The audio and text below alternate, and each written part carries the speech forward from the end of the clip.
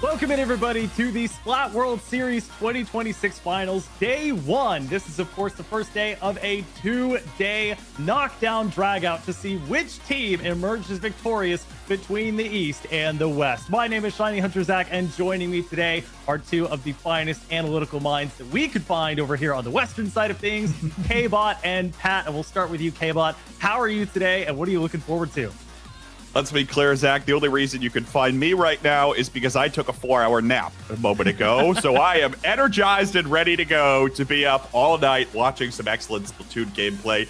Day 1, you might not think matters all that much, but when you're playing for seeding, everything goes on the lines. And it's our first taste to see how a lot of these teams are going to interact with each other. So I'm stoked about that. And Pat, welcome in. K-Bot gave us a bit of a preview on the format. Not only is it a seeding day in terms of how these teams will shake out, but we're going to be playing all three in each of these matches the entire way through. What do you think about that setup? Well, first of all, let's be honest, Zach. The only reason I'm here is because I have a very, very loud alarm to be ready to speak with you. But I'm so glad that I could hear it. I am so glad that I could make it. And yeah, I mean, we have 16 teams, 16 of the best teams, and I'm so glad that none of them will be out tomorrow, but they'll go through. But we are going to see as many games as we can today, so we can seed them perfectly. And we are going to do that with a Swiss stage for today, and I can't wait. To round out and finalize the idea of that formatting, it'll be 6 rounds, play all three in a 3-game match, and it will be playing for who is going to be seeded 1st through 16th tomorrow, where tomorrow will be a double elimination. So lots on the line here, K-Bot. Lots of these teams familiar with this Splat Zones only style and format. A few relative newcomers and pickups, but a lot of these teams have been here before, and they've proven that they are at the top of their respective areas and divisions. Yeah, that's right. And that's one of the great things that the Global Gauntlet events have been able to provide for us. Heading into this weekend, each of these teams has had a little small sample of what they're about to experience here tonight. The Global Gauntlet format had a strike select system, which continues on into Splat World Series this year. So teams have a little more customizability in terms of what stages they're actually going to end up playing. And it's not so easy to get Eeltail Alley on as the E-leader team, right? You have to really count on the fact that the other team is not going to know that you have an E-leader that you want to pull out. Otherwise, we're seeing things like Eeltail Alley and Urchin Underpass get stricken away instantly, and we're going to more of the stages that a lot of folks are familiar with, or where a lot more diverse strategies can end up working, and compositions can end up working and thriving on a lot of those stages. So that's one of the other things. And Zach, the other thing to point out about this format, the Global Gauntlet series, for those of you that have been joining us throughout that, the finale events for those who are exclusively playing against the other region, today, not necessarily the case. Everyone is thrown into the same Swiss bracket, so you might end up playing as a Western team that's on the bottom of the totem pole here. You might end up playing against Milky Way in round 2, and you've got to be just as ready for that as whatever the other star power Japanese side has to offer. Well, as with the pre-show, we of course will want to go over the teams. I do want to get Pat's sentiment, though, on that strike select system, though. Should be really interesting to see. We've seen so many different tournament formats come and go. Counterpicking, of course, has been all the rage recently, but your thoughts on the strike select system and how it could benefit some of our teams with unique or meta-defining compositions? Well, we've seen it in action now. We've had qualifiers and Global Gauntlet. These players know how it works now. The first time they had to play it, it's always a bit a lot to deal with, because there's a lot of decisions to make, more than in a typical counterpick format, which also means there's more mind games that happen in that decision. Because if you see your opponent striking, say, Eeltail Alley off, as we might see it be removed very quickly in most games, you know that they don't like an editor. You know that they're expecting you to bring that, and you know that you can adapt to that.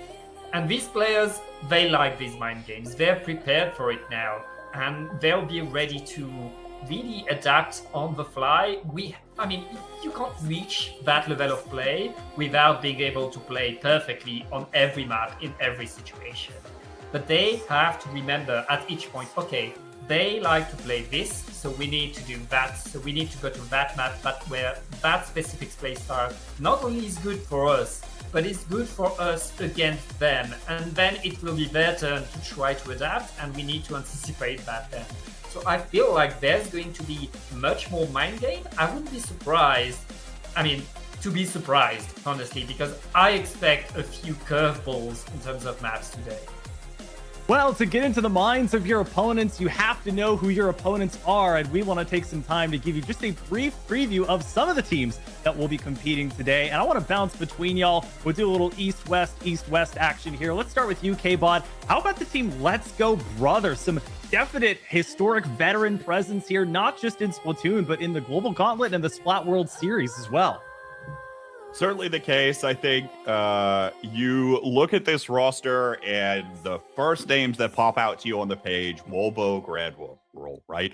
These are two players that have played together in the Global Gauntlet series, and they have a lot of experience together, building up a lot of a very strong supportive core in any team composition, no matter what Gradwell ends up playing. I think recently he's been favoring the Slosher more in some of these scenarios, but has the ability, obviously, to play the weapon, his true love, in the Dreadrigger, right? So that can provide a lot of extra flexibility for this team. But the other thing, too, is for those that may not have been watching recently, Soppy is a player that has really, I think, risen the ranks in the Japanese scene for some time, most notably with a recent win in Area Cup 62nd. So this is a player that is obviously showing some presence, and I expect to be a very good fit on this team as well. And someone that's just going to be able to come in and get the job done, frankly. You can expect that for a lot of the, insert Splatana class here players, but I really do think Sophie is a player to watch out for over the course of the day. Would love to see the Dapple Doolies knockdown drag out between Nispa and Gimme as well, the two premier, I think, players in this event. But now let's go over to you and PXG. I think the team name from the West that has to be at the tip of everyone's tongue, self-proclaimed and proclaimed by many in the community as being the kings of the West, and their track record certainly proves it. Well, today they're not only the kings of the West, they are on 3 continents, with Toratera joining to provide the elite play. So we really have a team that from all around the world. But yes, PXG, of course, has been the team that has dominated all of the West. If you look at the stats from the Global Gauntlets, Gray was number 1 and number 2 kills of these 2 gauntlets on average per minute. Goss, because of that, was number 1 and number 2 assists per minute during the 2 Global Gauntlets. They are incredibly dangerous. They are very much probably the team that is going to shine the most for the West, because they're registered as a Western team. And I mean, adding Toraveta as the elite to support everybody, it's going to solidify everything. That team has been playing with several elites already, so we know they know how to play in that situation.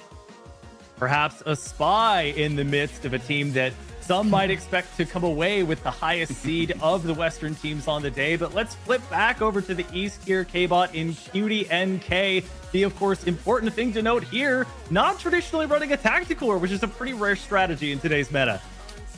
There's a lot of interesting things about this team, but no matter how weird they can get, you see the Tri-Stringer on your screen, which is not necessarily a common thing. There's a vanilla roller player in Nene. May I remind you all that in Global Gauntlet 2, this team was one of the teams to go 6-0. They went 18-3, which tied with the other team in Japan in Vacuum World, who I imagine we'll talk about some of those players in a moment as well. But no matter what you see on the screen, and the fact that there aren't necessarily some of the more traditional names when it comes to Japanese Splatoon, this is a team that's hot and has a strategy that probably not a lot of Western teams have seen, in the fact that a tri-stringer is on the stage, in the fact that a tacticooler is not heavily relied upon, in the fact that there's a roller that can pop out of nowhere. We don't have that a lot. In those two weapons in players in of themselves are enough to cause some chaos. And so that's what I'm looking for out of this team. Don't count this team out just because you don't recognize any names on the screen. They have every right to be here. They are standing up in their own ways and obviously have a lot to say coming into an event like today. This will be my second time mentioning CutieNK unprompted, because we saw a lot of tri-stringer in the Splatoon 3 North American League 2026 with Hawaiian playing both the Inkling and Bulbs tri-stringer. So maybe a weapon that's on the rise here. But of course, we can narrow it down into not just the Kings of the West, but we go into the Kings of North America, Pat, with Milky Way. And they've got an interesting little twist in their roster for this weekend. Yes, that for sure. Milky Way is bringing FTWin to the table. They might have the tent, and I hope we get to see the tent today. But of course, Milky Way, a team that has been dominant in North America, as you said. .Q probably one of the best, if not the best sniper in America. And of course, all of that team, incredibly solid, has been getting W's after W in the Western scene for years now. So we can expect them to do a lot. I mean, I don't think they've played that much into previous global gauntlets, so it's still not sure exactly how they will fare against Japan. I don't think I've seen them play that much against them, but we know they will perform, and they're very much the team to look for in terms of what seeding can they get today. It looked like they were even playing an event before this one, and maybe FTWin with that mini Splatling under their disposal, taking some of the pressure off of Q to play that, go to that role, and can play the Snipe Rider as well as the E-Leader more often. But K-Bot, let's round out our featured Eastern teams with Vacuum World, a loaded roster with some names that even if you're just relatively new to the Japanese side of things, you might hear these longer names like Itokuchi Taberu and Samurai Kasato and shudder with fear. May I remind you, right, that it was Samurai Kasato's team going to the end of the event last year, right? So we know how powerful this E-Leader can potentially be on this roster. Other thing I want to point out here, we have the stats collection, as Pat kind of referenced earlier from Global Gauntlet 2. The leader in lowest deaths per 5 minutes was first Basil playing with PXG, but second was Samurai Kasato with 1.37. That is, I think, absurd when you're talking about the amount of deaths. We're averaging less than 2 per game, right? And that is the kind of recipe of success that an E-Leader composition relies upon. It relies upon the E-Leader having its range and being oppressive in that way because it's being protected by the rest of the team. I think Samurai, that stat line is just as much a footnote on Samurai Kasato's skill level as it is his ability to rally a team around him and have the awareness to be in the right positioning no matter what kind of positioning his team is in. And I think those are the kinds of things where if you're an E-Leader or Charger player that really wants to learn from one of the best, this is the player to look out for in how they're going to be able to set up and control what otherwise is largely a pretty standard composition last year in 2 gals, right? But see how that slots in, see how it's going to overall impact the presence of any particular stage that this team ends up being on. Devastating power and range. And Pat will round out our featured teams here with our last team from the West and another team that might be relying on the E-Leader. One of the best examples of the West combining several different countries involved. Rip Pig 9, not just multiple countries, but pickup players from multiple different established teams coming together for this one. Yeah, for sure. And This is a team I really wanted to talk about. We could talk about FTWin, but we know that FTWin are cracked and that they're going to be so important and they're going to be shining today. Ripig9 is the team that can create a surprise. The top 3 teams from the West are very solid. We know they're good. Ripig9 is team number 4, and they're the team that have to show today whether there's a top 4 or whether there's a top 3. And it's completely up to them. Zenith has shown incredible ability to play absolutely every single weapon in the game and to play with absolutely everybody in the scene and always play at the top level for years. Yoshel, of course, an incredible backliner, probably the best backliner in Europe. Has been playing with the Tri-Stringer as well recently, and honestly, look out for that. And helping them, giving them as much firepower as possible. You have that kid and Phoenix. That kid and Phoenix on the same team, that's scary because these two separately, they're demons. They are everywhere and they are killing you. So together in the same team, this team is going to create chaos with that kid and Phoenix, while Zenith and Yoshel solidify everything, make sure that every angle is watched. Truly harrowing descriptions of just 6 out of our 16 teams that are vying for the best possible shot, the best possible seeding going into our double elimination bracket tomorrow. But want to take a brief second to talk about the state that the meta is in, K-Bot. Midway point of the Splatoon 3 North American League 2026, we saw some balance changes, wondered if that was going to affect weapons like the Blaster, heavy Splatling coming in, and we're seeing a pretty decent variety of weapons being played by these 16 teams, but it also feels like a good number of other players have really found their preferences and what works for their squad. Yeah, I think, the reality is any patch that we're throwing at the game right now is not actually going to shake things up all that much, right? A lot of the things that the players have been favoring for some time, they haven't been given reason to switch off of, right? And so I think we're still going to see a lot of those gals. You're going to see the Inkvac now and again where it's helpful, right? There's a lot of other of those examples where the meta as it has been is not going to change entering this tournament per se. Now, I think the interesting thing when we're talking about 2 different regions colliding here is the fact that we're going to see some unique perspectives from the Japanese side. These are a group of players that don't necessarily exclusively play Snipe Rider as one of the guaranteed weapons in any composition, right? We're going to see a lot of that variety we have in the Global Gauntlet series. I expect we'll see it even more over the course of the day today and heading into tomorrow as well. And how all of those things are going to play together and what is strongest is going to be most interesting. But often, Zach, I find the meta is not necessarily a matter of what is actually best. It's more so a matter of giving yourself the best probability of being able to be successful rather than it is winning the game out.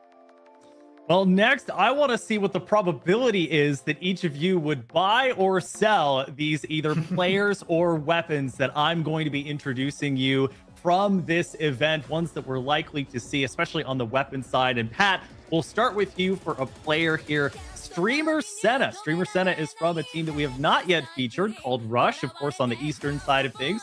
Typically seen playing on the Splat Roller, one of just a handful of players, maybe not even that, playing the Splat Roller, but can absolutely be dominant. Are you buying or selling Streamer Senna for this 2-day event, and why or why not?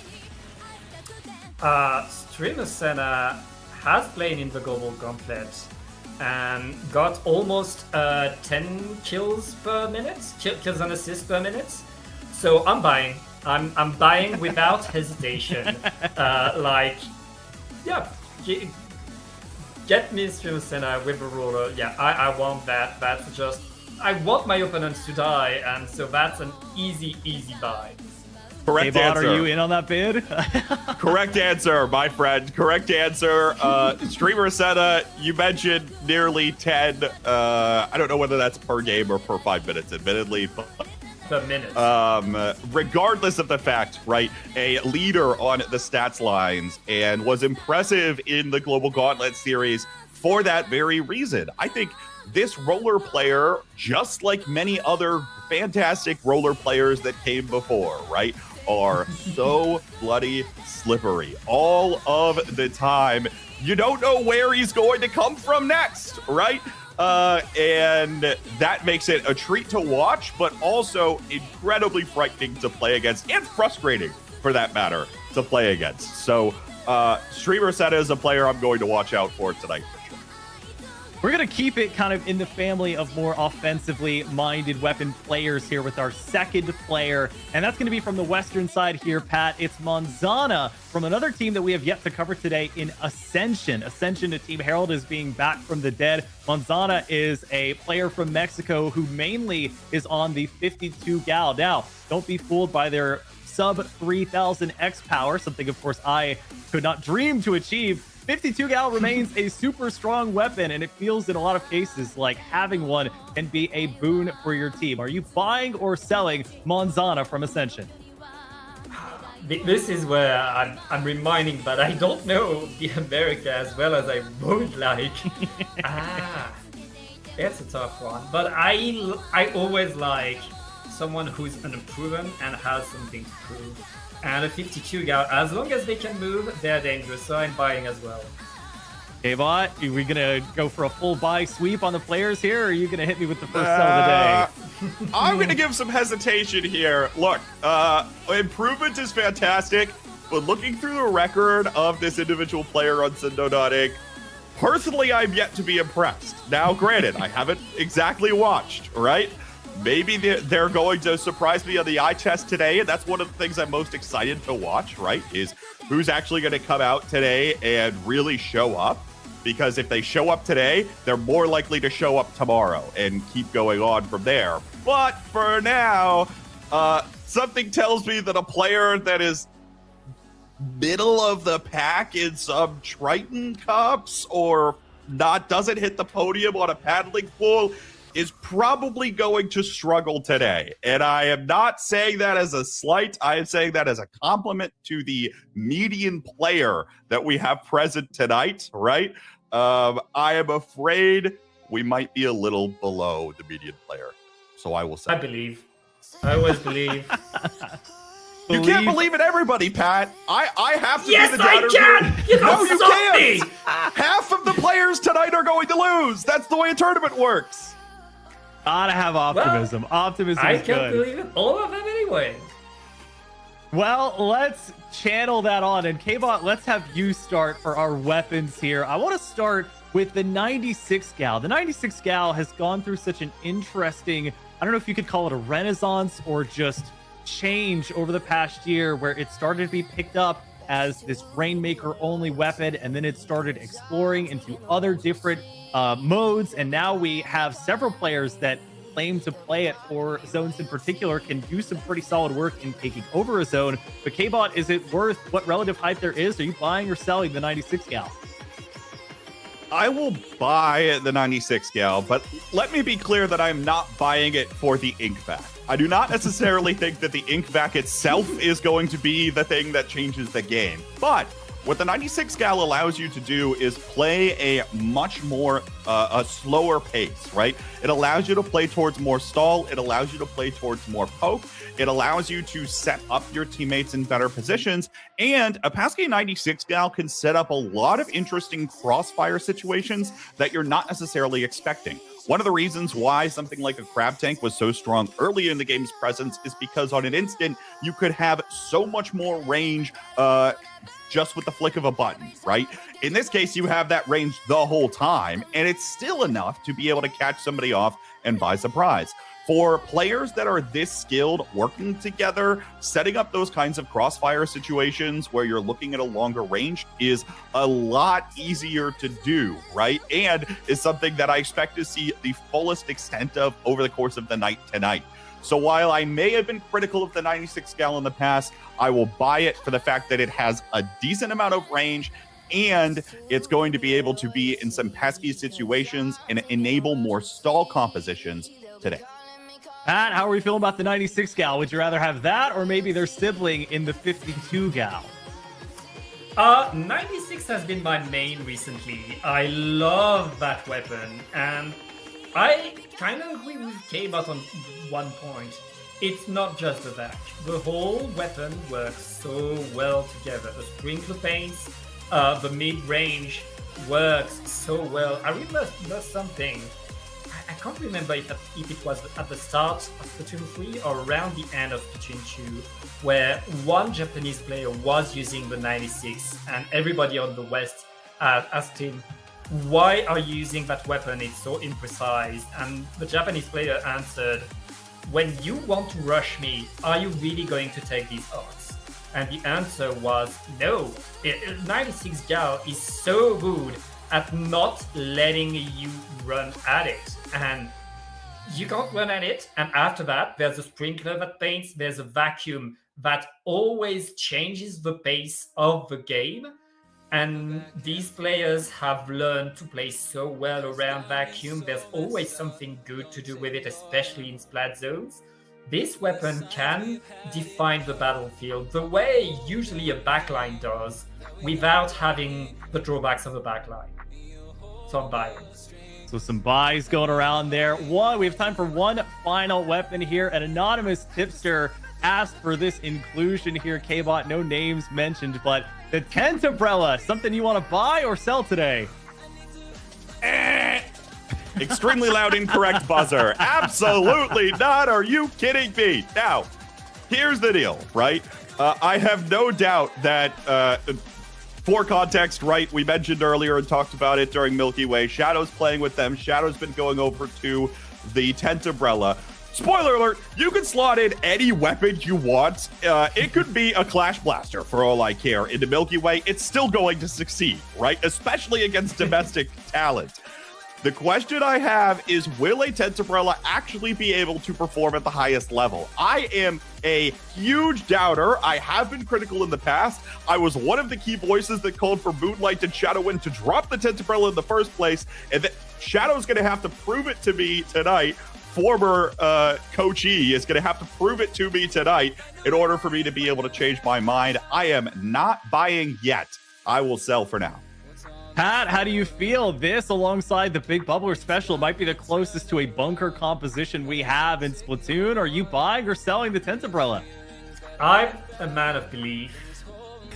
Oh my god, here we go again. No, I don't believe in tents.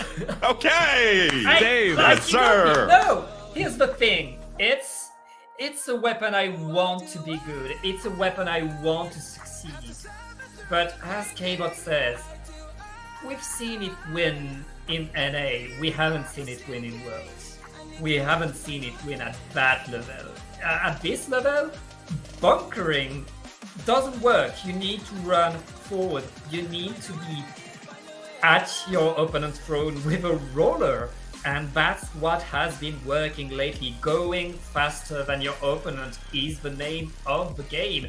And Tent is trying to slow down your opponent. I don't think you can slow down these players. And you're going to see blasters today. You're going to see every bomb under the sun today. The Tent is going to struggle left and right. So I love it, but I don't believe in the Tent. To be fair, weapons that have never won at that level will never win at that level unless someone is brave enough to bring them on to the battlefield. So that's going to do it for our buy and sell segment. We've got just a few minutes left here. I want to get just a quick prediction, hot take, whatever you've got. We'll start with you, Pat. What are we looking for today as we are working through 6 rounds where these teams are getting to know each other if they did not already? I think we're going to see at least 3 Western teams, if not 4, that are in the top half of the seeding. Wow. And do you have an idea of which teams those might be? You know exactly what teams I'm talking about, Zach. Gotta keep it know impartial. Exactly what I'm talking about. PXG, Milky Way, FTWin, and maybe Inkling 9. Definitely for Ripig9 employing, the Eastern strategy of having more pickups. K-Bot, an opinionated man if I've ever seen one, and thank goodness for that, because I could use even a tenth of the opinions that you have. What do you got for me today, sir? I'll give you the 10th of percent that I think is going to end up happening. I think the question I have most today that will set us up for odds tomorrow. Will a Western team crack top 4 after day 1 is over? That is the question I have. That puts a lot of pressure on PXG. But that said, depending on the way that the Swiss algorithm works, it is possible to run into domestic folks for 4 matches out of your day today. So it's not probably unheard of. And in fact, pretty likely, I think, that we're going to see a handful of teams make top 8. My question is, will they be able to crack top 4? Can they beat Japanese teams 1 or 2 separate occasions to be able to get to the point where they actually have some pedigree heading into day 2? That I am not too terribly sure on. I'm going to give that my 10% chance on potentially happening. But again, it's largely what I'm looking for that'll set us up for how we start thinking about tomorrow and what that'll have in store for us.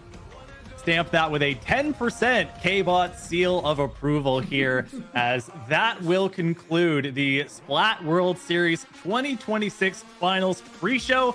Do not go anywhere. We will have a short break, and then we will get right into the action. 16 teams playing 6 rounds, playing all 3 to decide how they will be seeded for the final tomorrow. A double elimination then. Do not go anywhere. We will have more from the Splat World Series 2026 Finals in just a moment.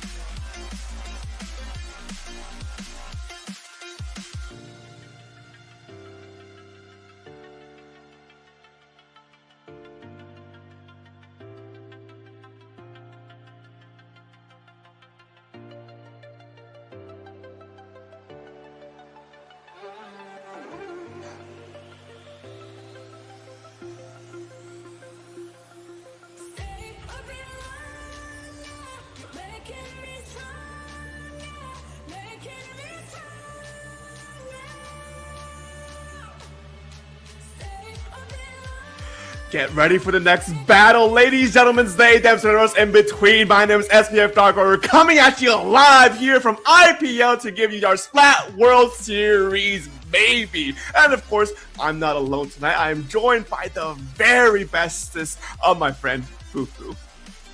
Dark. Oh my goodness, Dark. I'm so happy to be here, and especially with you. I could not ask for a better co-caster for today, especially kicking off the main event. We have the Splat World Series where we have the West versus Japan, bringing out the best of the best that were free and available to fight. Yeah, no, everything has been leading up to this point, and I'm very excited, very eager, very elated to be the one to be kicking these off here tonight, folks. But of course, as a quick rundown is how tonight is going to run, if you weren't here for the pre-show anyways, this is a Swiss round robin, folks. So players will be going through 6 rounds of individual matches that are play all 3 to dictate their seeding for tomorrow, which will be a double elimination bracket here. So your favorite teams that might lose a few matches here and there, not a big deal. Will just affect their seedings. They're not out of the running just yet. So don't get too worried, folks, if you see some maybe not so nice numbers on the Western side. But to kick things off, though, I do believe we have King of Ham going up against FTWin first. Oh my goodness. Again, FTWin needs absolutely zero introduction. You know, they have world championships under their name. Their roster consists of Kyo on the bucket. Always excited to see that. Biscuit on any of those anchors. Pencils up in the front. Desperately want to see Leader because I really like Leader, but that's besides the point. You know who said that? Anyways, Bursty is going to be on that support, either on the gals, the zaps, or the splashes, and Leafy is going to be bringing it forward on the Stamper, Blaster, or Gal. So we have a really strong roster of weapons, nothing too derived of our current meta, but still a strong roster of weapons is a strong roster of weapons. And a quick note as well, Leafy is subbing in for Sam for this event here. Not their usual roster here, but still a strong roster nonetheless. But that's the Western side here. On the Eastern side, we do have King of Ham, are going to be consistent of Toto, who seems to be playing the mid decapitator, Inaten, who seems to be playing either the Zinc Mini or the Heavy Splatling. We have Sofu, who is going to be probably playing the Heavy Splatling instead of Inaten. And to round off this roster, we have Tanaha, who will be playing Splatrella, maybe? I don't know how accurate that actually is or not, but it's accurate, I think. I haven't, if that's the case, then I'm very excited to see a Splatrella. We haven't seen one of those. We see Tenebrella a lot, but not Splatrella that often, you know? We heard the whispers of Tentabrella now, or like Morbrella. Someone is jumping with joy back there, but like, are we going to talk about the double splatling? Because Inaten we've seen before on that mini, we've seen before on the heavy, but Sofu is also on that heavy. So I'm kind of like, it's worked before. We have seen it work in the past, but it makes me nervous. I'm like, compared to like FTWin's comp, which is something we're super familiar. You know, you got your anchors, you got your front lines, you got like, there's so like the roles are to a T, and it's just like, yeah, let's go double splatling. I think also War on the Street might have it that Inaten might also be playing a 96 gal, so that could also be on the table for this on-side of King of Ham, which could actually fix the double splatling problems that people might be seeing looking at this. But so I guess we will see eventually once teams do get ready. But no, I'm very excited to see this as our kickoff event here for our first round. I'm just filled with very much a lot of energy right now, if I'm going to be honest. No, you and I both, and like, I feel I don't want people to write off day one, because it's just like, yes, everyone's making it to day 2, but this is also the better seeding you get, the better off you are in the tournament, because if I'm not mistaken, bracket is usually formatted in a higher seed is going to fight a lower seed. So the higher seed teams are on opposite sides of the bracket. So the higher up you can be on that list, theoretically, you're going to have less tight matches. So it is incredibly important that players and teams get the best seeding they possibly can. Yeah, no, it's definitely, as you mentioned, Fufu, because it's round robin, some people might want to write it off, but no, these matches still are important and impactful as to how your day 2 is going to pan out. And I think this might have been alluded a little bit to during the pre-show as well, but there could very well be a chance for tomorrow where like the top half of the bracket is going to be mostly Eastern teams, the bottom half of the bracket is mostly NA teams, and they just kind of filter themselves that way before fighting against one another again, you know? Yeah, again, we have zero clue how tomorrow's going to turn out. And I think that's the beauty of it. Like, we will have more answers. We can have a better idea of what tomorrow's going to look like. But I've seen seedings just get turned on their heads in day 2s. And like, that's the most exciting part. We could get anything. Anything could happen. And these teams could be like, oh, I see what we did. So let's not do that again. And they'll just like run through the bracket. It's insane. But no, I do believe as players are getting ready here a little bit, we got a little bit longer to go. I do want to talk about our format here for the Splat World Series. For those who may not have been around for as long watching this event, this series, or are tuning in for the first time here. The Splat World Series is a Splat Zones only tournament run. You know, we're not going to see any Rainmaker, any Turf or any Tower Control at all. It's just Splat Zones through the board here, and teams do get we do have a strike system. You know, if I remember correctly, both teams strike 2 maps right out the gate, and then a stage is randomly selected from what's left, and then from that point onward, the winning team strikes the next 2 stages for the next round, and then the losing team picks the next stage, and it just kind of goes forward until you get through all of 3 of your matches. Absolutely. And something to keep in mind is that we're not playing best of 3s.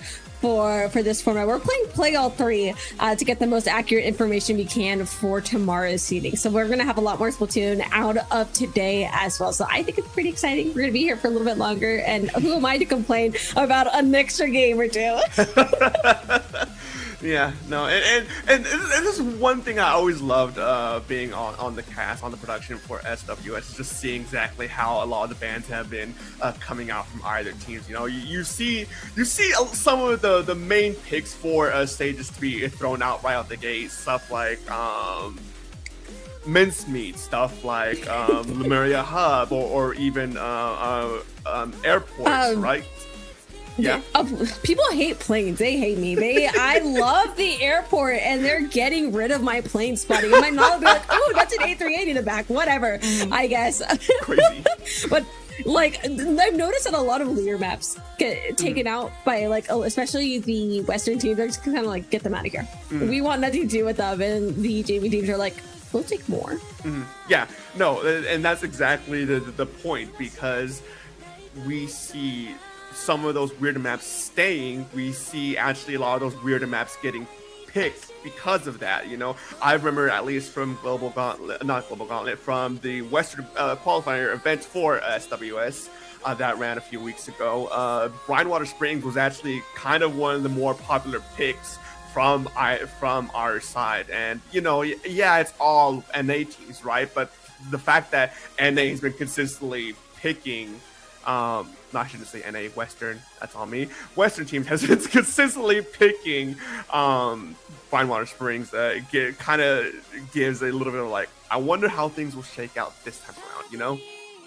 Absolutely. Or like how Wahoo is really popular on the JP side of things. Like, I am not used to seeing Wahoo on the NA side, but JP, it's incredibly popular. And again, I think we know the reason. We have a very, very interactive middle, but already stages are getting striked out. Flounder Heights being the first one to go, I am Surprise. I don't like Flounder either. Sorry, Dark. You know what? Fine, I'll let it be. I completely get as to why teams want to strike out Flounder Heights. It is one of the most vertical maps this game has seen so far. And it can very well be just very awkward for any team to be playing around and playing on. And Museum del Foncino, of course, is striking out here again from, not again, but is striking out from King of Ham. The reason why I say again is because Museum del Foncino is actually another one of those stages that I see strike out pretty often over from our Western qualifier. No, yeah, absolutely. And you just had to speak into an existence, huh? You had to speak it into existence. Marlin Airport already being quickly taken care of from FTWin and score. Dang, we got both of our local maps taken out. That's crazy. But even then, if I were them, I would do the exact same thing. I wouldn't want to deal with Flounder, and Museum is okay. Now here's the fun part. We're going to Yaletown Alley to start, so we're still going to a backline dominated map to start right here. This was at the mercy of random, so it is up to both of these teams to figure out how to navigate this. Yeah, no, this definitely is. I think I really like this as a first pick here because I know JP really likes, or maybe not really likes, but they like to play Yaletown Alley a lot, zones.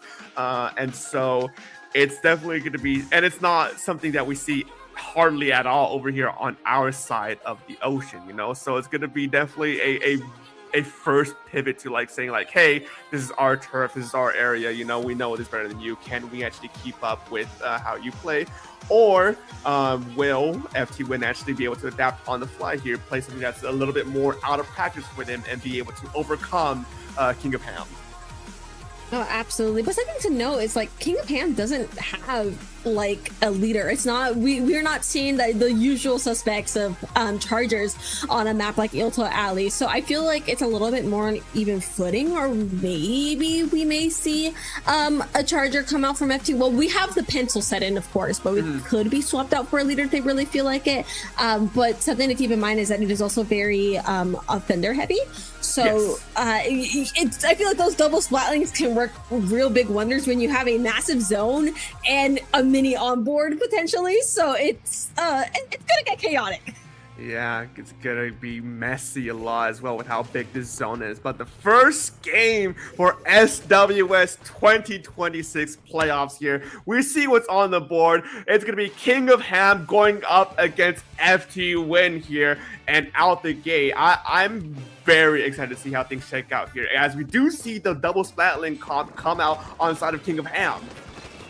No, absolutely. It's going to be a fight to see who gets full control first right here, because you want control of that zone, and it is going to be King of Ham that takes that first zone cap and is looking to try and keep it nice and steady. They do lose their mini in the process, and Bursey's out here with the vac, but it doesn't stop them from losing everyone else on their team. The rest of their players trying to jump to them and get things going once more, still having that cooler potentially to grab, but the zone's ticks go down even further as King of Ham still remains in control. Again, this is the position I was scared of for FTWin. They have that double splatling. They have an immense amount of pain, and it's going to take a lot just to get it back.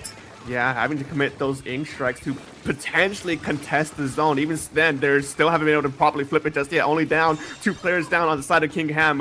Is FTWin finally being able to take control of his mid here, take control of the zone here, and try and push them back, especially piping the tactical, stacking down with the ink back here to apply more offensive pressure, playing around these boxes to keep the momentum going up. But there's a bit of a disconnect from FTWin. King of Ham here, Soft, is playing in between these players and just slowly picking them off one by one, and that push kind of got halted there. Yeah, I got really nervous there for FTWin as their plays were split up, but they have it on lock still here. Levy able to take Soft off the field, and the rest of them just positioned exactly where they want to be. The lead is in their hands, and they have all of these ledges covered. I do like seeing that sprinkler up on that little ledge, and players continue to fall for King of Ham. FTWin, if they play their cards right and play their specials correctly, they could see a knockout right here. Again, very difficult to turn the zone, and King of Ham needs to throw everything. Levy going for a trade, but the zone continues to stay pink. Everything making its way to the zone, slowly but surely turning green, and King of Ham is able to get it for another cap. Yeah, a good usage of their special change here from King of Ham to be able to flip that zone into the control, dealing that heavy amount of penalty points to FTWin to buy themselves some extra time. But it's still a bit of a contested game here. Biscuit's trying to hold this top bridge here against King of Ham, attempting to jump out, but it's called out from that Brella here. And now, as we do see King of Ham moving quickly to take space to try and deny as much as they can from FTWin, as many resources as they can from FTWin, but time's of the essence here for FTWin. They need a breakthrough now if they want to try and contest the zone. Yeah, and it's looking a little bit more hopeful as all their specials are ready and their players, they only have one limit just out here on this left-hand side, and they're getting taken out too, giving Leafy that aura and confidence to soar forward. They remain in the lead by 1 point. Leafy looking for players with this aura, and really, that's another, just catching the players, my goodness.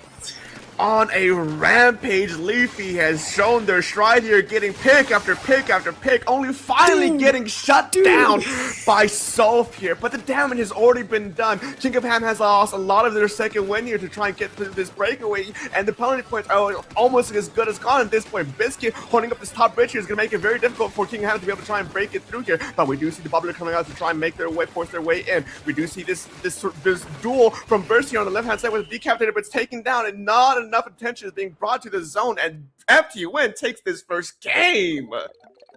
FTWin was aggressive on that front, and I have to point out Leafy, because what was that, 6 kills? Like 6 splats at once, or was it 7? Because it was a little too, because I think 3 makes aura, and then 3 more on top of that. That was disgusting, but I think that was just a huge factor at keeping this going. Look, they have aura right here. They got 1. Okay, awesome. And looking for the second one, it's like you're climbing, you're not getting out of blaster range. And then it was 1 more after that, and I think it was another 1 or 2 or 3 from that splashdown. Like that was disgusting. Yeah, no, Leafy definitely was the MVP of this game here, just being able to pop off so well to keep King of Ham in check. Even going down for a 1-for-1 trade, the damage has already been done, and there was really much more that King of Ham could have done from this point here. Like, yeah, you did take out the highly offensive player from FTWin, but you still need to make it through mid, make it to mid, and try to flip that big zone that Ilto Ellie has. And it was just kind of like, what do you do at that point? A good opener for FTWin out the gate. Yeah, the time was already bought and the fate was sealed at that point. But no, yeah, I was like, honestly, a little bit worried for FTWin because King of Ham had those a lot more aggressive pushes. They were a lot more forward on it, but FTWin just had that longer sustain. And of course, Ilto Alley, the longer you sustain as any other zones map. This one specifically, it's yours. Yeah, it's Ilto Alley at the end points there when the points have been slowly whittled away. It becomes very hard to actually be able to try and break through there. But first game going to FTWin. This is a playoff 3 years, so we will be seeing this third game regardless of the outcome of this next game. But we do need to set up this second game here with 2 strikes coming in from FTWin. Barnacle and Dime out of the gate immediately from that, not wanting to try. I kind of surprising, actually. I figure a stage like Barnacle Dime with how open, how wide it is, they kind of maybe want to save that on their end, but I guess they want to try and deny that from King of Ham at the very least. Yeah, I don't want to be running into like double splatling personally. If I was forced on lockout on Barnacle and Dime, I could see exactly why. And it's also one of those incredibly offender heavy maps. Manta Maria is a tight one as well. Manta Maria, I'm a little bit more surprised about, considering a lot of like those little ledges. Again, blasters go kind of crazy here, but those 2 maps are now out of the way, and the selection for King of Ham is going to be Urchin Underpass. An interesting pick here, if I want to say some opinions, because we did see King of Ham pull out the double splatling. And, well, Mini's not exactly like our true and proper backline. You do have a heavy splatling, which does it struggle a lot in this stage? I can't remember. There's one backline in particular that does kind of okay in Urchin Underpass, and was it heavy splatling? I don't remember off the top of my head. I think it was Rapid. Like a lot of people were playing on Rapid when it was first. Yeah, but we don't really see it as often anymore, and I'm not expecting to see Rapid make its way. I feel like they're pretty locked in on the heavy spot links. They didn't have it listed anywhere. Of course, these players can be flexible, but I feel like you're going to go with what you're best at. If they chose it, I don't think they're swapping. Yeah, we'll see how the game plan plays out here from King of Ham at the very least, to try and sort of supply their reasoning as to why they wanted to come here. But no, with how big this stage is in particular as well, I kind of, as an individual is struggling to see exactly what the reasoning is. But hey, maybe once we get into the weapon loadout, as we are right now, we might get a better image as to exactly why they want to come here, if there's going to be any changes at least on the side of King of Ham with what they're bringing. No, not at all. Actually, the only major change is the switch from the Zinc Mini to the Vanilla Mini on their side. Yeah, and now we have a zap from Bursty, and Biscuit is going to be moving on to the heavy spot link, so no pencil, which absolutely makes sense. And I think it's really funny. We're going from one of the most annoying zones to turn to like one of the smallest ones, and already King of Ham having a really solid start, 2 down on FTWin. Pretty explosive start, one could say. And the pigs continue to go down right here, quickly moving up and making that space right now. That zone is capped, everything is ready to go, the boxes are checked, and all they have to do is take space from here, Dark. Yeah, getting space here is kind of easy if you spread yourselves in the right way, especially with the Naha here on the right hand side with that Brella being able to draw some attention to keep FTWin locked in place. And look at the points already, down to 40 points remaining on the side of King of Ham. FTWin needs to move in fast, and as I say that, they're able to flip the zone at the very least to get those penalty points to King of Ham, moving quickly to take out the remainder of King of Ham and get themselves ready for this next incoming push from King of Ham. Yeah, and a delayed wipe in the favor of FTWin, giving them a taste of their own medicine, moving forward themselves, trying to take care of every avenue that they can. And that was an extra one down there for King of Ham, I saw, but already Toto here on our bottom side, on our right here, just trying to make a sneaky play, not getting away with it, nothing coming out of it. And the points tick down for FTWin here, looking around 25 points away from that lead. Yeah, a good swing from FTWin to not let that flank from Toto to get to the best of them here, as they're still holding ground, patiently waiting. Unfortunately, Keo gets caught out there. We don't have any strikes online here, which means King of Ham has the opening range to be able to move in quickly to take out, dismantle, and dismember the rest of the players of FTWin here. They do get the zone flip, applying those penalty points to FTWin, but can King of Ham actually clean it up here in mid? It's hard to say, as Bursty is dealing a dueling player with this NZAP here on mid. Yeah, we're going in circles here in mid. Both of these teams fighting for the advantage, and it feels like pigs are just absolutely insane. King of Ham does have the control of the zone right now, looking to potentially take more, but not as those strikes from FT1 come out. I believe that is from Kyo, bringing those strikes, trying to be a calling card to the rest of their teammates. This zone remains in neutral with no clear winner in sight. FT1 does manage to cap it, and finally seeing 2 down on King of Ham. I feel like with such a small space, it's so easy to go back and forth, and we're seeing such the result of that.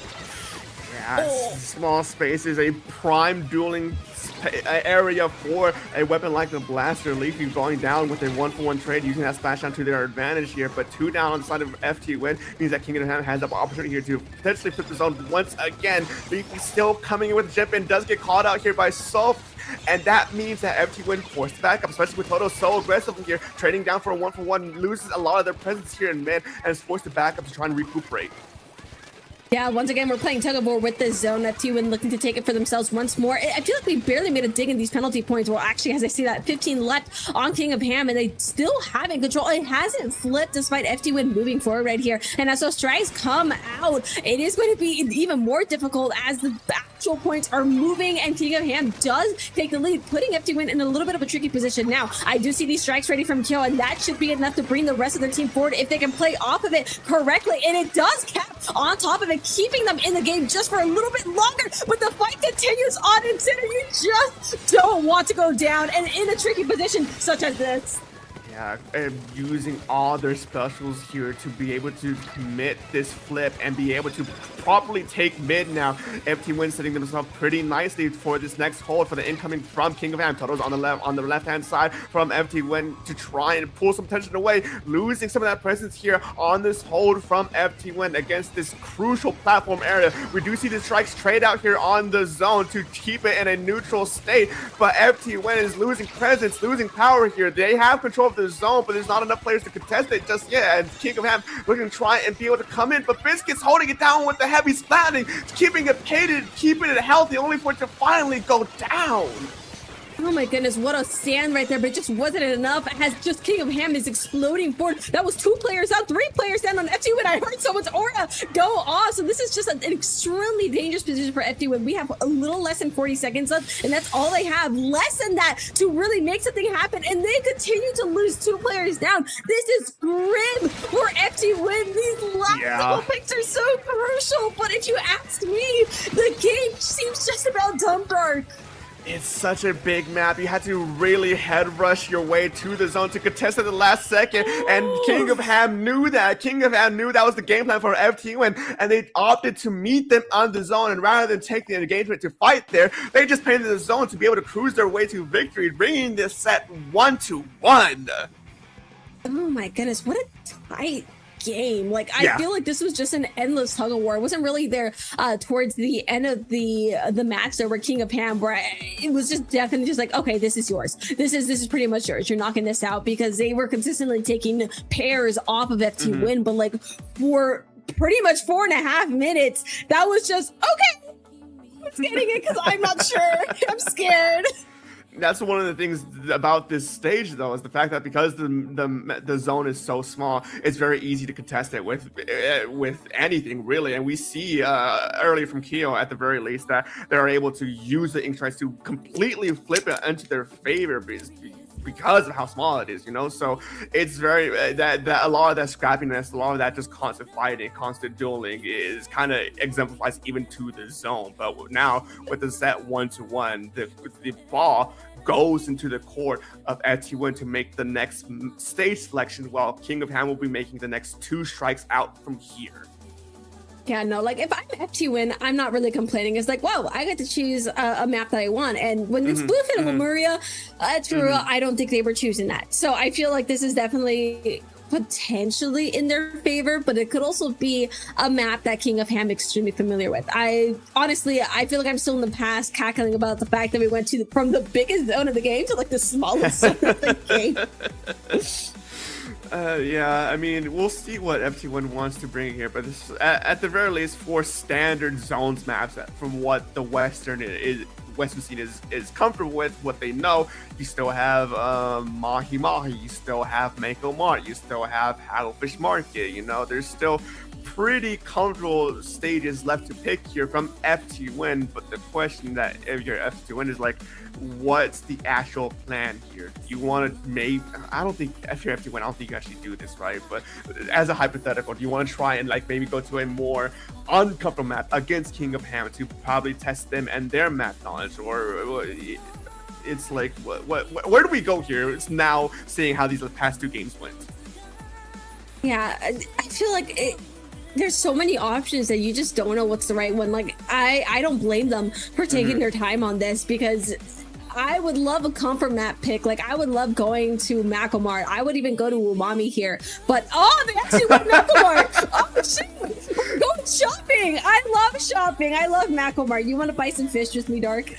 Yeah, fish is definitely on the market here with Mako Mart. It is definitely a stage that I probably should have predicted in hindsight that FTWin wanted to take this final game to, considering you have Keo on the bucket, on the slosher, you have Leafy on the blaster, 2 weapons that very much love the geometry about this stage in particular. But it's not specifically geared towards those weapons, though. You still have decent sightlines for your heavy splatling to be able, or your pencil to be able to like look down and take control. You do have a lot of cover for your NZEP to be able to play around and just be the support or be the skirmisher. There's a lot here for FTWin.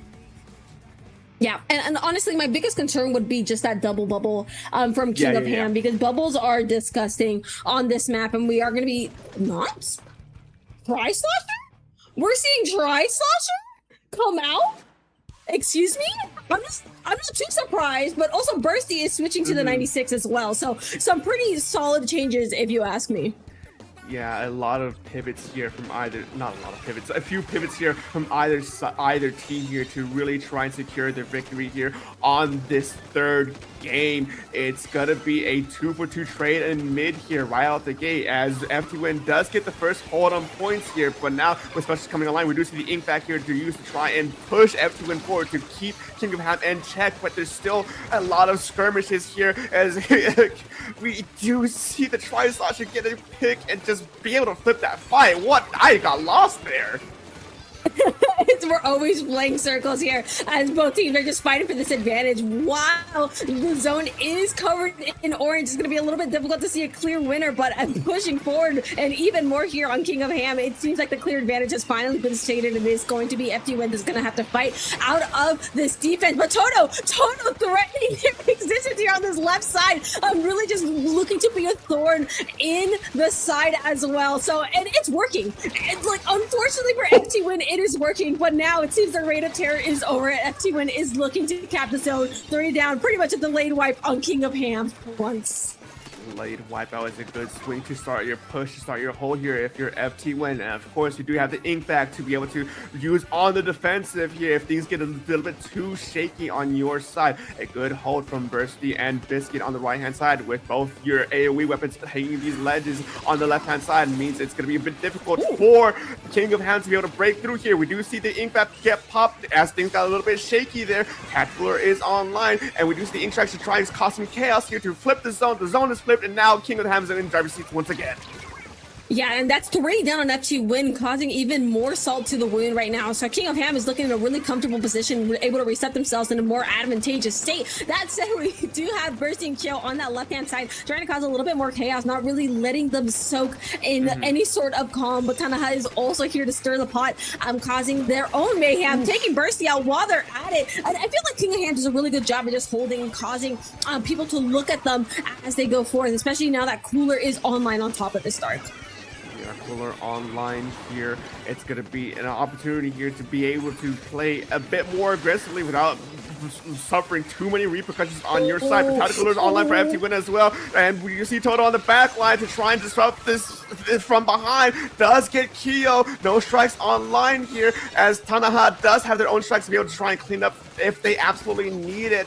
Leafy trying to take down one, does take down one in that skirmish here in mid, but at the end of the day, King of Ham still comes out on top, and as time is ticking down, those final points are almost as gone. FTWin is starting to lose a little bit of ground here.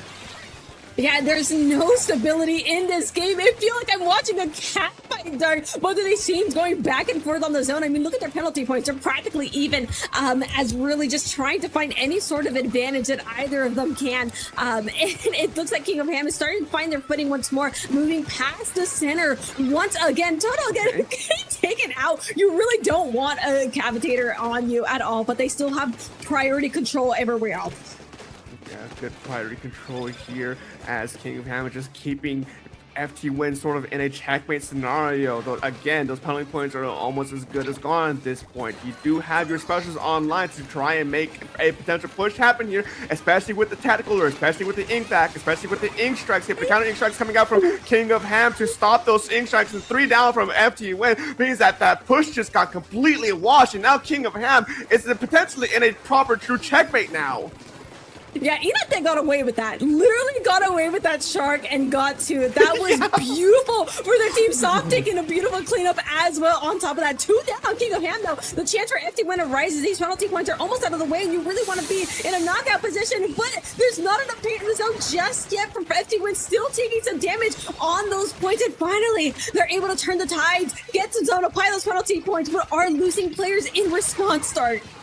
Yeah, no, they did get their own losses here, committing a lot to get that push into their favor, but still ended up going back into the side of King of Ham once again. But 2-for-1 special there from Leafy is a good start to potentially get a counter push going back on your side, as 15 seconds is left on the clock here. But a wipeout at the end seals the deal for FTWin. I don't think there's anything at all that FTWin can do to try and get out of this.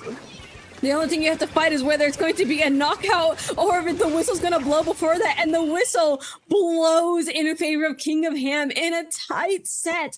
They're going to be winning this set with a 2 2-1 score. That was surprisingly close. Like, it was consistent back and forth. And I feel like King of Ham is usually the team to stabilize there towards the end, as we saw last game as well. So just excellently done. It could have been anyone's game, really. Oh, 100% could have been anyone's game, but unfortunately at the end there, King of Ham finally checked in as to what FTWin, what makes them tick there, and was just able to honestly have a lot of good answers to a lot of these questions from FTWin. A lot of the times we did see the entry specials with the ink back and with the triple ink strikes coming out from FTWin, and King of Ham had their own triple ink strikes at the ready. They had their own players in position to counter the ink back, especially with that decapitator. The ink back can pretty much take anything but the decapitator, you know? So it was just a lot of recognizing what FTWin was doing there and just getting ready to just hit the buttons. It's a game of chicken, you know? You press the first button first, you're gonna lose. It's ridiculous how close it was. And like, I also really big fan of the Tri-Slosher pick, because I feel like they all had like faster kill time. That's the cool thing on King of Ham. I feel like they all had faster kill time, and they were able to take care of players of FTWin a lot quicker. And I feel like that played a big part in how messy it was, and two, when their advantages were big, they were big. Yeah, no, it's definitely not the end all be all for FTWin, but King of Ham definitely was able to clock a lot in their favor out the gate here. But excuse me, sorry. That first set going to King of Ham doesn't really mean that FTWin is on the block for elimination. Again, if you missed it in the beginning, this is a Swiss play, all three. Today is just getting seeding figured out for tomorrow's actual double elimination brackets series. But as that game did wrap up, some other games did get wrapped up here. So there is a few just quick updates from some of the other games. We did see currently Pacdora is 2-0 against PXG. Rip Pig 9 is currently 3-0 over 3-0. Yeah, no, my brain got fried there. 3-0 over CutieNK. Vacuum World is 1-2 with Milky Way. Wrong way. Vacuum World is 2-1 against Milky Way. Milky Way lost that set. So a lot of these sets so far are currently JP favored. Yeah, absolutely. And again, I'm happy to see some of these teams going 2-1, because it helps them a lot more in their placement for tomorrow rather than getting 3-0'd. So I feel like if you're going to lose, better to take a game than none. So it's not all bad. No. It's definitely, again, this, I think today as well is very much a day for the West to be like, okay, this is what we're going up against tomorrow. This is what we can learn. Try and take the time, especially tomorrow, which I do believe we're starting at the same time tomorrow, to take all day tomorrow and be like, okay, this is on the table. We saw this, and this. What can we do to try and make our adjustments before we head against the actual bracket series, you know? Yeah. And I wouldn't underestimate teams. Like, it's crazy how quick people adapt. I've seen people adapt within games, and a set, I think, is more than enough to do that. So I feel like if things are getting close today, they're going to be even closer tomorrow. And both teams have the ability to adapt. So really, it could also be a bigger gap if they really try hard enough. So it is all to the will of the players. So I think that's what makes today fun. It's like a playground. Yeah, just being able to like be here, especially at the beginning, to see exactly how these teams start off, how things are looking like for the beginning, seeing like, okay, do we see either any of our teams, you know, start off hot and keep it, or do they sort of like rev their engine and get better and better as today's series progresses? Because that's also been one of the notes here, that at least from my side, that I think that I want to see exactly how our teams do progress throughout this series from today and tomorrow, exactly using the time to be like, okay, get used to this play style that JP had, to be able to just keep up with them and be able to actually learn and adapt to them, you know? No, absolutely. It's just, there's so much room for, again, it's that adaptation. This game is just, who can adapt better? Because if you can't adapt, It's a little bit of a problem. And like even more, especially for our Eastern players that are either on the East Coast or in further time zones. I'm so sorry. The sleep tag, the time. I feel like the rabbit with the clock being like time, because sleep tax is a real thing. I am sitting at a crisp 8:44. Dark. You are not. No, it is for me on the East Coast. I guess I'm now the East Coast representative for all time apparently. It is currently 11:44. We players started their day for this series at 11 p.m. You know, so it's definitely going to be for at least the more eastern side, especially with our few Europeans as well. I don't even want to know what time it is for them right now. To be able Someone to ask be like, yeah, I guess yeah. But no, to be able to like push through some of their work days, because it is a Friday for. I mean, I'm gonna be honest, I don't know how many of our players are actually employed or not, but today is technically a work day, so if people work today, you know, you still have to stack that on top of this, so it's like, it might get a little bit rough for some people. Yeah, hashtag unemployed, so I'm living my best life. That said, no, like, and it's 11, it's almost 12 for you now, and they have 3 more hours of this, so they're in it for the long run, 3 a.m. run. So it's either you're sleeping really late or you're not. And we've seen the effect live of players that when it gets to those later hours, they either do significantly better or they're falling asleep. It's like a coin toss, and I've seen both. Yeah, I think notably during the first Global Gauntlet, we saw FTWin. I'm pretty sure they said, or at least alluded to this a little bit on the Blue Sky or the Twitter, on the socials, right? That as the set went on, as the night went on longer, it just kind of tapered out on terms of their stamina and energy, which like not a dock at them at all. It's completely understandable considering how late that went and how late tonight's gonna go, you know. So it's gonna be great here, but. No, I do believe now, as I'm like just been keeping an eye on the bracket, the last game has ended. The last set we were watching waiting for it was Pactor versus PXG. Pactor did take that set 3-0. Maybe not the start you want to see if you're PXG, right? But it's your download day. It's your day to sort of get adjusted to this kind of play here. So first round is done, and we will be moving to our second round rather shortly once we do figure out what our next round would be looking at here.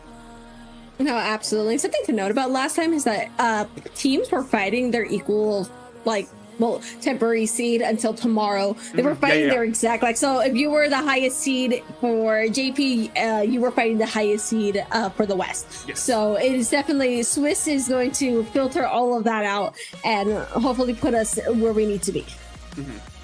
Yeah.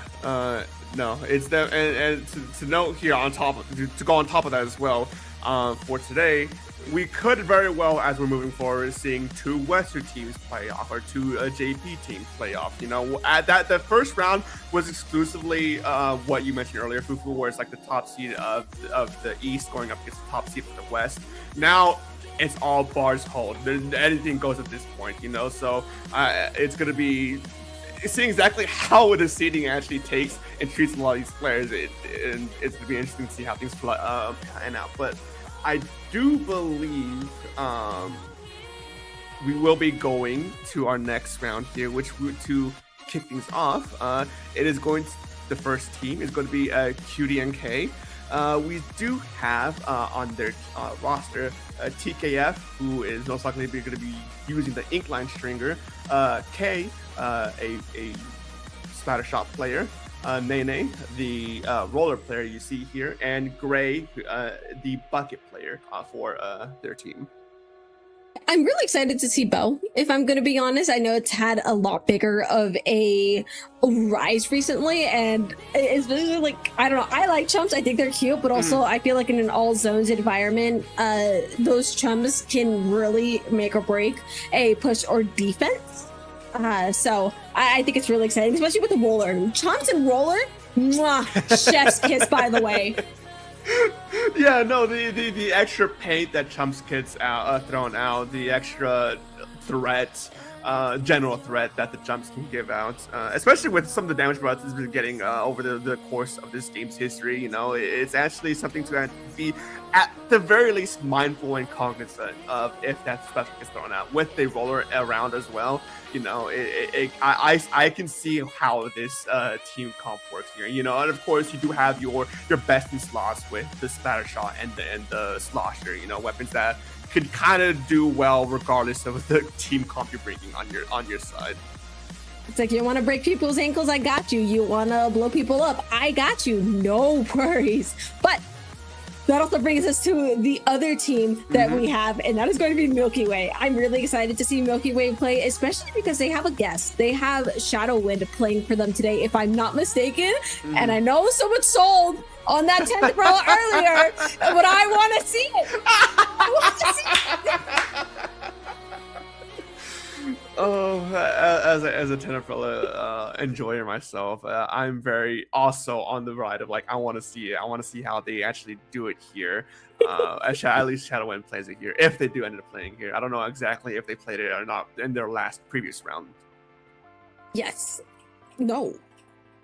ShadowWind was no, okay. They played earlier. They played Triton earlier today, and ShadowWind was on tent.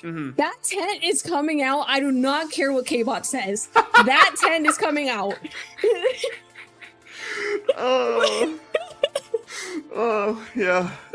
Well, I guess we'll see here in a little bit as we do get our strikes coming out from either side. CutieNK opting to throw out Crableg Capital and Eelto Alley right out the gate. I think Crableg Capital was also another one of those stages that was pretty popularly struck out from at least on the NA side. So it's no surprise that it gets struck out here from the East side either. Yeah, and also notice how Milky Way took out Urchin Underpass. Very cute, very demure. I do not very cute, not very demure anymore. You struck out Ramen.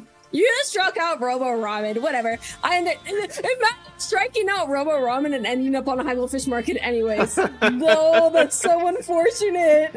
But I like Hagglefish Market, so really, who's winning? Yeah, no, I mean, Hagglefish Market is a very... It's a genuine good starter here to sort of kick things off with this second round. Again, one of the big features of this stage in particular is the tents, and it gives the backlines sort of an advantage here with just the high elevation, you know, to shoot safely onto the zone. But you do have enough terrain, enough map geometry for the other weapon types. You know, you have your ledges, you have your corners, you have your sidelines, you have your just general open areas. Depending on whatever you pick, you're kind of hard pressed to find not something to like here. Right, it's called E for everyone, and you know what's also E for everyone? The zone. I'm expecting a lot of fights for the zone, as we've seen in previous matches. It's either we're looking for those really massive pushes, or we're going to fight for the zone like high school girls for 30 seconds. And there is no in between on Hagglefish Market. I'm really hoping to see a bubble or strikes of some sort, but it's about weapon compatibility or people swap off. But those are always my hopes. The real Copium would be leader, but if I am remembering correctly, no one plays leader. We got Bows, and I'm not complaining because Bow is also really solid here. No, I love Bow as well, but you can maybe see Milky Way play E-Leader, but I highly doubt it. I'm pretty sure Doc Q is gonna exclusively be playing Pencil, especially for Hagglefish Market. I think there's no reason not to play anything but Pencil if you're not if you're a player that doesn't play Pencil. You know, there's no reason not to play it. But no, it's definitely. I'm very curious to see also, what. Yeah. Hear me out. Trump's on the zone that is notoriously annoying to get past. Yeah. Like, no, 100% believe that we are going to see the Inkling Stringer coming out on the side of CutieNK, but I don't. Oh, why am I here? No, why am I that's here? reflex. That's reflex. That's reflex. Yeah. That's a reflex, My bad. dog. With a Reef Slider, I don't think you understand. I am traumatized by Reef Slider on this map, and it is on its way. But CutieNK notably has a lot less range than what Milky Way has going on. So it is really, really crucial that they are moving forward with these fights and really pushing forward here, not getting ranged out by Milky Way. But Milky Way themselves already having an excellent start. That zone is nearly capped in their favor, and they are already starting to make the range into their advantage, despite how far CutieNK is pushing up right now, Dark. Yeah, a good opener from Milky Way to be able to at least outlast a lot of the dueling here in mid, using the 10 Umbrella Shield to be able to apply a lot of tons of pressure here. And now with zone on their side, they're looking to try and lock out CutieNK for as long as they get a good Zuka shot from FTWin to... Maybe you didn't actually need to commit it all there, but you get the shutdown at the very least and keep CutieNK in check for a little bit longer. Yeah, for sure. Milky Way is looking really, really solid right now. The CutieNK players are really trying to get in there. FTWin is able to get away to barely a smidge on their lives, but here, just two players from CutieNK are able to cap the zone right here, putting those penalty points onto Milky Way, buying themselves a little bit more time despite losing their players. It's going to take a little bit more effort to try and get something a little bit more stable going here. Yeah, but unfortunately, we do see Milky Way lose ground bit by bit, and with the delayed wipe out here, CutieNK has full proving ground here to be able to take as much space as they want, push up as far forward as they can. TKF does get 3 before getting shut down by Jared, but I do believe the damage has already been done. You have a lot of this space, all this area to control here to be able to prepare for the incoming players from Milky Way. I never want to hear that a Reflux can't throw hands, because that was a beautiful, beautiful triple if I do say so myself. But right now, Milky Way is attempting to fight back, taking that Reflux, taking a little bit of revenge here. But the players of CutieNK waiting very patiently for an opportunity, but they are going to get punished before that even happens. And Milky Way is still able to preserve their lead, even if it's just by 1 point. 1 point differential here. Milky Way just barely scrapes by with this lead, but it's still kind of hard pressed to see if they can actually capitalize off this initial win here in mid. Only Jared's the last player standing here in mid, looking to try and at least contest as much area as they can to prevent any players from CutieNK from peeking a little bit far too forward here. Nene does get a beautiful pick off of Q here before jumping out. Their backline taken out here. We might see Milky Way lose a lot of presence now.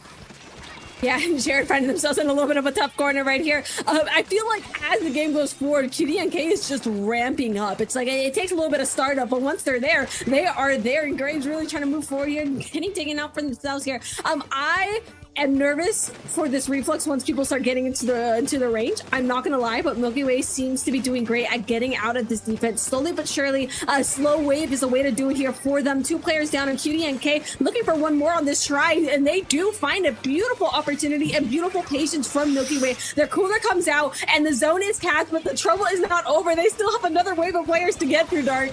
Once again, barely able to keep their lead. We do see a lot of commitment here on the left-hand side from Jared to stay alive, but Nene shuts it down. But we do see the call out from Milky Way to clean up this left area here as Q gets another assist here. The Reslider does come out, finds no one. Q narrowly avoiding with their lives there, and now with the zone back in control of Milky Way, we do see an opportunity here for them to be able to play up. With the Crab Takes online once again, we do see the splashdown being used here to keep this ramp area and tent in their on their control, and FTWin using that tent to create some space here as Zuka is getting prepared. Yeah, they continue to play this way. Unfortunately, Zuka jump reach there, but if they continue to play with this space in mind and keep their players a safe spot to go from beautifully done there, that was a beautiful collat, and Brand is looking to keep that energy going here, despite this also with Gray, despite this getting taken out, but that was 10 points left for Milky Way. CutieNK is able to cap this and apply those penalty points, but the game isn't over. We have these 40 seconds left, still in anyone's court, especially as CutieNK is starting to get more aggressive on their pushes here. No, it's definitely gotta be down to the wire here for either side. The big lead is in the swing, in the favor of Milky Way, but CutieNK is in the driver's seat, but 3 going down kind of just nullifies this hold here as FTWin plays up. Reslider comes out, gets 1 before going down for a 1-for-1 trade, but I don't think that's gonna be enough for CutieNK. They really need to move in fast, and now if they want to try and contest this zone, but with Q and the presence of the Crab Take coming out, I don't think they have the firepower to be able to flip it, but as I say that, they do flip it. We will see an overtime potentially here from the side of CutieNK, but they have enough presence. No, they don't. Bran just really wanted to end the game right then and there with that splash. I was saying the game is over because I said so. Bringing it down and guiding their team to certain victory. Milky Way does take the first match of this set. What a start. It was so back and forth. It's exactly what I expected from something like Hagglefish Market. It is nothing out of the ordinary, but so entertaining as per usual. TKF here? Yeah. What were they on?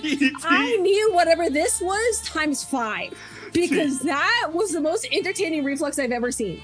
TKF here definitely putting in a lot of work for CutieNK with these to set themselves their team up for a lot of these aggressive plays, but unfortunately still wasn't enough at the end of the day. As Milky Way just able to just get a lot more tempo control, a lot more better special rotations out on their side to keep CutieNK in check here. A good opener here and potentially good signs for how the remainder of this set goes with how neutral Hagglefish zones is in particular. You know, it definitely could mean that Milky Way probably is going to be the favorite here moving forward, but we still need to get to the second game first, which means that we will be seeing 2 bans coming out from the side of Milky Way as CutieNK will see exactly where they want to take us next. Yeah. CutieNK, I feel like, is really going to be fending for something a little bit more enclosed, a little bit less space is awesome, especially when you have something. We could potentially be seeing the Inkling. I'm honestly so surprised that we got the reflex. Yeah. Instead, I'm like, I feel like that was the biggest treat of the night because I don't think I've ever seen a reflex at this level of play, and I'm still not over it. No. I feel like I still have to talk about it because I'm just not over it. It was magical. I feel like I just watched the magical gore transformation go down. Like, oh my goodness. But unfortunately, I do think I'm the believer. As much as I love that reflex, I am the believer that's most likely going to get swapped out here for this next stage, regardless of where we go here. Because honestly, reflex is no Inkling, and I think you may, with your team comp, you maybe want to swap to something that is more of a proper true Inkling, or proper true backline. Apologies. Considering the fact that you know that there is a pencil on the enemy side. Yeah, absolutely. And again, TKF's pick was not anything unordinary. It is right there on the weapons list for all of us to see. But again, this sort of weapon composition, I want to see something more enclosed. Like Hagglefish, I think was a little bit too open for their liking. So, you know, Macromark could happen again. Unironically, Sonder would be kind of nasty. Hammerhead Bridge and Humpback Pump Track did get striked out for Milky Way, though. Humpback Pump Track, I'm okay with these. I'm okay with these being stricken out because I would too. Unironically, Umami would be kind of fun to witness. I think that'd be a really fun one to go to, CutieNK. Maybe. I see the reasoning here, but... yeah, the question here is like, what does CutieNK want to try and even things out with at this point? Because there's still a lot of our favored stages left on the board, but there's still the question of, you know, does any team want to try and take him to something more of an awkward stage to try and use that as a potential knowledge check on their side? But as I say that, my beloved Flounder Heights is selected from the side of CutieNK. Listen, this was part of the predictions too. I did say this, so I think it's pretty cool. That's it. Anyway, Flounder Heights.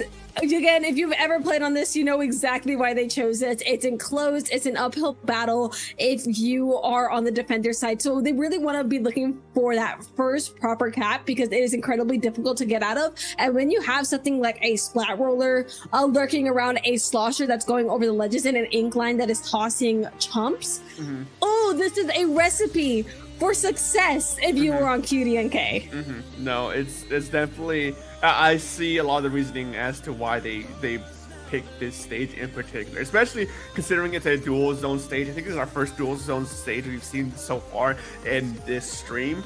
I'm a big fan of the dual zone stage just because of a lot of the dynamics you can play around it with each particular dual zone stage that's in the game right now. But that's a conversation for another point here. I do think Milky Way definitely might have a little bit of struggle here. I don't know if we'll see Q stay to the pencil. I think pencil isn't preferred here at all. So it's probably going to be swapped to something else. But the bigger question is, if it is swapped, what will it get swapped out to? Woo! But Dynamo Roller, no Inkling here, but the pencil does stay.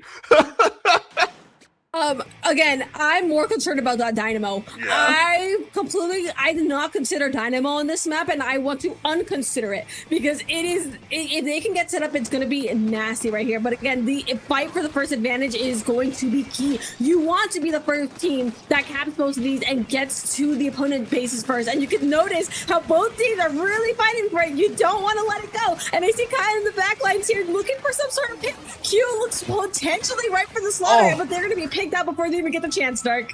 Unfortunately, getting strapped up on that fence there. CutieNK slowly losing ground here due to that unfortunate flank from K, and 2 going down again. Brand Dwarf being finally taken out here. What should have been CutieNK losing out on this battle here, it somehow flipped to Milky Way losing out on this battle here. And I do think Q is forced to jump out, and this first zone contest is gonna go for CutieNK. Yeah, CutieNK finally looking for what they wanted here this entire time. Shadow, I don't know how you stayed alive during that. That 10 shield was a miracle. But despite Milky Way finding themselves in that disadvantage, it is 2 down on CutieNK. So the chance could be theirs if they play their cards right here. But notice how they have to look upwards to fight. That is what those teams are worried about when fighting in Flounder Heights. But it seems like they're getting their grasp on it. That crab is making its way through. Nene is off the field looking for more. Again, no Dynamo, but there is still a Slosher. Not anymore. And Milky Way is looking at taking this all back, potentially. Using those picks to be able to try and potentially get a proper push going on their side. There's a bit of a skirmishes here on this alleyway here. Brand still alive, but we do see 3 players still up from the side of CutieNK. Not before Brand gets Gray, before finally jumping out here. And now it's still a bit of a stalemate between these 2 teams. We do see picks coming out in favor from Milky Way, but they're hard pressed to actually find the advantage, the momentum to be able to break through here and contest that second zone. It's still CutieNK who is just in control and hasn't lost it just yet.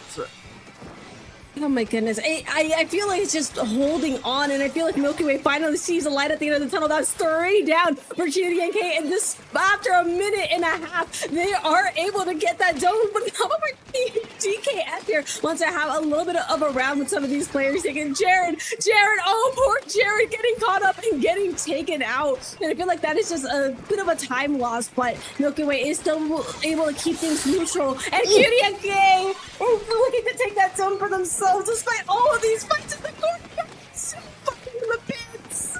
Oh man, it's just utter chaos here from this stage. Just constant fightings, constant specials, constant trades being thrown out here. We do see Milky Way is actually in a good position a lot of the times, getting 1 or 2 players on their side, but they're just still hard pressed to be able to try and break through the defenses of CutieNK, and they're just still struggling here. Again, we do see 3 players down from CutieNK. Jared going in to try to clean up their side, that opposite side of the map here, to get ready for the incoming players from Rap. But we do see Brella, the Tenabella is down. ShadowWin's no longer up here. We saw a loss of momentum as CutieNK is now starting to dismantle it, but 2 players of their own do go down. Yeah, I feel like Milky Way has yet to find stable footing throughout this map, and despite having the advantage now, I feel like I'm a little bit nervous from someone coming up from behind. I feel like they just now actually got that stable footing, and even then, it is still under threat. 2 picks in the favor of CutieNK, and we have more flanks from this left side. It feels like a never-ending storm for the players of Milky Way, and they're still able to hold on. Actually, crucially enough, they are very close to taking the lead for themselves. Just these last 2 ticks, and the lead is theirs, but they have a minute left to defend it to the very end of the game, Dark, and they're doing phenomenal at 1 by 1, chipping at the players of CutieNK. They keep this up. This game is theirs. Yeah, good pivot for Milky Way, being able to actually take out CutieNK 1 by 1, being able to finally flush them out here from the enemy courts, and now they're having to throw everything to be able to try and break through and contest at least one of the zones. The 2 players down from CutieNK, a bit of a duel here on the enemies on their side of the court means that there's gonna be just a bit of a scrap that doesn't turn out in their favor, and they're starting to lose control here. Fufu Milky Way is looking really good as time's ticking down, points are ticking down. Yeah, little by little, keeping this neutral somewhat in their favor. ShadowWin on this right side, taking those crucial picks. And Jared, I love this crowd so much, putting that pressure onto CutieNK, making sure they're endlessly chipped and not having that confidence to move forward. But the whistle blows before they get the chance to take this out for themselves. And it's Milky Way that takes the second game. Yeah, Milky Way saw the win conditions there at the very end, recognizing that they didn't actually need to contest both zones. They opted just to make sure they had, if not one zone controlled, either then both zones in a neutral state to be able to get that, to deny that overtime potential from CutieNK and take the second game here in this set.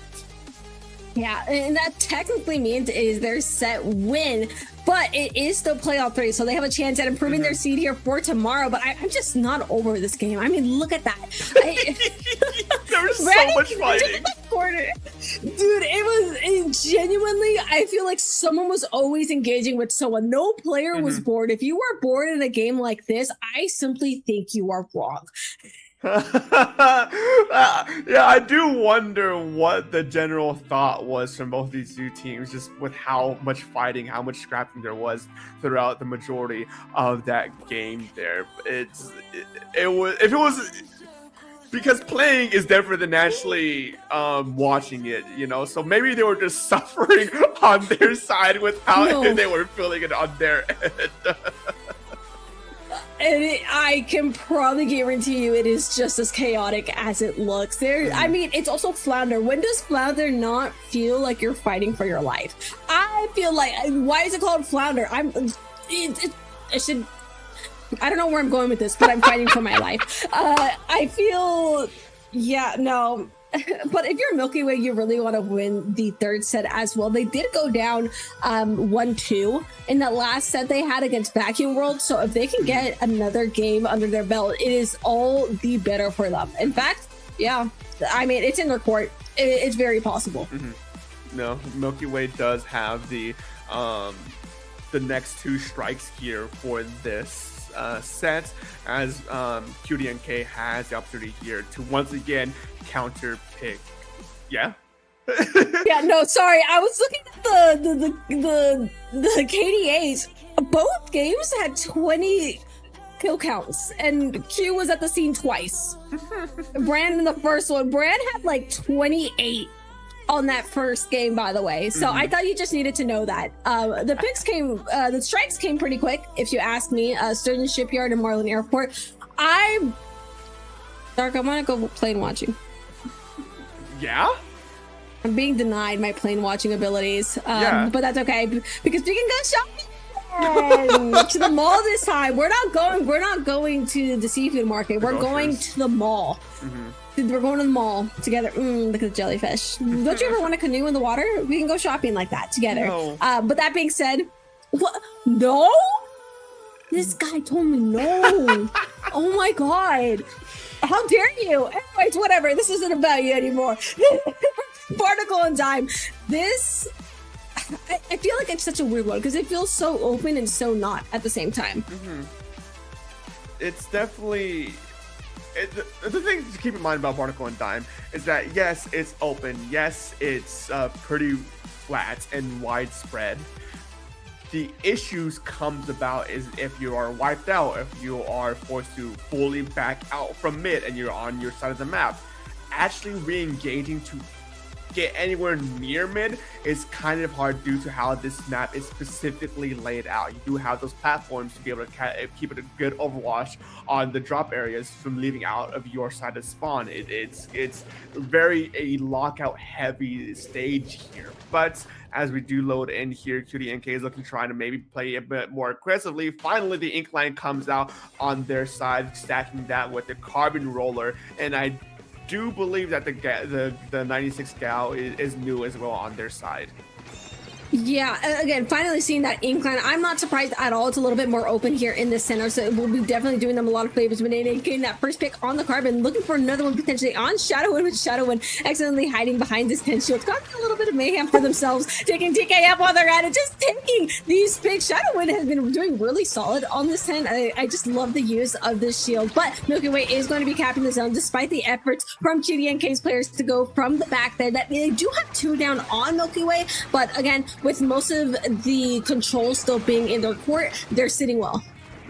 The important pick there was we did see Q picked out from the carbon roller, but unfortunately for them, they weren't able to actually properly maximize that pick there, and Milky Way still is in the driver's seat here, keeping CutieNK in check. And this is the position I was talking about earlier. It's very hard to push through here, especially without the uses of specials, which is any map from this game, but it's more felt here. You really need those proper specials to be thrown out to be able to break through this hold here. And we do see the Inkling coming out on mid to pull some attention away. We do see finally a break in the defenses from Milky Way here. Nene sharking under this ledge, getting Brand on the incoming here, and as CutieNK finally cleans it up.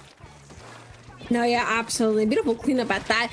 They do take a good chunk of damage. That's 37 points remaining for Milky Way. And they're not able to find a pick here really far up into Milky Way's base. But Milky Way is looking to take their throne back potentially. Those points are taking down slowly but surely for CutieNK, as the entirety of Milky Way is looking for just trying to get something on the zone. They aren't able to achieve zone cap just yet, especially when you're losing a player, but that is 2 down on CutieNK. And with 1 point difference, Milky Way is able to get that cap going and looking for more picks while they're at it too. Unfortunately, though, ShadowWin doesn't get that pick right there, and they are still traded out at the end of the day, but you do lose that 10th, you do lose that 8 Zuka from the incoming here against CutieNK, as they do take another player down from your side if you're Milky Way, using the Inktracks, using the Inkback to push them back even further by further. They will take this zone at the very least, but the question is, can they actually hold on to it after this take? No, absolutely. And again, with those chumps coming out, I think it could be easier, but when you lose 2 players, it becomes even harder, especially when you have a crab staring directly at you named Jared, and Jared's going to be looking for those picks, but getting taken up directly from the front from Kai, that's insane. That's actually really impressive, especially now considering that 3 players of Milky Way are out of the way. It's just ShadowWin here on the floor, looking to cause a bit of a distraction for the rest of their teammates as they come in. Nene's not going to be able to actually jump out, reposition, and Milky Way losing Jared, losing your crab player, as well as looking at a difficult situation on this defense. So much yellow coming their way, and with penalty points out of the way, that lead is going to be lost, Dark. Yeah, lead swap here isn't looking too good for Milky Way. CutieNK looking to try and lock him out for the remainder of the game, putting him in checkmate scenario. We do see the super jumps coming out. A beautiful snipe here from TKF with the Inkling Stringer. Pretty much seals the deal, as there's no presence, no pressure, nothing left from Milky Way, losing this 3rd game, but they still do win this set technically with a 2-1 victory. Yeah, but CutieNK was not going to go down without leaving a dent somewhere and knocking out this final game. I think that was phenomenally played. I think they had a really just strong holds going forward. They felt a lot more comfortable on this map, and I feel like it was a lot less back and forth compared to the other 2. So I think it's a really well played one. I mean, I can't say this for certainty because I'm not that well and like truly like optimally analyzing everything, but I do want to point out that things started going a little bit better for them once they put away the reflux and once they brought out the Inkling Stringers, something that maybe is something that they play a lot more often than the reflux. But then again, I don't know for sure. I don't have the time to constantly monitor every single one of these players 24/7. No, yeah, absolutely. It was a pretty big change of weapons. I mean, the regular roller was swapped out for carbon. We no longer had a splatter shot that was listed. We had that 96. So it really was a pretty solid change, and it worked in their favor. So again, it helps their seeding despite taking the loss for this set. It helps them a little bit more, and it's a little bit unfortunate for Milky Way that is going to be losing that last game still. Yeah, not the 3-0 you wanted, but you still pretty well off here for this second round. But down the line, as we're waiting for this second round to finish up from the other teams, we do have CutieNK going up against PXG. PXG winning that set 2-1. Just hot off the press, actually, Paint Prime up against Vacuum World, 3-0 in favor of Paint Prime. Pacdora going up against Rip Pig 9, 2-1 for Pacdora. Rush going up against Odd Loop, 3-0 for Rush. Flower Man going up against Eternus, 2-1 for Eternus. We do have Ascension going up against FTWin, which is a 3-0 for FTWin. And the last, I lost the word. The last set we're still waiting on is Let's Go Brother and King of Ham, which is currently 1-0 for Let's Go Brother here.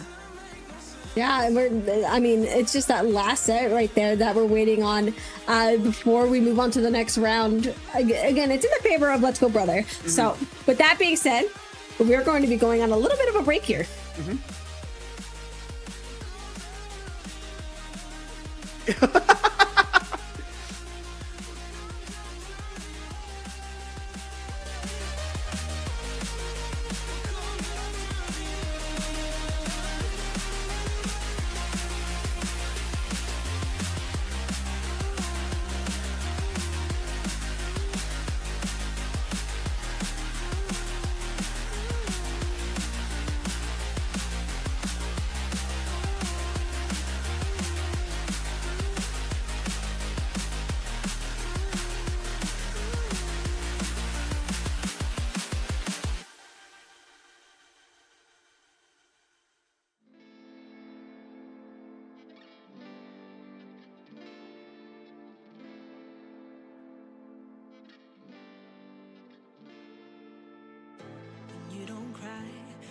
Strong enough to care, getting lost in my own pain, not in the game. One more dance to see me. I've been hoping we could try, not a lie alone tonight. I will never have the life you stole. Now I'm keeping everything in my soul.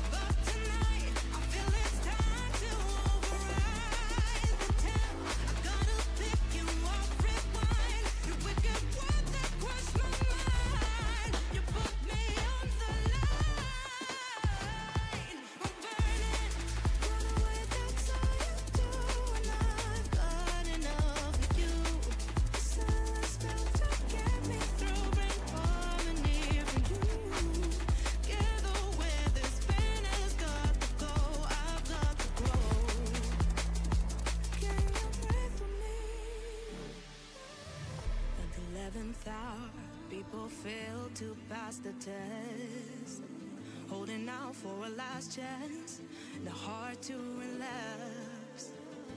One more life to take me, and I hope they won't try, 'cause I don't wanna know if I get out.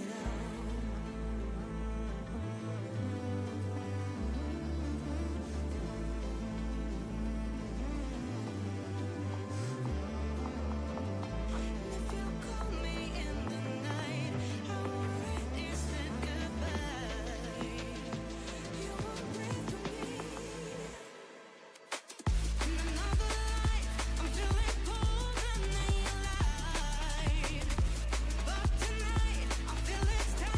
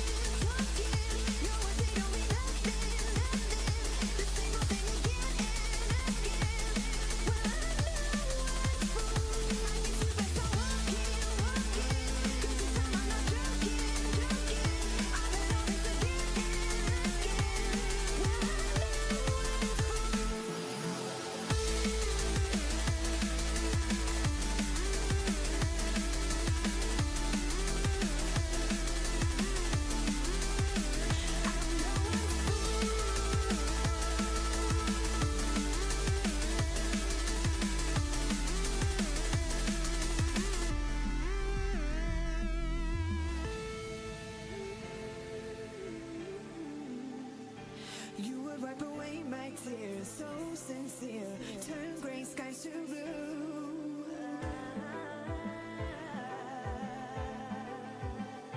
You won't ever change your ways, doing what you do.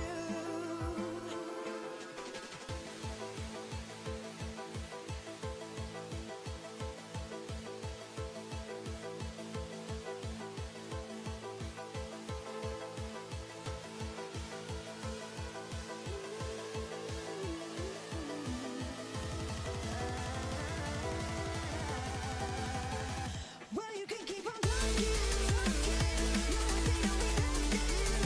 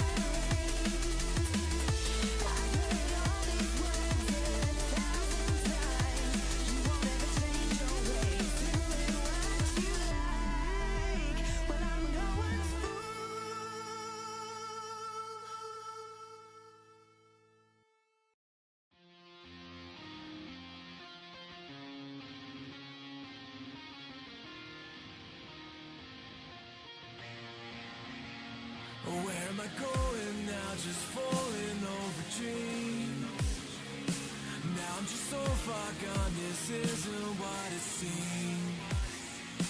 Taking me so damn long, it's fading from belief. I need to slow this down, it's burning from beneath. Come break this line, this moment's in my sights. Holding on for what is worth my life. And now it's time, I'll make it up the vine. Find my way to giants in the sky. Tonight it comes to life.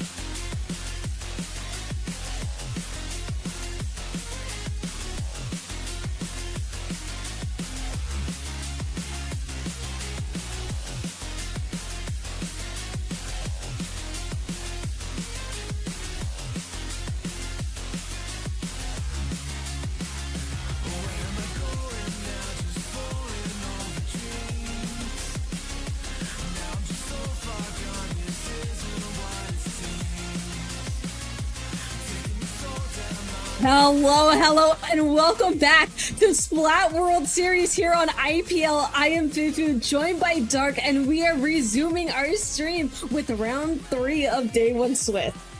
Yes, round 3 for our 6-round series here. We'll be watching Let's Go Brother against Rush, 2 JP teams this time around. But before we get to anything else, breaking down Let's Go Brother here, we do have Wolbo looking to play a cooler of some kind at the very least, pencil or baffles. We have Grand Roll, a bucket player using either the Dreadringer, either kits of the Dreadringer, I should say, or one of the vanilla Slosher. Nispa most likely going to be their main Dapple pick here, and Sophie, their Splatana extraordinaire on their side. Yeah, again, Wobble on those Dapples, I am pretty sure is a Urchin exclusive, as a lot of Anchor players were picking up Dapple for that pick alone. Ground roll, I see inside, I really want to see a bit more Reef Sliders because those have been fun to see, but we also have Spot on that Reef Slider on the Dapple, so that's definitely the more permanent Dapple pick. A lot of this comp feels a lot more familiar to what we have in the West, so it's nothing too different from what we're used to, I would have to say. And on the side of Rush, we do have Goyame, who seems to be playing an E-leader.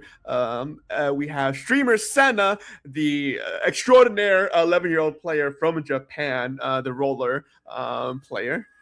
We have Rifu, who is looking to play a pro, the regular Splat Shot Pro. And to cap things off, Sumaru looking to be the support player with the NZAP.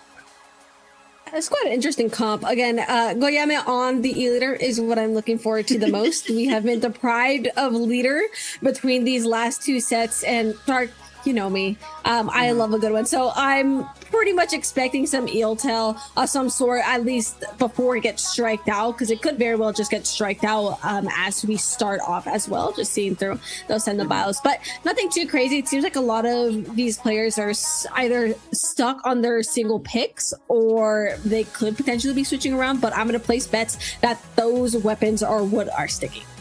But no, speaking of strikeouts, here we see exactly what Let's Go Brother wants to throw out the gate, right out of the gate. Eel-tail Ellie and Lemuria Hub, no E-leader preferential here for you, as well as Urchin Underpants and Mahi Mahi Resort, really throwing out a lot of probably good stages for the opposite side here. But we'll be seeing exactly what's going to be getting randomly selected here from the reigning pool to kick off this next set. And we will be going to Manta Maria, one of the few dual mode zones here in this game, but it's a very tight and narrow stage that does have, I think, a decent amount of elevation and awkward map geometry for the AoE weapons to really enjoy it here. Literally, your only wide area is going to be in middle. So I feel like your goal really is to be playing in those spots, if not putting your ledge campers forward. Speaking of ledge campers, it is Let's Go Brother that has the comp more suitable for a map like this. You know, especially when you have something like Dreadbringer and the Splatana, or like the Wiper Splatana family under your list. So I feel like that definitely leans a little bit more in their favor, which is great if you are starting off. Whether they like to play this map or not is an entirely different story. So it could be anyone's game, but that's just kind of where I'm putting my coins. Yeah, no, it's gonna be a very interesting thing to see exactly how things kick off. But I probably don't think there'll be too many two major surprises here coming out from what we saw from the two teams in the preview with their pretty rigid weapon selection on their call here. But no, as we're waiting here, I do wonder exactly what the opening is going to look like for either of these teams. Manta Maria, at least on our end, we don't really see that often, if at all, in all honesty. So the opening here will be pretty interesting for me to actually try and dissect here. No, absolutely. It seems like Rifu is going to be switching up from that Splattershot Pro onto the 96 gal right here. And Let's Go Brother actually having quite the interesting set of weapons. Dapples and Pencil was not what I was expecting. Let's Go Brother doing something a bit more unorthodox with what we probably might have guessed early on, but out the gate, two does go down for Rush. Make that 3 as Grand Roll makes a grand entrance here and gets this good huge swing in their favor, but does get shut down pretty quickly here as they're looking to try and take space. Yeah, right now, but it seems that Rush is going to be pushing back on that something just We got Rush pushing back on that, able to cap the zone here for once, getting themselves set up. It is one down on each side, and it really just is going to be those fights for first advantages, especially on a map like this. I feel like it's very awkward to try and get past this because you're going from really open territory to really enclosed territory, and I feel like that's where a lot of teams get stuck. With that being said, Rush is going to be moving forward here. Senna is going to be looking for a pick, not quite finding that, but looking for one more right there. Grand Roll is able to get out with their life and move a little bit more forward with hopefully a re-slider in hand here to get more space.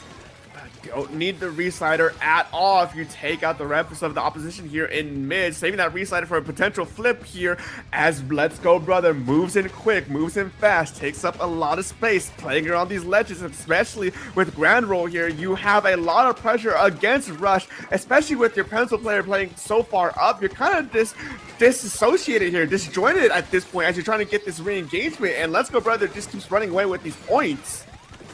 Yeah, very much so, especially when you have Grand Roll on these ledges right here. Rifu finding a little bit of a difficult time to sustain a solid position, but Senna's here to save the day, take care of it, and Let's Go Brother. All these points take them down, but it seems like that is over as penalty points are applied to them. They don't have a leader on board on the side of Rush, and it's just Rifu here on the main part here with Senna. Now just Rifu, so there really isn't much to defend as Let's Go Brother is going to be looking to take the zone. Slowly but surely is going to take the zone and take Rifu with them. A good pick there for Let's Go Brother to try and get some semblance of control back on their side. Streamer Center is caught out there, unfortunately, in mid. 3 converging on them means that Let's Go Brother has every ample opportunity here to play super aggressively, knowing that you don't have any Sharky players around any nooks and crannies. You have all the freeway here to be able to do pretty much whatever it is you want to do, and they're still running away with these points. They're still applying all this pressure here. Soapy finally gets called out here on the left-hand side, but the damage may have been done already as slowly but surely Rush is pushing in. They do have the reslider to try and counter out this Ink back. Doesn't find anyone, is caught out though, and Grand Roll takes the player down. Bubbler used on the zone, but they weren't able to secure it. Let's Go Brother suffers 3 players down in the zone, slowly turning pink, and despite those 10 points left, it was not going to be enough as we're waiting for Rush to cap the zone and apply those hefty 55 points onto Let's Go Brother. They had a really, really solid hold on the zone, and Rush is here to potentially return the favor if they can find themselves in a good spot. It feels like a lot of their players are concentrated in one spot, and Let's Go Brother is taking complete advantage of that, trying to clear their mid here, trying to clear their sides as they slowly move forward. Nothing too crazy happening yet, but they know they have all the time in the world, and so does Senna. They're taking 1, taking 2 with the assistance of their teammates, and the zone still remains pink dark. The tides have shifted for Rush here as they're able to actively fight back properly against Rush, against Let's Go Brother here, and Rush keeping them in check. It's a good sign for how this game might end here. We do see some contention here on the right hand side from Rush against Let's Go Brother, but they're quickly able to clear that out here, and 1 minute remaining. There's 20 points differential here between these two teams. Every Sunday does go down for a 1-for-1 trade, as these also does go down for a 1-for-1 trade. We do have the jumps coming into Koyome, and they're able to close the gap bit by bit. Reslider comes in, flips the zone back into Let's Go Brother. Yeah, Granville bringing the saving grace, getting those penalty points on board. Another cooler in the hands of Let's Go Brother, trying to take these players out. Senna goes down for, that's a second player down for Rush, but the rush isn't over as Sumaru is taking potentially another pick and just really trying to force these advantages. I heard that aura go online, but now Rush finds themselves in the perfect position. This is where you want to be. This could be the start of something, potentially a lead.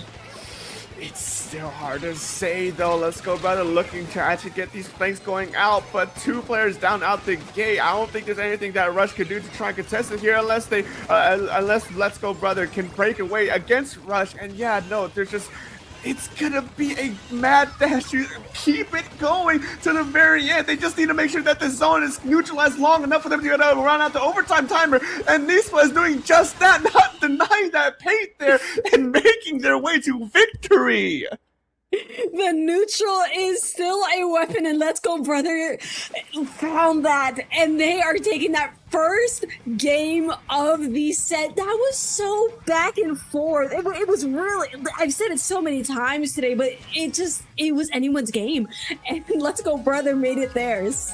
Yeah, no, I mean, Let's Go Brother had the huge swing on their side and just kept Rush in check for the majority of that game. But I can't count out Rush just yet, because once they got set up, once they got their swing and their own second win there, they were actually keeping up pretty well against Let's Go Brother. The unfortunate thing, though, is at the very end, a few things slipped through the cracks there. They didn't have enough players to presently be able to contest the zone there. And in an overtime scenario there, if you're trying to close the gap to stop the lead, and especially with a dual zone stage like this, you need to have both zones under control in order to win that victory there. If even just one is in a neutral state there, the timer runs down to 0, that's it. You're in a checkmate right there, you know? Yeah, no, neutral can be a powerful weapon, and again, it was utilized just perfectly. I'm surprised the zone did not cap. Well, I don't know if you saw in the replay the first little bit. I feel like the zone should have capped there, but even then, the result was the same. Let's Go Brother is taking that first game, and I feel like Manta Maria is as chaotic as it's going to get, because I feel like after the open, you're kind of forced to interact with players, and I feel like that really makes things a little wacky. And I felt it. I don't know if you felt it. I definitely did. So that's the beauty of Manta Maria. Manta Maria out though now means that Let's Go Brother is striking the next 2 stages here for the second game in this set. Bluefin Depot and Barnacle and Dime is getting thrown out here, as we do wait to see exactly what Rush might wants to pick here. There is still, again, a few decent stages on this map list here to see exactly where we might go, but honestly, I don't really know exactly where Rush might want to go here.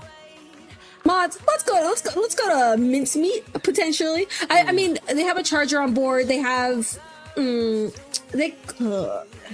hard to say, because I feel like a lot of they took out Mahi Mahi. I'm always digging with the backline first, so I want to always say something like Museum or Mincemeat. Brightwater's right there. Oh yeah, Brine Water exists. It could be Brine Water. Or Robo Ramen, I feel like is a fine one. I feel like, I think it might be too open for what the Splattershot and Roller want though in the center. But also the other things are open too. So trying to find something that is, you could just go Hagglefish. I guess the better question then for Rush is, do they want to pick something that's comfortable for them, or do they want to pick something that's geared towards messing up what Let's Go Brother has brought so far? It's definitely going to be a wait and see exactly what these decisions are going to be made here, exactly what is going to be played next. But I mean, there's still, your standard try and true Make a Mart, Hagglefish markets. What else is there? You mentioned Momo Ramen. Umami Ruins, one of my own personal favorites. I love Umami Ruins. I love all the dual zone stages in particular, but no, we're going to the other dual zone stage here, Undertow Spillway. It looks so wide on that left-hand side, but it's my favorite hallway of all time. We have those showers now, but it is it's like a funnel. Everyone funnels with the center. I feel like this is our second, it's kind of like opposite of Manta, where it was open in the middle, and then nope, it still funnels in. This is a funnel, one tried and true funnel. There we go. Funneling in. I think it's a little bit more apt here for Undertow Spillway in particular, just because how it's angled out and how it's laid out. There is a lot of ledges here, more notably at this particular choke points in mid, as well as during the drop downs where you're trying to re-engage to enter mid. But yeah, I do see the vision here as to why Rush wants to go here, but the better question here is, can they actually execute the game plan here against Let's Go Brother, or will Let's Go Brother be able to just run away with a lot of points again? No, yeah, for sure. We are not going to find out until we are past these zones, but Sad Leader still making its way through. Love that pencil. Again, still running that double cooler from Let's Go Brother. I'm not quite surprised, as that speed may just be what gets them really pushed past the center and really pushing forward here on Let's Go Brother. Both Grand Roll and their teammate is going to be on this left-hand side, taking Sumato out of the way while they're at it, looking towards the backlines, trying to cause that mayhem, maybe looking for another one, not quite finding it. Rush fighting back for themselves and is starting to make a little bit of ground here, Dark. Yeah, using that Inkling to secure one of the zones does mean that the first few points from Rush goes into their favor, but 2 players going down. Let's Go Brother just cleans it up here in mid. Watching a jump out as well. Good trigger discipline there from Nispa to not engage that. But he's called out for the shark spawn, unfortunately, as from the top row, Streamer Senna is going to be ones to make his breakaway for Rush to be able to halt this hold from Let's Go Brother and just flip the script. Yeah, no, just some really nice playing here from Rush. And as you said, they're just going to want to keep as much space as they can here, finding themselves in a little bit of a squabble here on the left with Nispa. But Nispa now has potential. Take players for themselves. Weapon is not safe, and neither is this jump. Senna almost getting taken out twice, but Rush still holds on. These points are just about reaching their halfway points, and Rifu is looking to just keep this position as long as they can, bringing that back out to really extend that. But some strikes, somehow Senna lives through those strikes, and this push moves forward without signs of stopping. The special rotation from Let's Go Brother is unfortunately not aligning with Rush here. Rush has the specials they need to push back on a lot of these pushes from Let's Go Brother, but 2 finally does go down for Rush. Let's Go Brother looking to try and maybe make a breakthrough to potentially get those zones. They do get the zone, apply those penalty points to Rush, and actually be the ones to get going into this game once again. We do have Tri-Strikes almost at the ready here. Tactical is online to be able to play themselves up pretty aggressively as they rip the triple ink strikes here. Now the question is, how do they actually try and properly push out Rush at this point forward? Yeah, they need some specials online, but they don't have the space to really make it clean. And Rush is rushing forward themselves, making that space. They do have the zone in their favor again. It feels like they're just a slow-moving wave. Slowly but surely, they're taking out players of Let's Go Brother, taking that space, and again, in control once over. Notice the point difference. Let's Go Brother's at 84, and the action still doesn't stop. Well, yeah, man, that was a beautiful shot right here to keep things in their favor. Just pick after pick, they're able to keep them staggered at least by 1 player on Let's Go Brother, keeping them in this beautiful advantage position.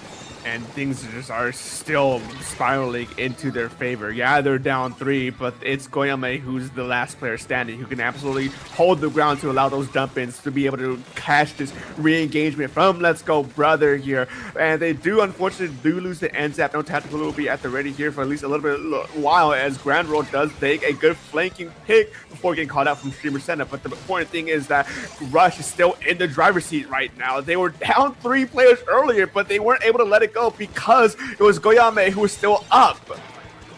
Yeah, Rush feels like a pillar of stability in comparison to Let's Go Brother. They have double coolers, so their strat is heavily consistent of moving forward and using your body to create that space. They're able to create that space now, causing those penalty points onto Rush, able to cap the zone. But Rush still feels stable to an extent. They're still moving forward. They still weren't able to take picks right now. Senna is trying to clean things up as best as they can, almost going for a second one, but they are pretty much the only one on the field right now. Let's Go Brother may just see some light at the end of the tunnel and keeping this push going dark. Yeah, this is the opportunity for Let's Go Brother here to even the scales at least a little bit. Unfortunately, though, the 52 does go down. We do see the Inkling coming out to allow Streamer Center to come up and be that spearhead to just completely pierce the bastion of defense that Let's Go Brother has set up here. And now Rush is in control of the zones once again, means that they're looking to try and just ride this off at the very end. We do see Soapy does get called out there. Another player does get called out from Let's Go Brother, and it's not looking good for them as they're approaching these final 30 seconds. Yeah, this is practically Let's Go Brother's last chance to see if there are those strikes coming in to try and neutralize the zone, but Rush still is in majority control of everything, both in player count and space on the field right now. And Rifu forced to fight 2 players on the left side. Grand Roll does not make it from that jump, and Nispa is trying to just hold the fort, trying to keep them stable. It's not going to be enough. It is just their best player. It's just one ball, and one ball can't do anything by themselves at this point. These last 5 seconds tick down, and with Rifu on that back, there is no way out for Let's Go Brother, and the whistle blows for Rush.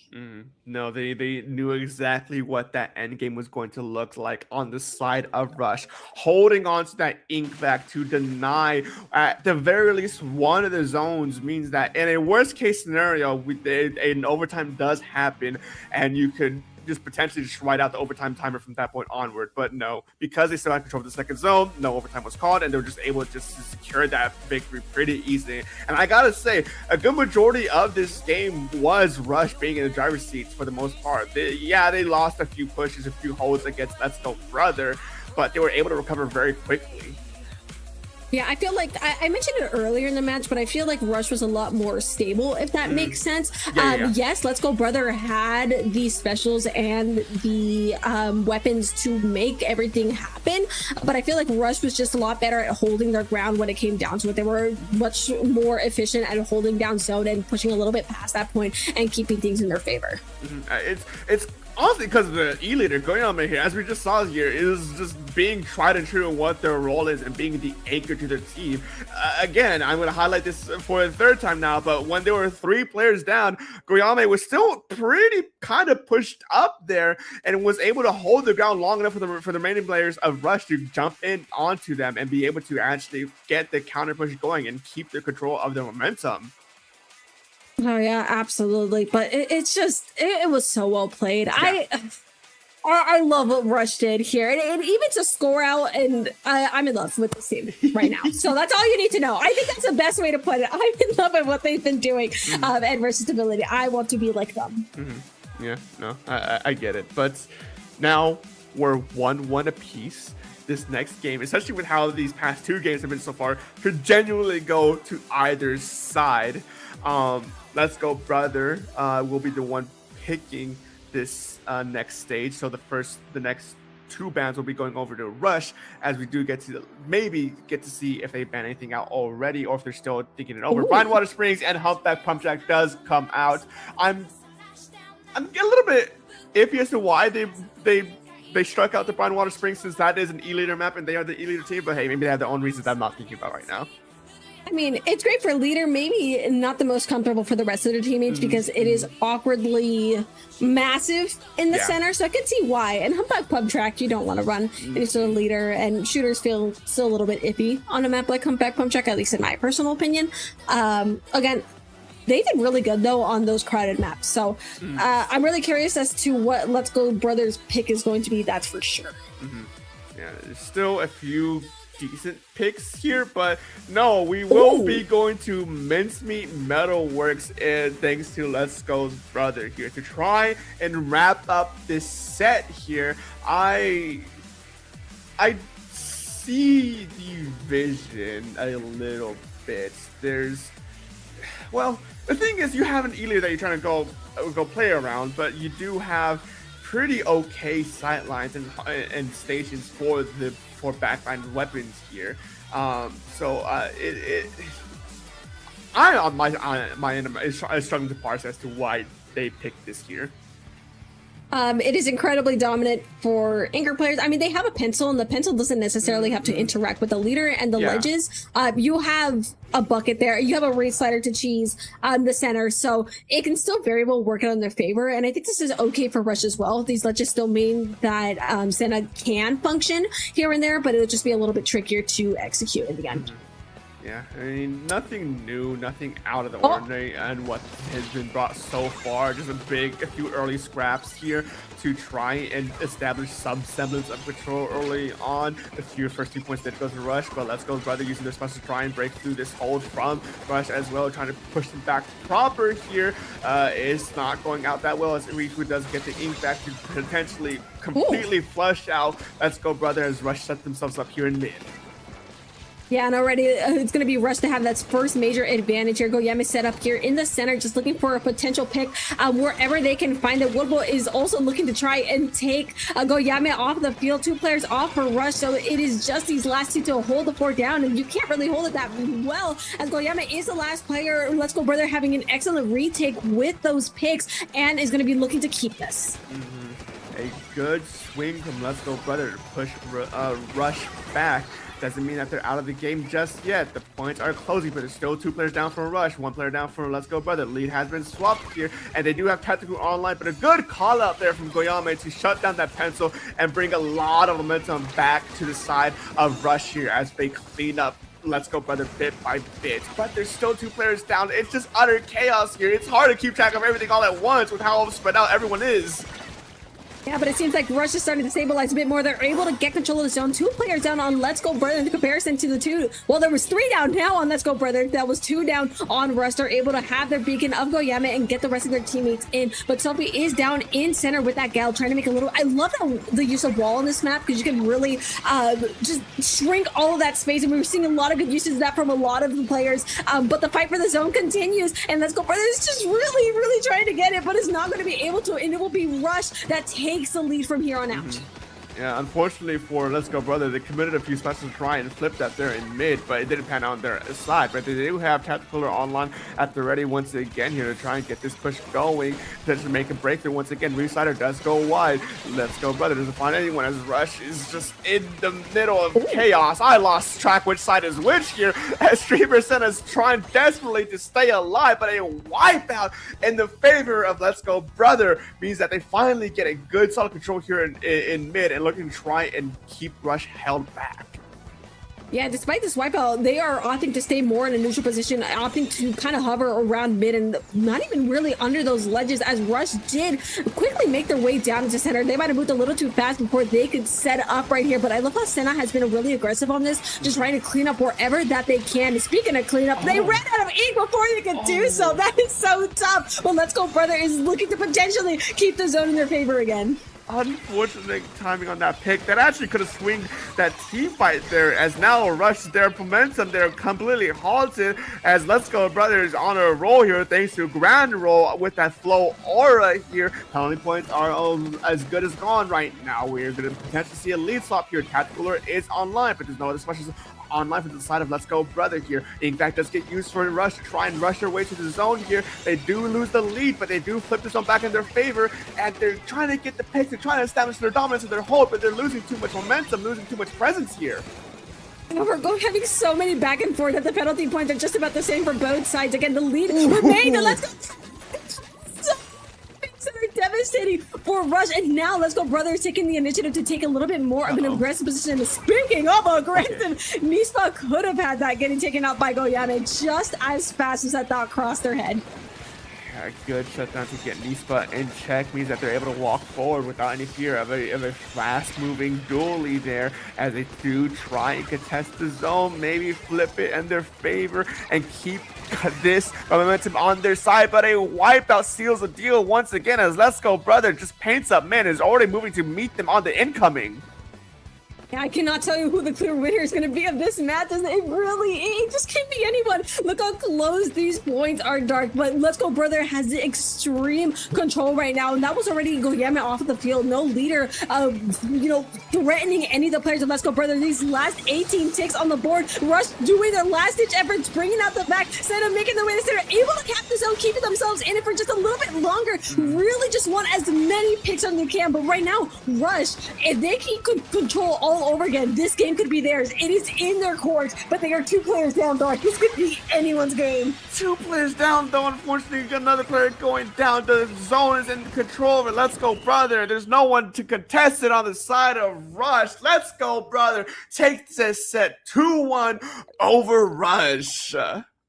They just had that, again, 2 down on Rush by the end of the game. Nothing you can do at that point. Let's Go Brother had that dominant control. I mean, you saw how far up they got. They took the crucial picks, and they saw it through, taking the set win. Yeah, and I also got to add it as well, the good usage of the specials to keep Rush in check here. Let's Go Brother attempted, or not attempted, they had a lot of these special momentum to keep Rush in check, just to deny them from those pushes, especially towards the latter half of this game here, being able to consistently keep them checked over and over again. It kind of ended a lot of the momentum that that Rush was trying to build against Let's Go Brother. No, yeah, absolutely. It was just, they threw themselves at it enough, and it just worked. I mean, there was also some really good picks. Like, a lot of those doubles, the residers were really fun. And, you have to give props to do, because Rush had some really, really nice pushes here. But Let's Go Brother, there's someone that sees it through at the end. And with that set being done, there's still a few matches left for this round to be done, but we won't be going over any of that, folks, because that is the last set on our block. We will be casting it all over to the analyst desk here as we wrap things up and close things out here. My name is SPF Dark. If you want to. I'm Fufu. Yes. And who I we'll am. be throwing it over to the analyst desk to go over what's been happening so far. Welcome in, everybody. We are back on the analyst desk here for the Splat World Series 2026 Finals Day 1. Once again, Shiny Hunter Zach joined by K-Bot and Pat. Just wanted to give y'all a brief glimpse at how the standings are currently playing out. We have a couple of matches still ongoing, but at this time, we have 2 3-0 teams, Packdora and Let's Go Brother, both from the eastern side of things, but don't count the west out quite yet. We've got a couple of teams vying for contention, but I want to set y'all two up for a quick game of Hot or Not, where we are going to talk about the teams that are doing well today and the teams that are not doing so well today. And we will start over with you, K-Bot. I want to get your first team that is hot through 3 rounds of play. Well, I'll say it, and I'll pick a team towards the top. We just watched Let's Go Brother take it over Rush, and I think that match was going to be interesting to watch no matter what happened, right? And clearly, 2 teams relatively equally matched. But I will say what I'm noticing out of this Let's Go Brother team, and you might sense a recurring theme with me over the course of this segment, but you'll stick with me. It feels like not only can each individual member step up at any given time, there's no stats leader, I think, for this team, or if there is, there's not one over the course of the whole match, right? There was in game 1, Nispo went 20-8, right, on Dapples in that last one versus Rush. And then in this most recent one, it was Grand Roll with 19-5 on the Dreadbringer, right? But both games that Let's Go Brother won, it was with Grand Roll on Dreadbringer. I'm curious to know whether or not they're going to stick with that over the course of the day, because I think that's going to be a pretty strong pick. And it's something that's a little bit different. It's something that not a lot of players are going to fight in the West, or in Japan for that matter. You're not going to fight it at all, right? So I think I'm very curious to see how much farther Let's Go Brother takes this, whether or not Grand Roll is going to be playing Dreadbringer, because I think if that is the case, this team looks pretty hot right now. Weapon selection, spoiler alert, going to be a hot topic throughout the weekend and especially today. Pat, let's go over to you. Which team are you finding to be particularly hot through these first 3 rounds? Zach, I'm going to do more than that. I'm going to give you both my hot and my not team at the same time. Take a look at round number 1, CutieNK versus Rip Pig 9. On paper, CutieNK is a team that absolutely destroyed everybody during the global gauntlet. And Rip Pig 9, as we talked about before this Swiss stage started, they're a team that needs to prove things. Well, they're proving things. Rip Pig 9 got the 3-0 against CutieNK. Now, I know what you're about to say to me. CutieNK is having a bad day. I'll get back to that. But Rip Pig 9 then took a game off of Packdora, probably the best team that we have today. Then they beat FTWin 2-1. I mean, this is Rip Pig 9's day. This is the day Rip Pig 9 shows what they're able to do, what they've always been able to do. And right now, I believe they are the #1 Western team in terms of placement. Now, this is not a good day for CutieNK on the other hand. CutieNK, we had so much hopes for them. We knew how strong they could be. We've seen them destroy absolutely everybody, but they've had bad moments. They got beaten by Milky Way. We saw that on stream, and then they beat CutieNK 2-1. CutieNK is one of our weaker teams on the West, and they still took a game off of CutieNK. This is not the kind of performance that we expect from them, but still the first half of day number 1, they still have the opportunity to come back. And I believe K-Bot has something to say about weapons. Well, Pat, you mentioned a handful of things there. I'll start with the positives. One, Yeah. I think your assessment on Rip Pig 9, obviously, they're coming in, they're strong to play. One of the things that stood out to me most in one of the replays in the first match versus CutieNK is the presence of DatKid and his ability to get around on the brush. We've seen it a bunch, but we see it in a lot of other contexts. I think in this context, with such a solid core that the rest of this team is able to provide, I mean, in any context, in any universe, right? If Zenith and Yoshel are on the same team, you've got your anchor play solved, right? It doesn't matter what else is going to happen. So that enables DatKid to run around, make some havoc and chaos happen. And some teams don't know how to answer that, much of the same way that you might present Streamer Senna and a roller, right? But now it's a brush that can run around and be even more annoying in a lot of those ways. But I think the thing that is most interesting about CutieNK's current play is, I dark harped on it a little bit.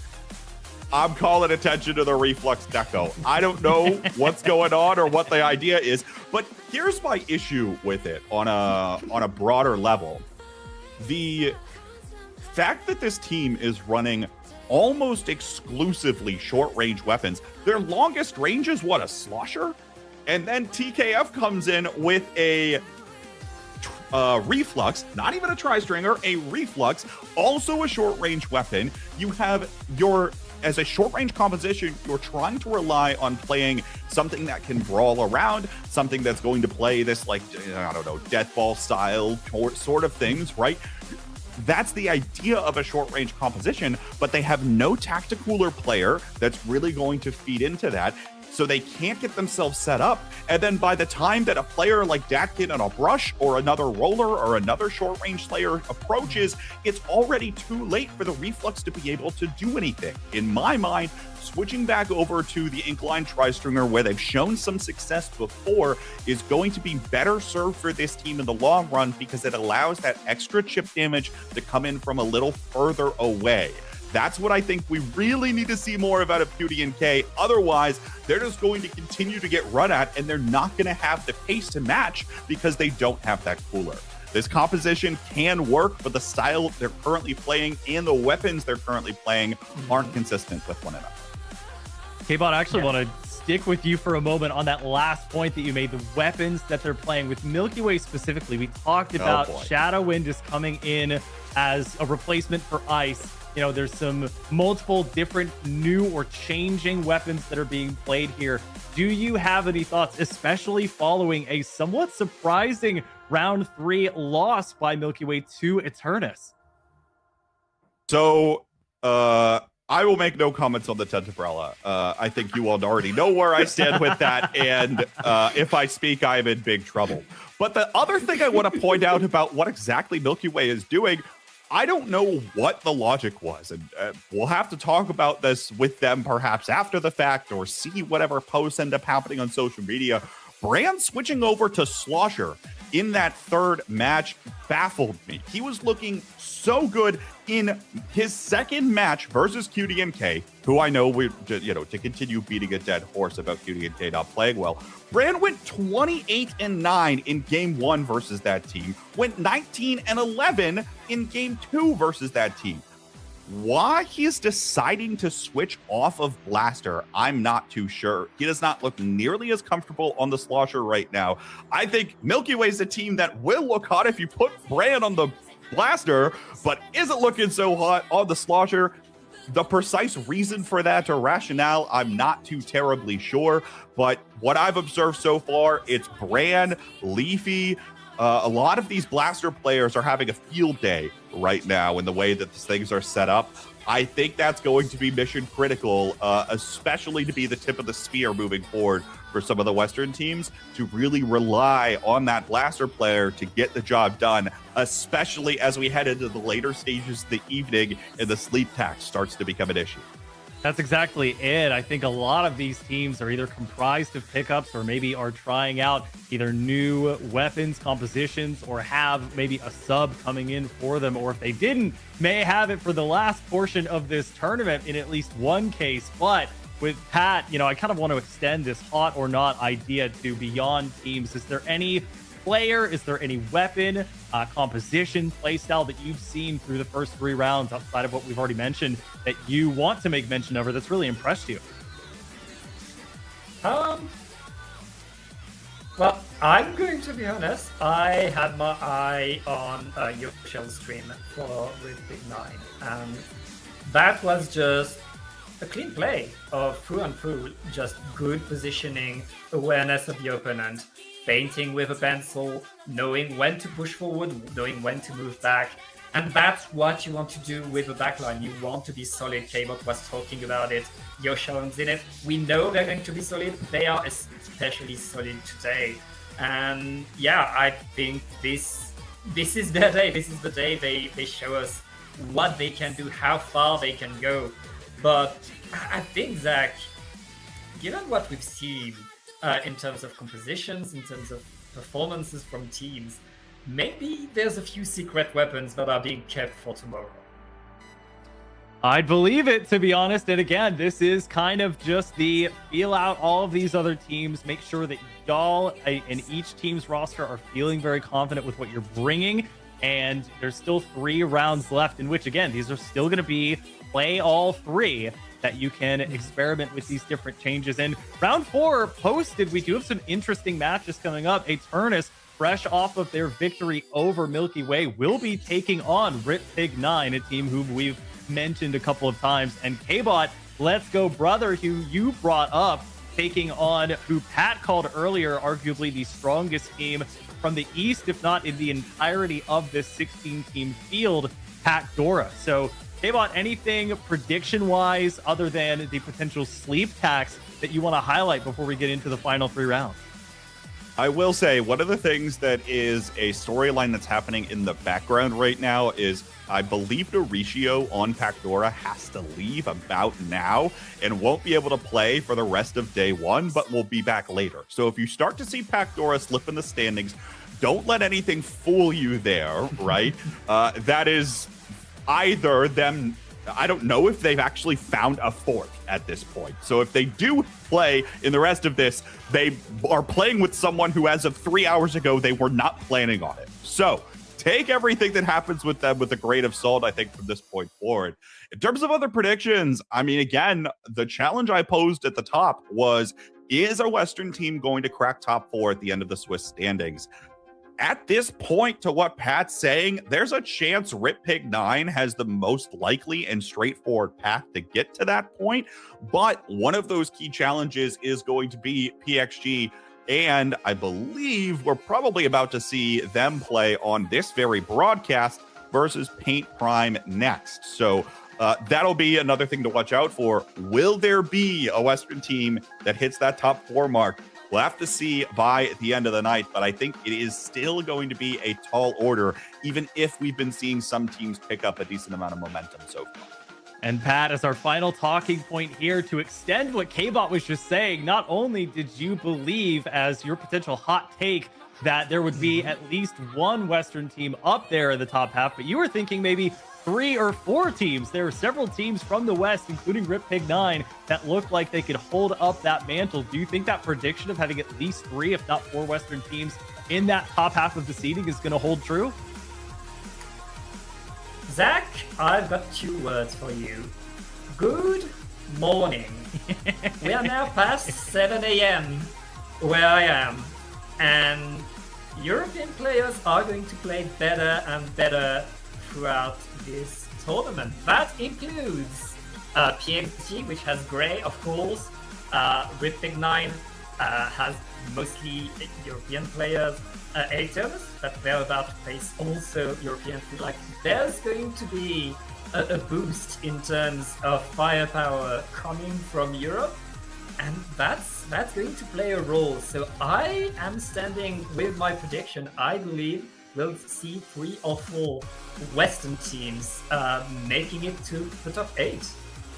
Pat, but Well- as it may be true that Europe wakes up, I'm afraid the North American side is going to start falling asleep. The sleep Well, tax that's a you problem. is back and it's knocking, friends. The Grim Reaper of the sleep tax is coming for you. Well, whether it's morning, afternoon, or evening for you, we've still got 3 rounds left here for day 1 of the Splat World Series 2026 finals. So don't go anywhere. We'll have more action for you after a quick break.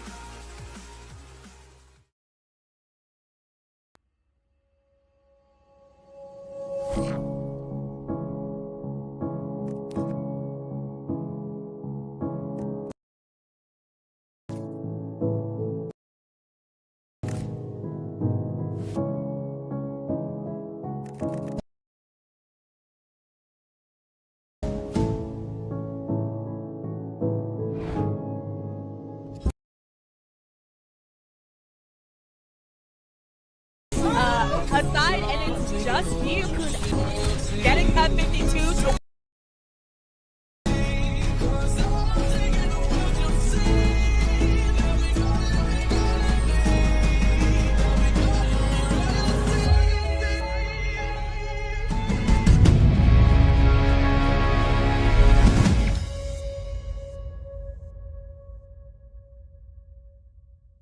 Oh, Jesus. Thank you, everyone, for tuning in once again to the Splat World Series finale.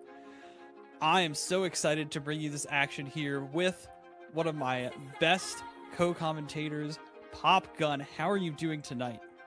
I'm doing fantastic on this makeshift setup that I've put together in my parents' house at 12:16 local time here at Central. They say sleep is the cousin of death. So my eyes wide open because your dreams is kin to your next breath. Your last breath, I should say. This is going to be a horrible cast. We're going to get through it. You've definitely thrown me off my rhythm, Pop Gun, but you know what? We're here and we're so ready to get some fun Splatoon action. We got a great set coming up for you right here. I am also in a makeshift home recording studio that is also in my parents' house. So you know what? Esports, baby. Shout outs to your parents. Shout outs to the parents of everyone who's letting them play tonight, because goodness gracious, it is late in some parts of the world, it's early in other parts, and some people have had quite a rough go of it so far, as we saw on that mid-show segment. But Pop Gun, PXG specifically seems to be in a very interesting spot right now. Talk me through it. So PXG has been the one team you would keep an eye on based off of what they do traditionally against the West. You got Gray, who just won Area Cup. So you got to wonder, okay, what are they actually going to accomplish here? They did get a win against Oddloop, beating them 2-1. And I was about to say, why does Soldier have a 5,600 X power, but it's in the CutieNK division, but still nothing to sneeze at there. That's a very high score to go up against things. But yeah, PXG has always been that team. It's like, okay, what are they going to do first? In where they go, the rest of the West is going to go. Obviously, that's not how the night has gone. Rip9 has been playing fantastic. FTWin has stepped up their game as well, almost getting a win in round 1. But PXG is that one team that we're going to be keeping an eye on, and we're finally going to get a look at them here on stream.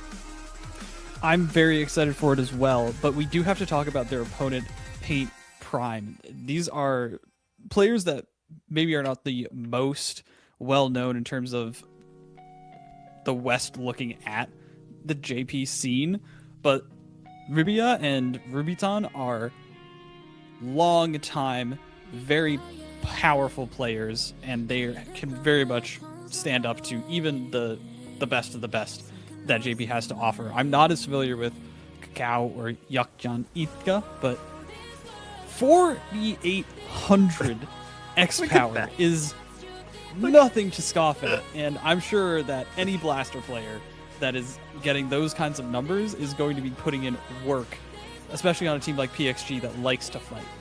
No, I'm sorry. a blaster player with a X power like that, like I would just turn off the switch at that point. Like, nah, I'm not even bothering. Like, there's got to be something else I can do with my time here. So yeah, PXG's got their work cut out for them here. As kudos to both teams figuring out the strike ban system. The ban stage is already gone for both teams. Undertow, Sturgeon Shipyard, Eeltail, and Marlin Airport. Who doesn't want to go to the airport? Why they say of me for? And we ended up going to Wahoo World. Well, you know what? You get rid of the airport, you got to go to the amusement park to make up for it. Right, exactly. You're staying one more night in Florida, and my goodness, it is August, and I'm sure both of these teams do not want to be out here in this heat, and it is going to be hot. It is going to be very, very hot with how crazy these fights are going to be. I mean, we saw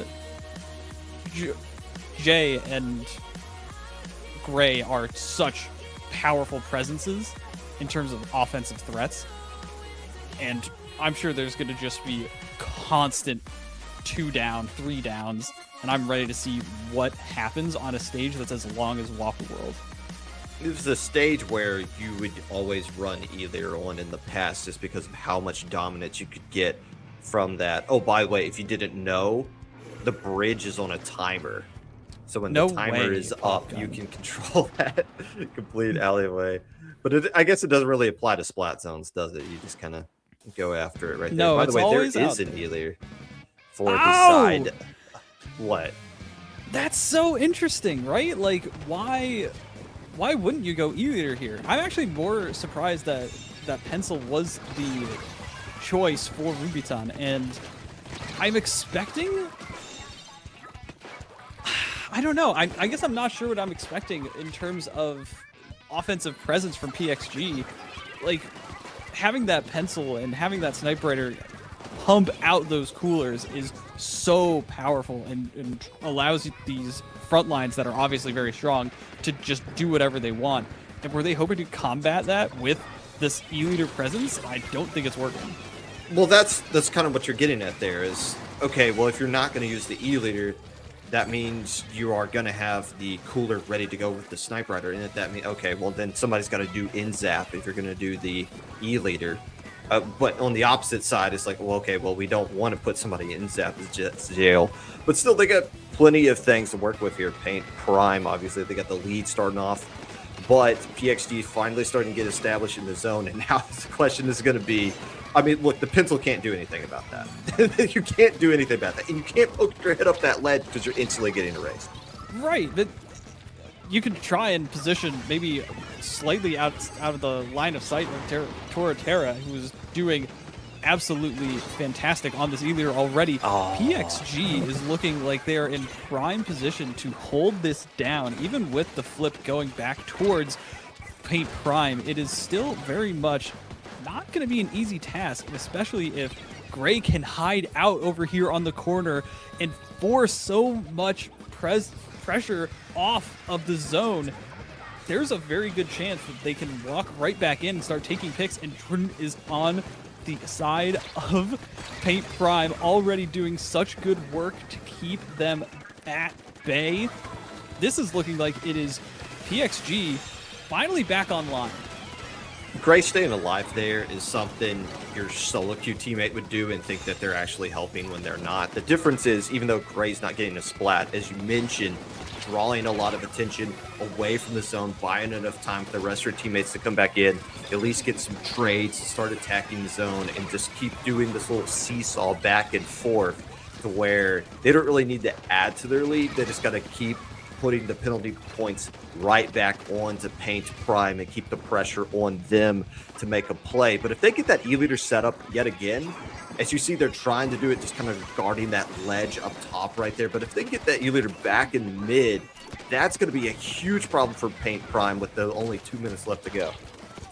2 minutes left, and this penalty is clicking down for Paint Prime. Unfortunately, it is only CutieNK back here doing what Gray did to them just a few plays earlier, but getting dealt with steadily, and the jump back to keep up the pressure and support this E-Leader who is going absolutely bananas And Paint Prime has been doing really well. They've been playing astronomically well, even against some of the top seeds in this tournament.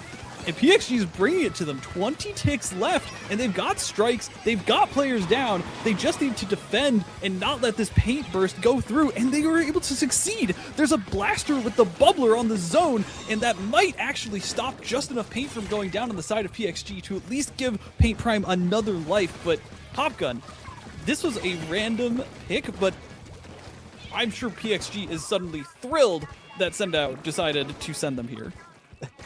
A minute left to go, and you got to start be thinking, what is the win condition here? You really just got to wrestle the zone right back. You got the strikes that you can work with.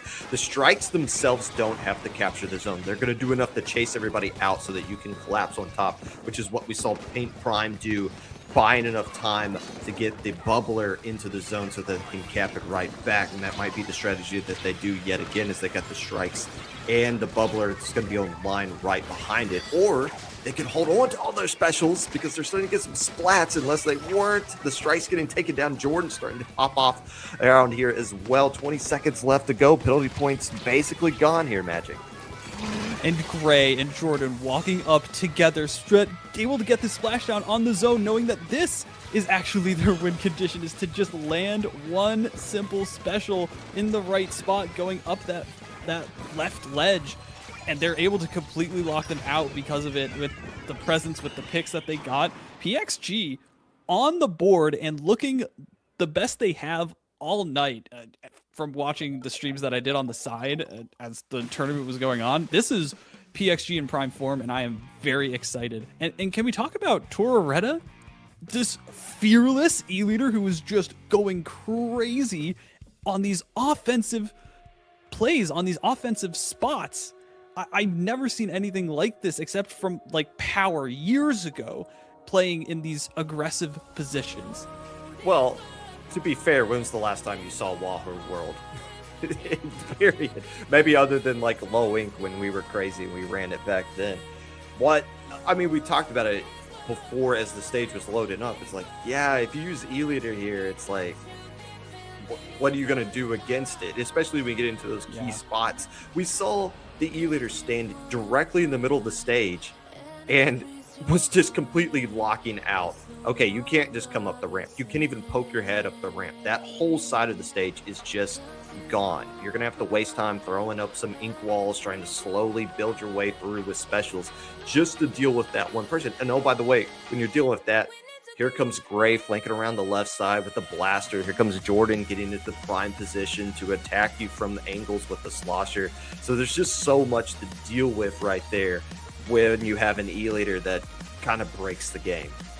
And then you have to choose to completely forego one of your prior plans. Ink Strike, right? Triple Ink Strike can dislodge the E-leader for a second, maybe if you landed in the right spot in the exact right way and don't get picked off in the process. Or you can send them up to zone, but then you lose any chance of dislodging that E-leader from a very comfortable position, and you're banking on these flanking plays and going under the carousel, trying to find any which way in, but it's such a bottleneck in the middle of the stage, and Gray and Jordan were doing so good at covering those flank routes and then using them to their advantage at the right time. They were playing it like it was the back of their hand. They were familiar with it, and that showed. I really think so. They fully knew their win condition. So I'm excited to see if PXG can hold on to this, but I'm curious to see what's going to happen when they're on a more standard stage, Popgun. Paint Prime so far in this tournament, 3-0 Content Cat, 3-0 Vacuum World, and then they just got swept by the number 1 seed Pacdora. So this is the best Western team that they've faced all night, which isn't much to say. They've only gone up against one, but this is a pretty solid 2-1 team, and this is a team that on paper you would think would have just the statistical advantage over PXG. Now, game 1, Wahoo World, we talked about, okay, you got the E-leader in the right spot. It's hard to overcome that, build up a huge lead. This is going to be the pick from Paint Prime, and now, well, they can't go to the airport because then we know they don't like that. But of course, PXG is going to get rid of a couple of things as well. Manta Maria and Barticle, then Dime taken off the board. That means Paint Prime gets to choose from everything that is remaining in what is essentially a must-win game here if they want to come out of this into a game 3 with something on the line. That's I'm so curious.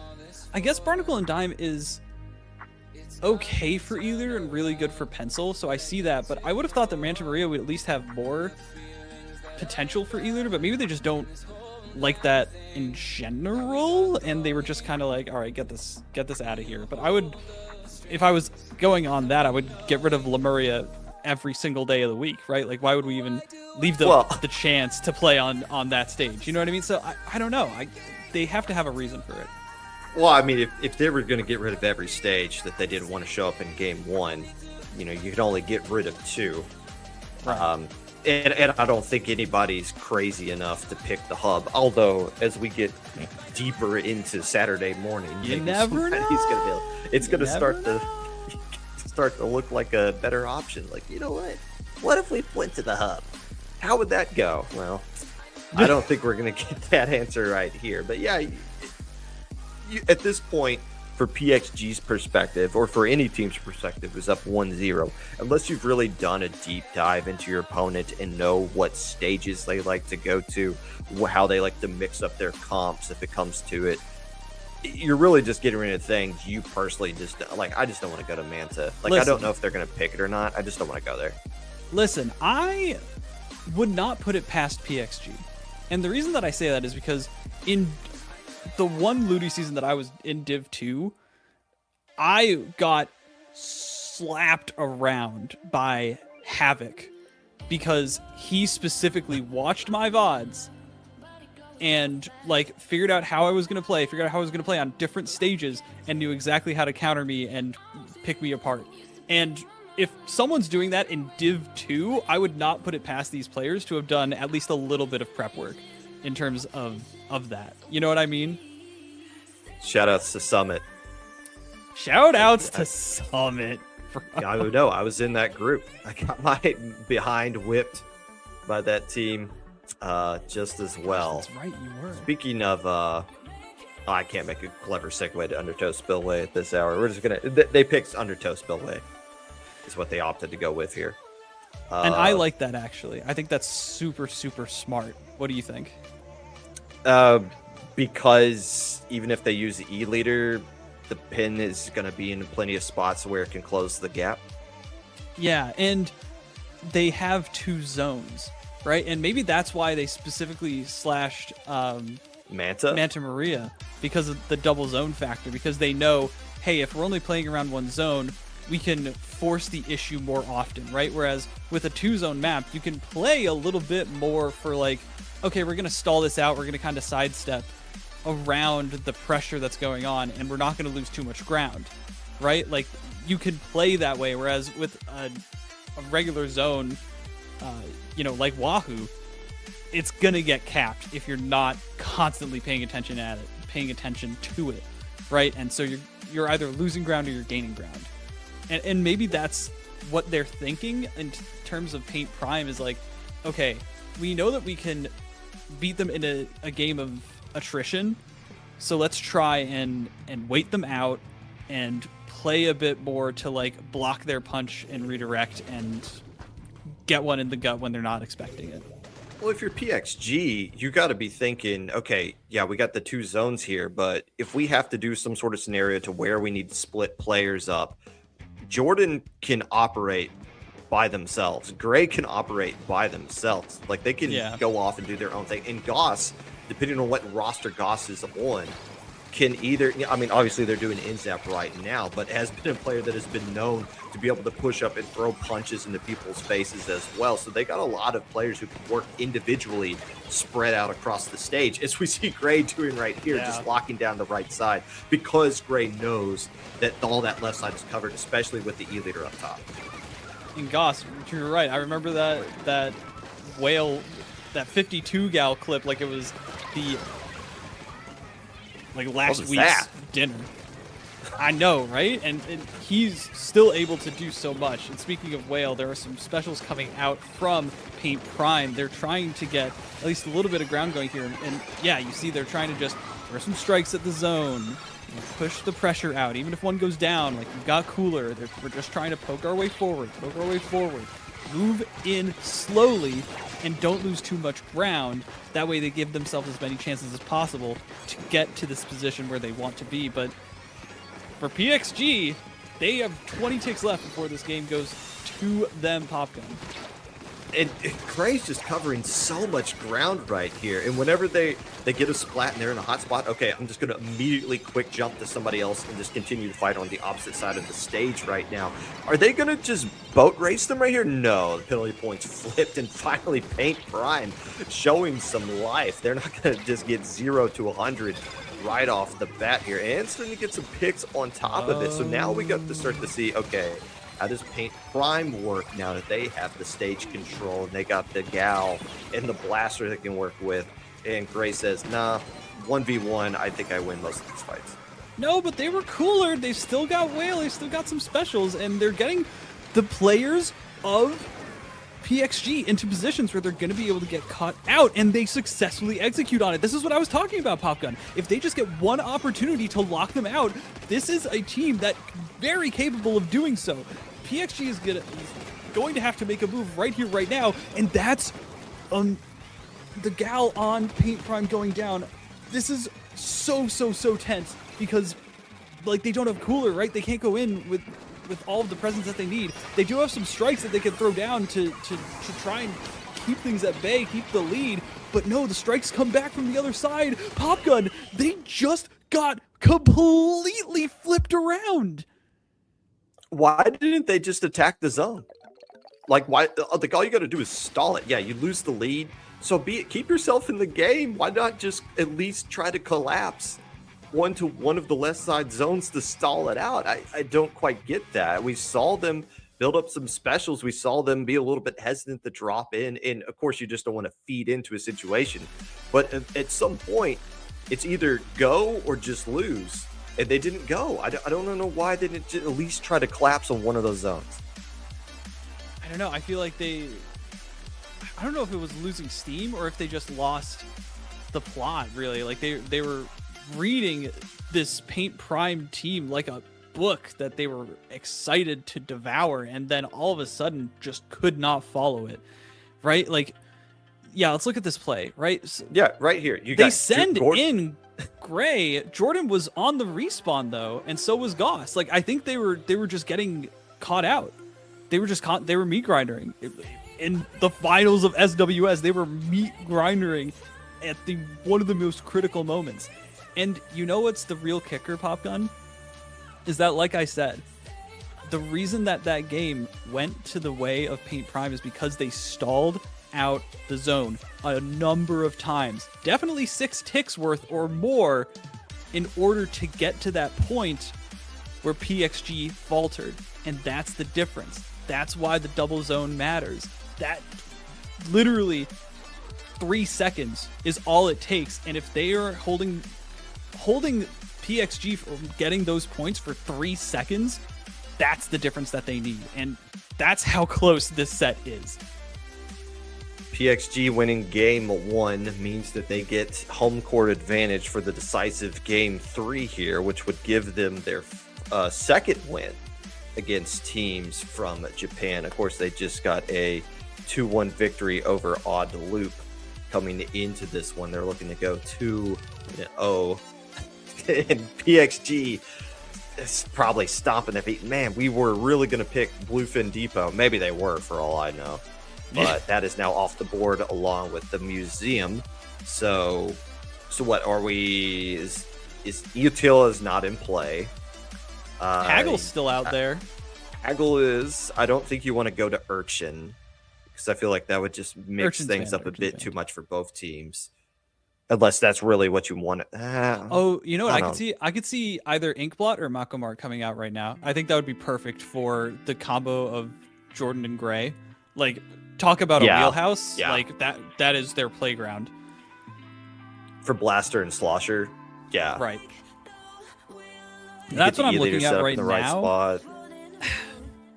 I think if you're PXG2, you could go for something more interesting like Mahi Mahi, but that's if you have a really good game plan for it. Otherwise, you don't want to risk it. I don't know. It seems like PXG doesn't know either, as they're taking plenty of time to make this pick. By the way, just to recap, we're tied 1-1 in this match. This is round 4. There are 6 rounds, and then we're all going to go Betty bye after this. So we are on the back 9 here.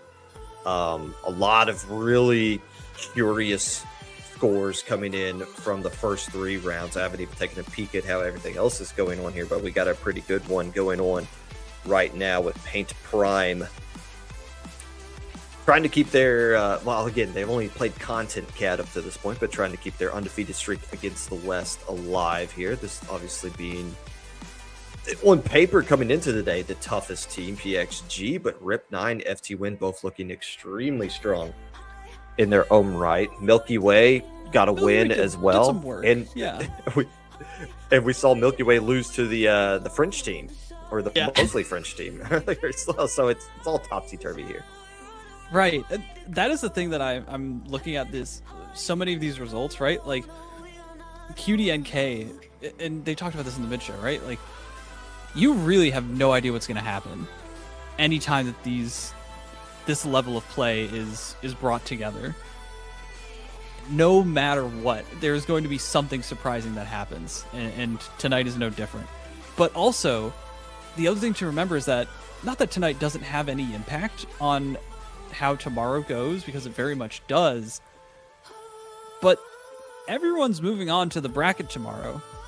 This is just like a tasting, right? This is essentially the warm-up, right? This is the teams getting used to each other, to getting used to playing at that level, to getting used to playing at this time slot, so that everyone's prepared and fully ready for tomorrow. And I think that's a great idea. And Popgun, speaking of great ideas, I think that we had one earlier when we were talking about Inkblot Art Academy. We were. And PXG might have been listening in and said, you know what? That makes a lot of sense. Same kind of concept with Mako Mart. You can get the Blaster and the Slosher in kind of the key spots. Maybe not as, like, historically dominant as something like Mako Mart. But again, you get that E-Leader up into not just the middle area, but other key spots can be beyond frustrating to deal with if they choose to roll with the same comp that they'll be using the first couple of games here. Still going to find ways to deal with that Gal, but that's any scenario. That's nothing new. Everyone has to deal with a Gal at some point. Well, folks, game 3 in round 4 of Swiss on the first day of the SWS Finals, that World Series Finals. Paint Prime versus PXG. They're playing to see who could come out on top and send themselves into a good spot for the rest of the night and the rest of the tournament. And this E-Leader is going to do work here, and I think that's also why they picked this stage, is because it's so hard to do those kinds of stall tactics. It's so easy for Jordan to get on the top of this block and get so much damage on these players and completely shove back the members of Paint Prime. My goodness. It wasn't even 20 seconds, Popgun, and they had completely successfully executed. Well, Jordan just beeline straight for mid and was able to dodge some of the chip damage that the Blaster was trying to throw out there, but could control the entirety of the zone just from jumping off of that tower and sharking along the side of it, able to get a splat, but providing enough turf coverage for the rest of their team to swarm in and cap the zone. And now look, they caught Paint Prime discombobulated. They got players swarming all over the place, catching some hands on the splashdown, and the E-Leaders just staying alive at the very bottom, not trying to put themselves at too much of a risk, because Jordan is doing so much to control the space right now. A few more splats, this is going to be a KO. It is, because they don't have the presence and the paint power to control this zone when PXG is fighting them. And that was exactly the game plan. They got these strikes and everything, but they need to win fights in order for it to count, to actually get some specials, to actually change the control of the zone. But it doesn't matter if Gray can just pop off and get every single player to completely return to where they came from. all the way back across the ocean. My goodness, Gray, can you please show me how you did that? Back in the day, you would just clip that and put that on social media. -4 right there. It's Gray keeps the streak going a little bit longer. And that was a key situation too, because that would have been if Gray gets splatted right there, all of a sudden PXG gets pushed back in their spawn. They're gonna have to fight their way right back out. Instead, the script gets flipped immediately. They only score 17 points. All the penalty points essentially gone right here. And yes, Squid advantage into the favor of Paint Prime barely, and they got a few players back in mid. But look who's coming right back down. It's Jordan yet again trying to get up top on that tower and trying to put this presence they had at the very beginning. It was a 2v2 on the stage, but it didn't even matter. The presence from Torretta and from the Zap Goss was too much for them to even like walk back in. They literally had to just sit there and watch as the zone was going blue. But now Paint Prime is back in position. They are finally able to get some points on the board, and they're the ones in the forcing position trying to force a PXG to make a wrong move. But I don't think they're going to be doing it because they just seem so sharp right now. Well, you say that, and then Gray just immediately goes down and gets galled. Like they're and there goes Goss too. Yeah, and now you got the gal in the right position, but Gray able to come right back, land some chip damage. The strikes are Splashdown's not going to land onto a splat for anybody. So now it just comes down to, can they be a little bit patient right here? They got the ink strikes ready to go, but there's going to be counter strikes ready to be fired off on top of that as well. And Gray trying to work up Jordan along this right side, able to get a splat before the strikes come out. Now Jordan's going to get a few more on the backside. Can they cap the zone with just the E-leader to go up against? The answer is no. There's no time left. PXG had everything that they could have wanted and more, but some very, very clutch plays from Paint Prime, and they were able to completely rip it out from underneath them. PXG having to once again feel that sting of disappointment after such a strong start, just like in game 2. That's twice. I mean, they could have very easily 3-0'd this team in dominant fashion. Like they could have, but it's so hard once you get put in a situation where we get a breakout of a lockout, as we see Paint Prime here. Whenever they finally got PXG pushed back, that was when they really struggled to break out of things. And that's why I was highlighting that play, that 5 down that Gray was able to put on earlier, because it prevented that. It prevented that same situation, and it kept control of mid, and it kept them in the right position they needed to keep the push going. But as soon as they finally found a way to deal with that, and you saw the players kind of drop in, and oh, here's the gal waiting for you. 2 down right away. Okay, you're spawning back in, but I already knocked you guys out. And now we got the specials to counter the ones that you guys are building up. And the pressure just seems to be getting felt when those lockouts were created. I think the key moment for me was that splashdown that we saw, that we witnessed, where Gray was on top of the wall and tried to get some paint on the zone, got some chip, successfully landed, and then tried to go for a splashdown after getting hit once. But it only looked like one of the hands landed, not 2. And I looked again and I was like, yeah, no, that's for sure what happened. They shot down both Gray and the other hand that would have gotten the pick on the player that Gray had chipped. That's like literally that's how razor thin these edges are right now, Pop Gun. Like, and I don't know if I shot down splashdowns for the entirety of Splatoon 2 and for a lot of Splatoon 3. Like, I'm very consistent with it. I don't know if I could have coordinated with my teammate to correctly shoot down both the player that was about to land that splashdown and then the hand that would have picked me off. That is crazy. Close match. Close match. Dude. And Close you're talking about if these two teams were to run into each other tomorrow, they got plenty of information to work off of like, okay, this is the stages maybe we want to try. But again, it's just going to come down to dealing with the lockout situations that they constantly, well, not constantly, they only found themselves in 2 and they got boat raced in both of them, 0 to 100 right off the bat. But we've seen plenty of flashes here out of PXG, and this was kind of the case with the Splat World Series last year as well. It's just flashes, but you can't put them away. You can't find a way to close these things out when it feels like you should. Just more of the same kind of problems, but more opportunities being provided in this one. Just to give you guys a little bit of an update on where we are in round 4, which is moving right along. Odd Loop, who just lost to PXG, they beat FTWin 2-1. Rip 9 Pig beat Arternus, Arternus, the team that beat Milky Way. Rip 9 beat them 3-0. Pacdora is currently up 2-0 over Let's Go Brother. King Ham 3-0 Milky Way. Rip. Hey, CutieNK got another win against the West. They beat Ascension 3-0, Vacuum World 2-1 over Rush, and Flowerman 2-1 over CutieNK. Oh, CutieNK going down to Flowerman. I would not have expected that. That's interesting. And I think the more interesting one is Rush going down in that 2-1. That's surprising to me. I don't know. I feel like Rush is such like a strong team that probably hasn't gotten like a lot of focus, right? But it is one of my, like, if I had to pick a dark horse, that's mine right there. Like, they can do such good work, and I've seen the players on that team do such good work. Popgun, you have a smirk on your face. What's going on?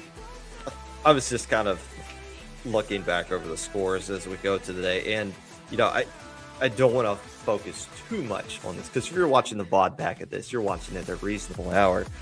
We are about to welcome in the Mountain Time Zone into Saturday morning, but it is relative to this story. I was kind of alluding to Gray popping off. Well, for Gray, it's starting to become almost 7-8 o'clock a.m. local time. So like Gray is getting into an actual morning time. The sun has risen, and the EU players are going to be energized. But I think there's one player that for one of the Japanese teams that's going to have to dip in the later rounds, and you're going to have to get a sub for that. Some of these other teams are going to be rotated in. You mentioned CutieNK. I'm pretty sure Pika Dave is going to be playing exclusively on the last back of the Swiss stage, because one of their teammates has to dip out. So you're going to see some roster turnovers just as players are waking up and they have to go do other things, and players are crashing out. And they kind of, you've been chugging down some coffee. You sub in for these last couple of matches. So that's going to be the difference, because you mentioned Rush. Rush started off 2-0, and then they switched up. Now they're 0-2 in their last couple of sets. You don't know how these rosters are changing from match to match as we go deep into leaving Friday night and getting into Saturday morning. And I am so glad that you talk about the relevance, because I feel like the West is so not used to this specific time slot, right? Like, people have adjusted to the Area Cup time slot. People have adjusted to the early Saturday mornings. But now, these late nights, I can't think of another tournament that has really done this specific spot, right? If this was BNS in the old days, we would just now be starting Top Cut. That thing lasted forever. You're so right. You're so right.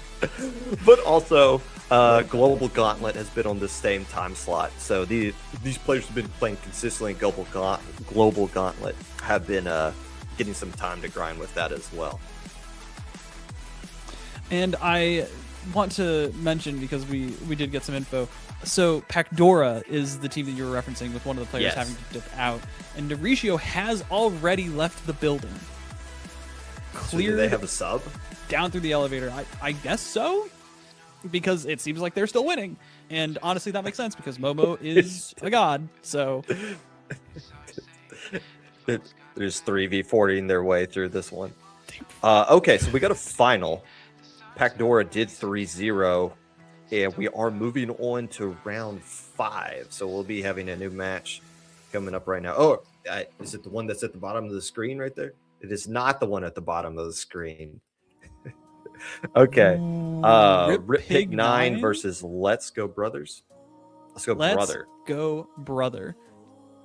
I have a lot to say about this, actually. Rip Pig 9, as I'm sure was focused on heavily in the pre-show. This is a team that obviously has so much presence in the West, right? But I was curious how they were going to do coming into today, because I feel like, you know, when Zenith and Azure took on like the rest of the field in some of the global gauntlets and everything, right? Like it wasn't like the most clean showing. You know, I wasn't convinced that they could like come into the finals and do well, but they have been putting up a show. I believe they have one of the 3 wins in matches from the four rounds prior, and they also have probably the best game record, if I'm not mistaken. Although, please fact check me on that. But if I'm keeping track correctly, yes, they are by far standing wise the best Western team right now, and one of the best teams out of everybody that's here. They started off the tournament by getting a 3-0 win against Cutie, which ultimately turned into that's not the most impressive of wins considering what that team has kind of been doing for the rest of the tournament. But still, Rip 9 gets the record for the first Western team ever to beat a team from Japan in the Splat World Series finals. It took round 1 of that. But they followed that up. They took a game off the number 1 seed, Pacdora, in a loss 2-1. They beat FTWin 2-1, a revitalized, looking really solid FTWin team. And they just 3-0'd the team from Japan. Or not the team from Japan. They threw out, help me again. I know it was said in my ear. I'm sorry. Yes. Eternus. They just 3-0'd them. So just looking at the standings, they're the number 3 team right now with a 9-3 record.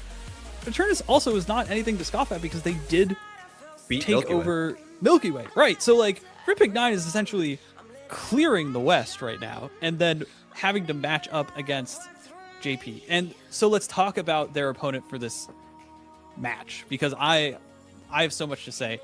Grand Rolbo, they are 2 of the most dynamic and interesting players to watch.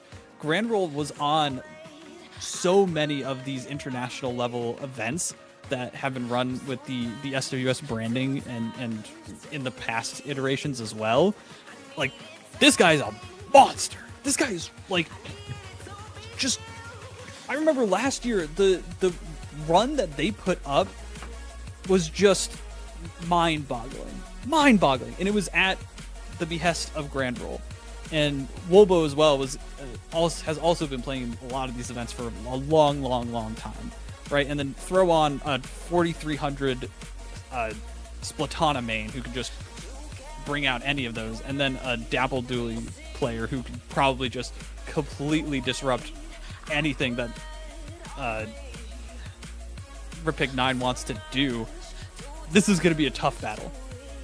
And we saw this team on round 3 going up against Rush, I believe. And we saw the Dapple player able to use red Dapples when necessary, when they were on a longer stage like Manta Maria, where they wanted those beacons to help benefit their team. So it's not just the reslider they can use. They can opt to change to that as well, depending on what random stage 1 could get thrown their way to where beacons would be a requirement. This is a fantastic opportunity for Rip 9. Like, let's go, brother. Where are they in the standings? Are they number 2? They are. They're number 2 right here.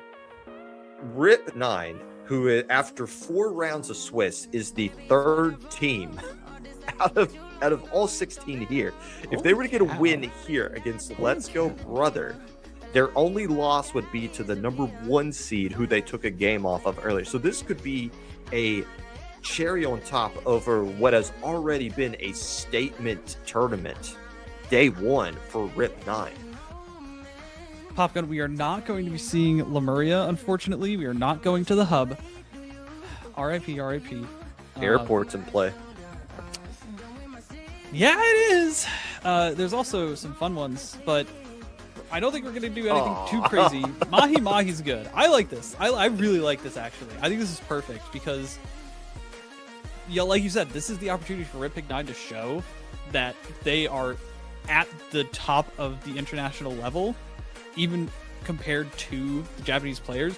How are they going to deal with Reslider on Mahi Mahi? Can they execute properly to prevent all of that shenanigans? And can they also follow that up with being strong enough to clear it out, knock them out on a stage that is so execution heavy? It's going to come down to, can they find a way to get behind the enemy lines, keep the fight of the Dapples away from the zone, make them burn their specials in ways that are going to be not firing a reslider right in the mid that auto stalls everything, if not straight up just caps it. So that's going to come down to that kid with the brush. And by the way, a player who just doesn't care, like a player who is not, like a player maybe like 2 years ago has been on the rise, but is at a point right now where it's just like, okay, there's a lot of players in this tournament who have bigger names than what I have. I genuinely do not care. I'm going to fight everybody, and more often than not, I'm going to win. And how the rest of the team capitalizes off of that hyper aggression that you can see coming out of a player that used to just throw out X-Splosh just for fun, but is now on brush. To have that kind of reckless confidence, I would give so much to have that back from when I was a kid running around the playground. You know what I mean? Because that's what it feels like. It's only going downhill, buddy. That's what it feels like watching that kid do this. Oh God, I know. Don't get me started. Pop gun. When you met me, I was what, 20, maybe. I'm 27. You were hosting that Purdue little meetup thing. That was the first time. 27, Pop gun. That's crazy, and you're married too.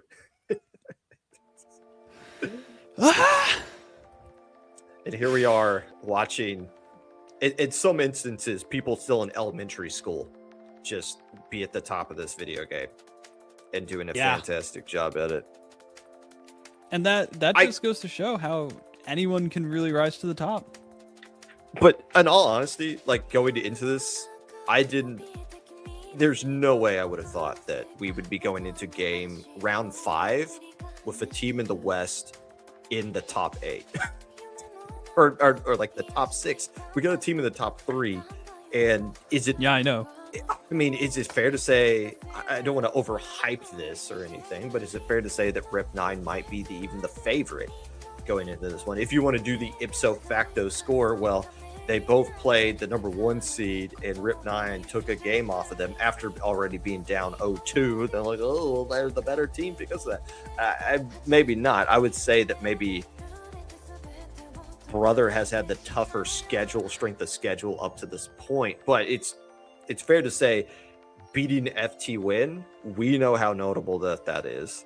And yes, the 3-0 against Cutie isn't as impressive as we might have thought just because of what the hell is going on with Cutie over the course of this tournament. Maybe they're picking up their steam in the later half. I'm not sure.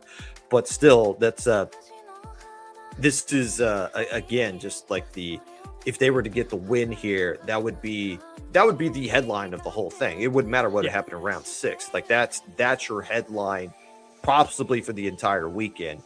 Rip9 far exceeds expectations.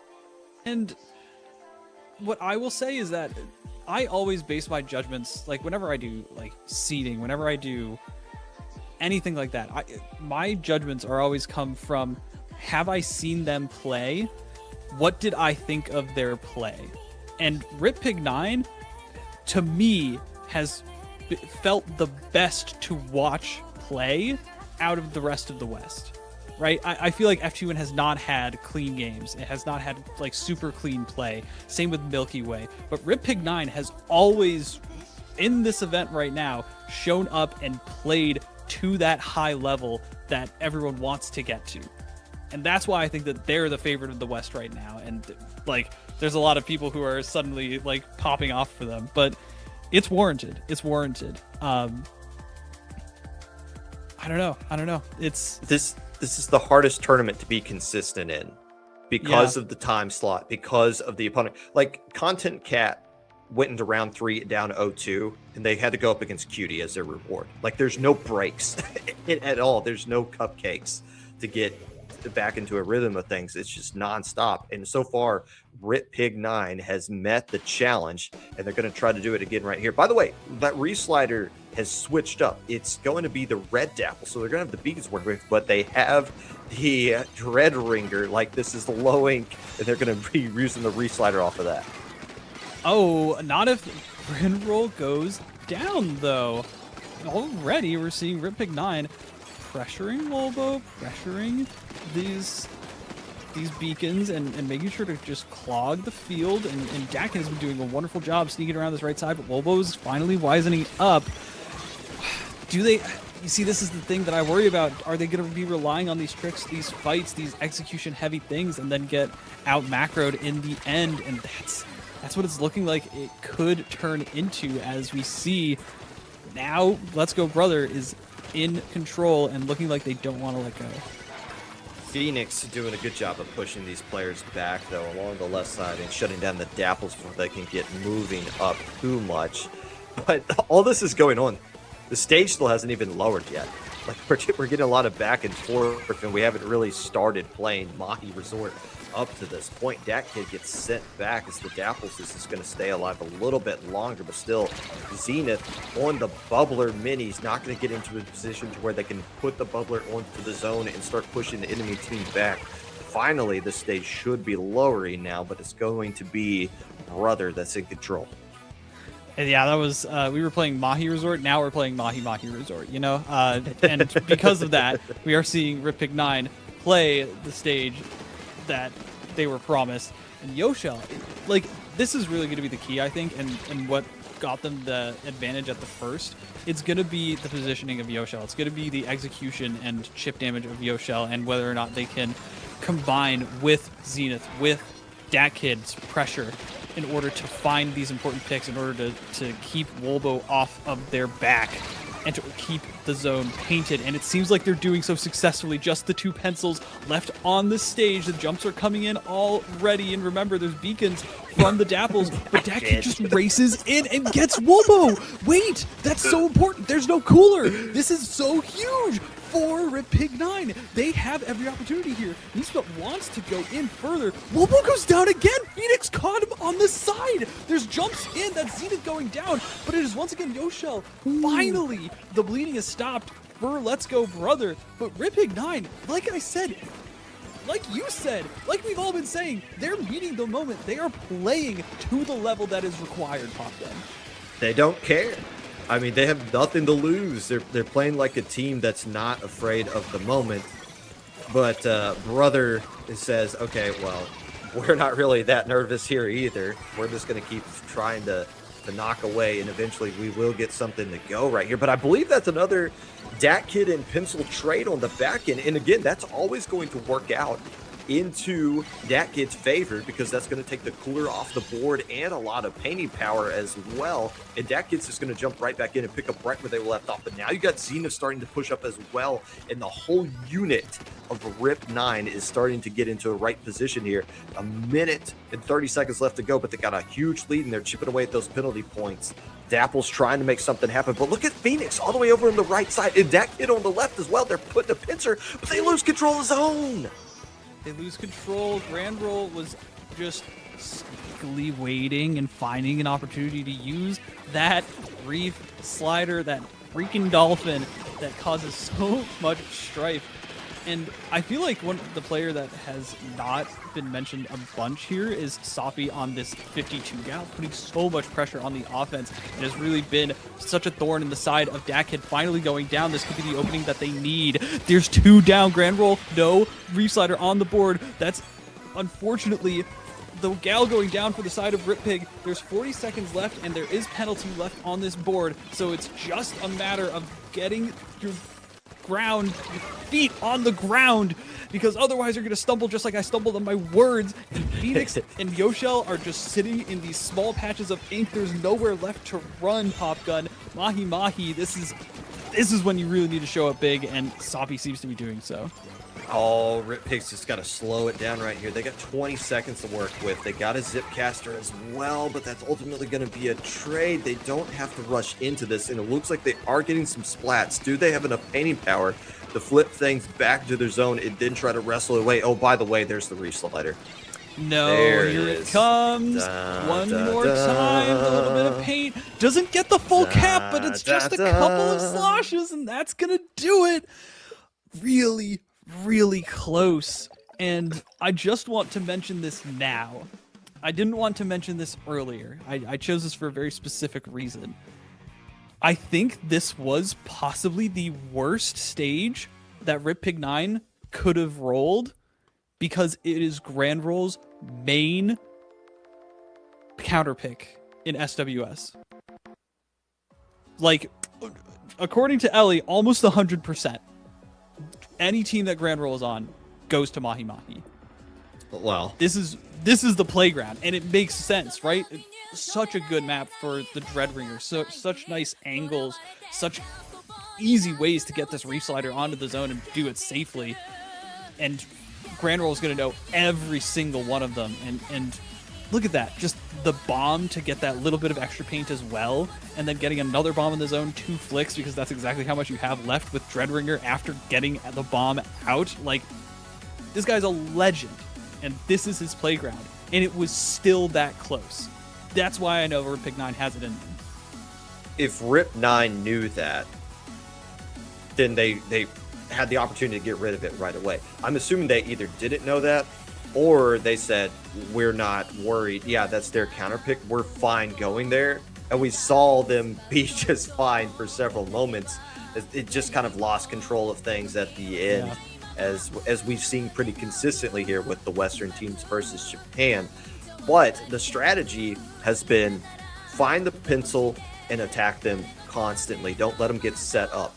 Yes, Brother ended up winning in that one, but I'm assuming that that pencil spent a lot of time getting back at their own spawn, courtesy of that kid escorting them. The problem was they just kept working out as trades consistently. They couldn't keep finding ways to start pushing up in conjunction with the rest of their teammates. There was one point there at the not at the very end, but Zenus was able to pop the bubbler onto the zone, but there was just nobody else around to take advantage of that space that they were captured and just got a mini in a 1v4. You just saw Zenus just keep backing up into a bubbler that was constantly shrieking. So, as you said though, even if that was severe home field advantage for Brother, it didn't really look like that. It looked pretty neutral back and forth. Just, you know, reslider do reslider things. Do you want me to drop some knowledge on you? Yes. So, there's two things that I think really separates Rip Pig 9 now that I've seen it in full, compared to like PXG in the last set. Look at the comps, right? You've got a good base in your paint and your pressure and area control and your uptime in the Splatland, in the pencil. And then you've got your offense. You've got the brush. You've got the Gao, right? That's how you're kind of working everything together. It's a much more, we're going to play and paint the zone and be able to break back in really quickly and easily, rather than PXG, who is trying to go for a quick knockout punch, trying to just completely bring down the hammer in one go. It's a much more sustained play style, and I think that makes the difference here. And it's much more akin to what Japan is Japan is doing, right? They play for sustain. They play to just make sure the timer doesn't get too far away from them. They play for burst specials on the zone, and they play to make sure that they can consistently give themselves a chance. And that's what Rip Pig 9 does so well. And that's why, like, PXG is going for snowballs. Rip Pig 9 is just playing optimally. I think that's the difference. And that's what I'm feeling right now from the comp, the play style, the back and forth, these moments that we see them finally open up. It's because they give themselves the opportunities to do so. And I don't know why Hammerhead Bridge just got chosen, Popgun. Because it negates everything you just said. Yeah, tell me about it. That's kind of what I was thinking. Is like, okay, well, let's just meet them head on, I guess, with our brush that likes to go down and take the angles right here. I mean, it's going to be Gal versus Gal, and they're going to use the beacons, which are going to really help out with the length of the stage. They still got the Dreadringer. Yeah, I'm kind of scratching my head with this one as well. Okay. Maybe it's specifically to empower Yoshell because they feel like the matchup between Volbo and Yoshell is heavily in Ripig9's favor, right? And you kind of see like, yeah, these early plays definitely do go their way, right? You see that if Yoshell is given the opportunity to sit and paint and put on pressure, like that's when they're at their best. And maybe that's what they're trying to like focus on, but you're just giving Grand Roll another map that's so good for Dreadbringer. Like, I don't know why. And then this gal, Soppy, is going absolutely bonkers. I don't know how they just these two front lines are just tearing Ripig9 apart in terms of their offensive presence. I was gonna say that's a little bit too much there, Red Dapples. Like, you can't just 1v4 the world and get away with it. But maybe they had cooler in the system and it didn't really matter because they can just hop right back on their beacons and they can just hold forward yet again, because that seems to be where oh boy, unless this is the Zipcaster heard around the world, I think we might be done here, Magic. Oh my might be a little something. Hold on. Oh no, there's no cooler left. No. Yikes. Well, you know what? I dropped some knowledge. I dropped some knowledge. Please drop some knowledge here. We need some knowledge. No. I already did. Yeah. And just like the window that I cracked open, it just fell flat on the floor. You know, like that was something, Popgun. I just like how you hyped them up. Hyped up Rip9, like this is all their strategy. This is what makes them so unique. They don't want to snowball. They want to play methodical. And then they're like, let's just go to the bull rush stage and just bat our heads against each other. And it turns out their gal can just kind of ledge camp. And while you're focusing on the gal, here comes the Dapples dealing around, so you can't fight too. You're going to be explatted. And oh, by the way, the Dapples is just going to try to spawn camp you. Fail, but they have the liberty to fail because they got beacons all over the place and soda in them, and it doesn't really matter. Like, in what world does a brush player say, yeah, Hammerhead Bridge? Are there like Zipcaster angles that are like, unique? I know that there are, right? I remember watching the Prochara videos when he was like first using Zipcaster and being like, oh my god, look at this. I don't know. I genuinely don't know what was going on with Ripig9 during that one. I wish I could tell you, and it upsets me that I can't, quite honestly. They still have an opportunity to salvage something here. How bittersweet would it be if they picked the stage that they were to win on this time around, because it is still their counter pick, although Brother gets the opportunity to erase 2 more here at this point. They've already won the match, and that is going to secure their spot at number 2.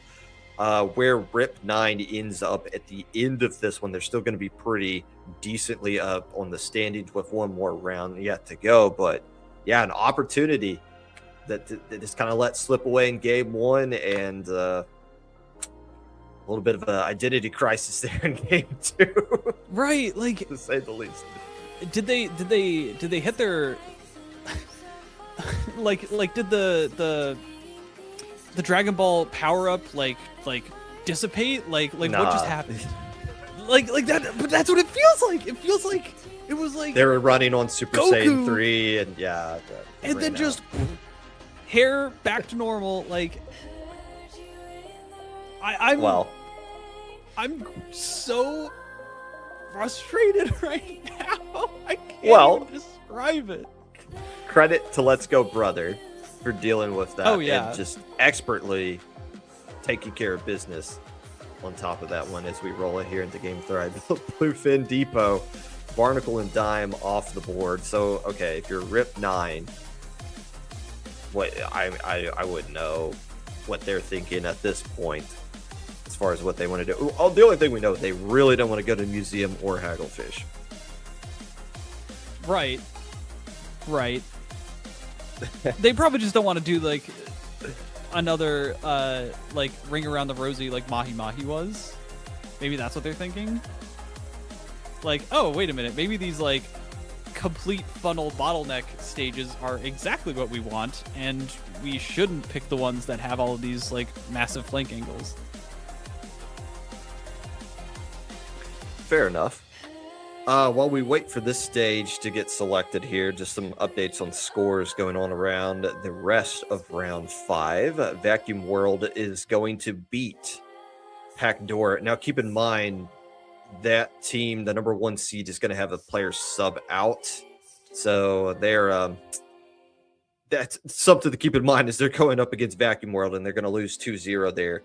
Point Prime and King of Ham tied 1-1. Ascension beat Content Cat 2-1. Cutie beat Odd Loop 2-1. PXG over the French team 2-1. Rush 2-0 over Milky Way. That one's a wrap. FTWin 2-0 over Flower Man. That's a wrap. And the one you are currently watching right here, 2-0 with Brother over Rip Pig. So nothing really jumps out to you from that last one. Maybe Ascension beating Content Cat, who hasn't had the hottest day.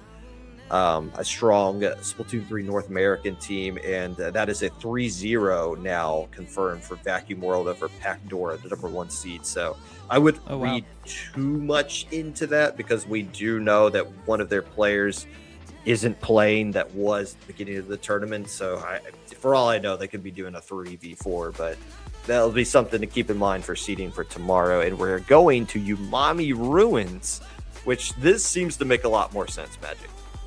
Definitely.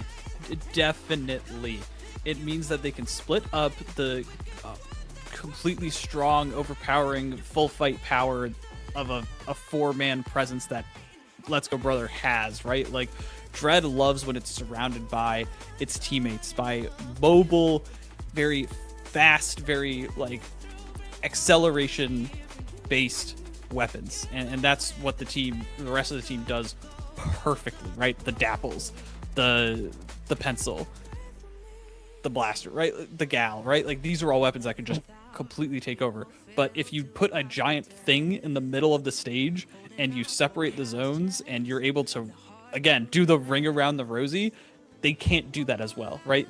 Dat Kid is going to have such a easier time going after Wolbo. This is a smart pick, and again, would have loved to see this sooner.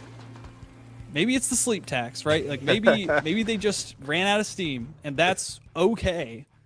But I want to see I'm rooting for Rip Pig 9, bro.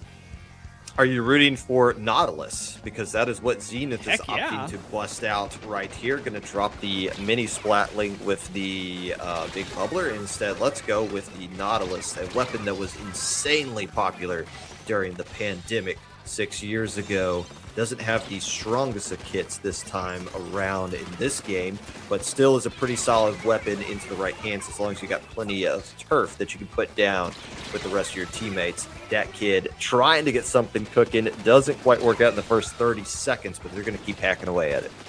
But it's so smart because it does exactly what it needs to against a team like this. It shuts down these super mobile, super acceleration heavy, like fast, aggressive, like we're gonna play around everyone kind of thing, right? Not if you get sharked, right? But you know, a Dapple Doolies can't just roll out of the way of the Nautilus shots because the fire rate's just way too high, right? The Dread is just gonna sit there while the Nautilus fires out.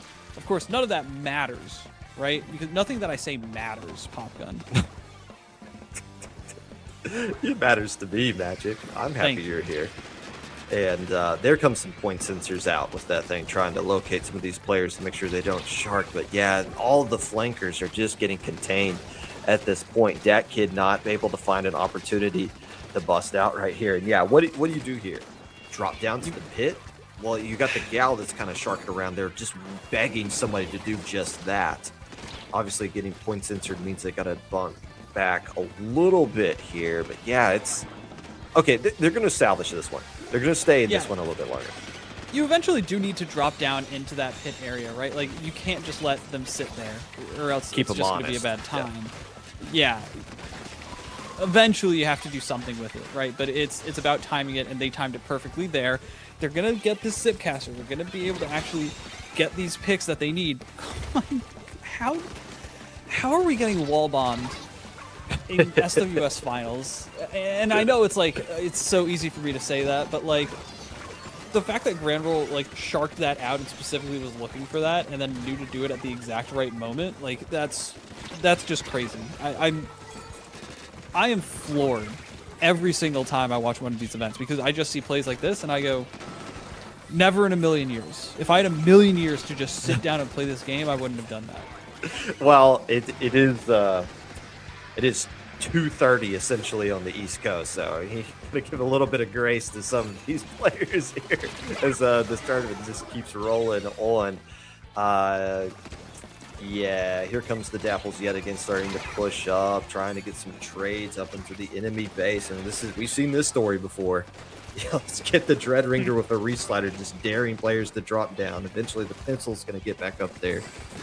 Zoppy's going to guard the right side if anybody's going to drop down, but yeah, there's not a lot of resources to go. Oh no, Zoppy's just going to try to just go straight up. But again, the rotation, realizing, okay, they're going to that right side. Let's rotate over there. Let's shut them down. Lockout complete. I said this could have been a statement for Rip9. It ended up being a statement victory, 3-0 for Let's Go Brother as they continue to climb up the standings for Japan. Wow. If you had told me during the first 2 minutes of that Mahi Mahi Resort game that this was going to be a 30, and like a absolutely landslide 30, not even like, oh, it was 30, but it was close. A landslide 30. I'm going to say it. I wouldn't have believed you. Would not have believed you. But that's what we ended up with. That's crazy. That is crazy. Well, if you had said that 3 hours ago, I would have believed you. But with how they've been playing up to this point is what has made you believe, like, oh, okay. But, grace where it is due here. They are going to run into a wall. And this is a tournament unlike anything. Well, not just because they're playing against Japan. There's literally no cupcakes. There's no warm-up rounds. Every single round is like a grand finals for this team. They played FTWin in round, 3?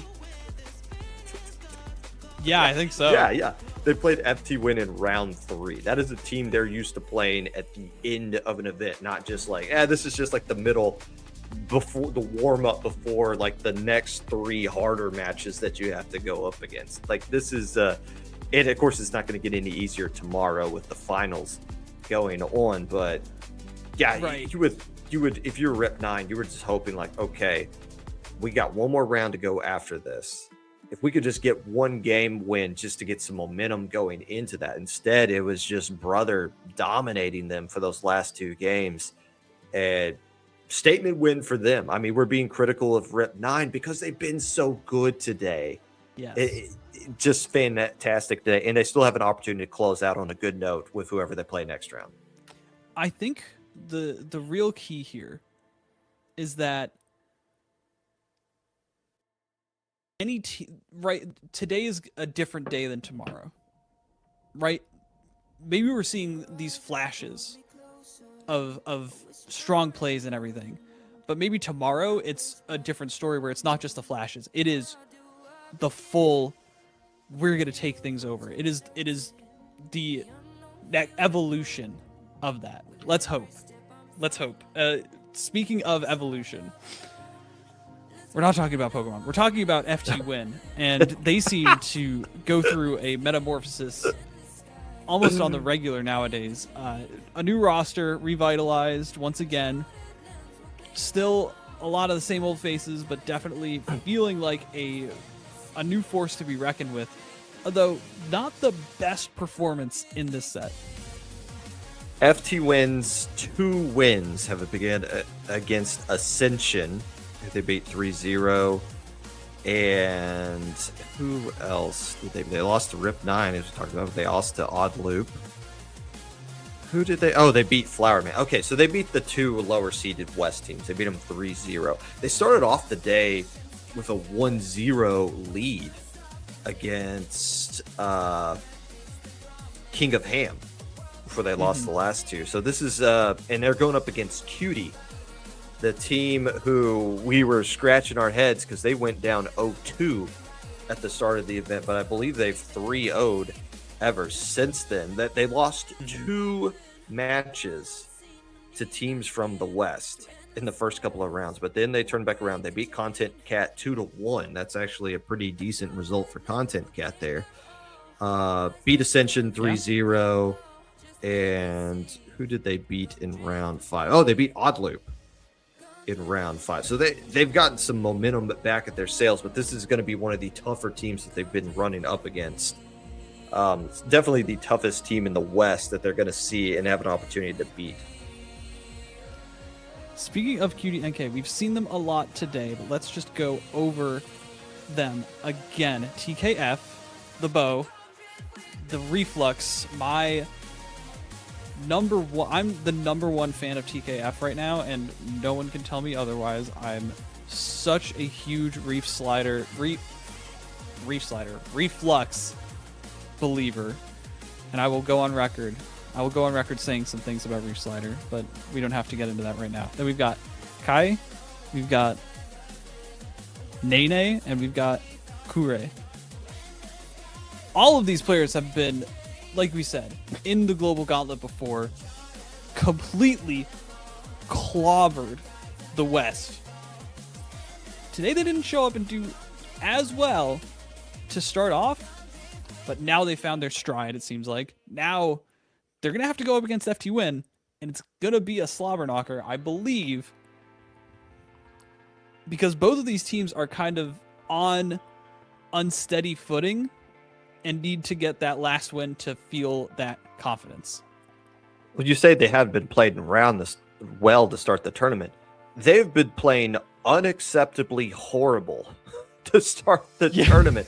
I mean, for a team that was undefeated in Global Gauntlet to come out and start 0-2 to teams from the West. I mean, we were in a separate call with the analyst desk, and we were legit like, is that the same roster? Is that the same weapons? Are they like, what's going on here? No, they're just straight up getting beat. And they seem to have found themselves in some footing. Like, they got wins against some weaker opponents. That Odd Loop win is pretty, a return to form for them. But now this is a great way to close out this tournament against whatever FTWin will have left in the tank. And, they're desperate to get a win against the team from Japan and feeling like this is their best opportunity to do that. Going up now with Scorch Gorge being game 1, a stage that was not so favored in the Splat Zone's world, but everything's on the table here, so just let it ride. Let it ride is right? There's no reason we should be doing this, but we have to. It's also another stage that has a jelly hanging on for dear life. You see that? Oh yeah, I love that. I love Hammerhead has that too. The jelly seemingly hanging on for death. The same one right there. No one's gonna help that person. Somebody call OSHA, please. Somebody fund OSHA, please. Anyways, let's get to this set. Splat World Series Finals, Day 1, Round 6. CutieNK versus FTWin. Revitalized both of these rosters. We've got the Reflux Deco with no cooler, no backline, just raw, unyielding pressure in offense. And I am here to see how they play this. Well, they eliminate Leafy right off the bat, saying, you know what, cooler doesn't really matter if we never get splatted, does it? And we can just kind of ledge camp right here, start pushing up, we get control zone and keep the fight away. The real trouble is going to be if they get across the Great, which they are right now. Now it's a party in the FTWin base, and this is this is not a solid opening. This is what we expected from CutieNK when we watched them the first time, and now we're getting to see it in full force. Here comes Bursty with that ink vac. Something that I feel like has fallen out of favor somewhat recently. Like, I have not been seeing it as much in this tournament especially. I know it's on some weapons that are pretty hard, but I thought that people thought it was stronger, but I guess I'm not with the times. Speaking of times, there's not a lot of time left for FTWin to get back into this game. Kyo finally getting rid of Kure and able to put down some strikes on this zone, but not flipping it. The ink vac shot did land, and that reef slider does go across the grates, but it's all for the offense, and they just cleaned FTWin's floor, gave it a nice old scrubbing. Like, the basement was flooded, and they just took out all of the baseboards and replaced them and said, hey, you gotta pay up. It's about time. Popgun, no! Well, it's just heartbreaking. It's 1:30 in Central Time. In the 3 matches you and me have seen, we saw PXG win first game and then just slip away huge leads the next 2. We just watched Rip 9. We just watched our top 3 teams just get. Well, I mean, that was it's not fair to call that a butt whooping. That was a butt whooping deluxe. And we're not used to seeing anybody do that to FTWin. Never. Not even like FTWin is the team that we would like send to Area Cup, right? That we would be like, you know, if we could just get FTWin to play against these teams, like they'd do so well, like they'd match up and everything, and as a reminder to what just happened, to what everyone just witnessed, Reflux, Deco, no cooler, 4 frontline, not even a balanced composition, and they got clobbered. What is going on, Popgun? Not a balanced composition. They're rolling in here with a solo queue comp. That's what I'm saying. This is a team. Think about where these 2 teams were, 5 hours ago? No, not 5 hours ago. It hasn't been that long. 3 hours ago, where you have FTWin, who's knocking on the door of getting a win, I think against Brother. Or no, Ham. Yeah. Ham's the team. King Ham is who they went up against. Yeah. They're 1-0 against them, and scrappy couple of losses back-to-back. They'll lose that one. Versus Cutie, who started off on, a 5-game losing streak for the tournament against Rip 9 and Milky Way, where these teams are right now, or at least what we saw in that first game. Now, there's a lot of factors that go into it. Japan, their day is only getting more awake as this going on. The circadian rhythm Canada and United States, it's only slipping further into insanity. That is a factor here. But you just look at how much these teams have changed so quickly. Oh, goodness.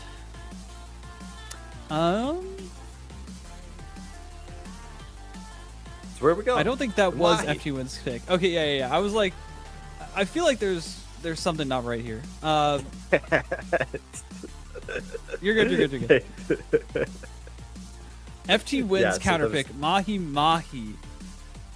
Are we about to see the Kyo Dread ringer? Is that what's happening right now? I don't even know that's an option, to be honest with you. I mean, I think you're still going to see the blaster coming out from. I guess Leafy could go sword at some point. Right. They felt so inclined, but the blaster seemed to be working out well earlier.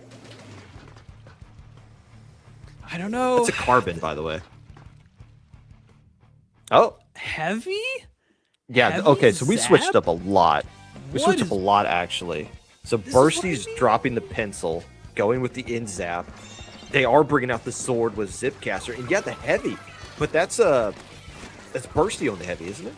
Yes, it is. It's kind of like a support-esque heavy, right? Like that's kind of this idea that's been rolling around right now. But usually you run that with double backline on a stage that's not 4 front lines Yes. heaven, right? Like you talk about a solo queue match.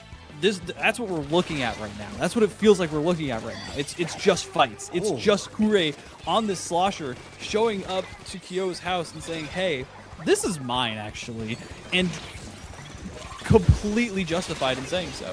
Finally, we see Leafy take out TKF on this reflex, but Popgun, it's been a minute in this game, and it's almost a full knockout.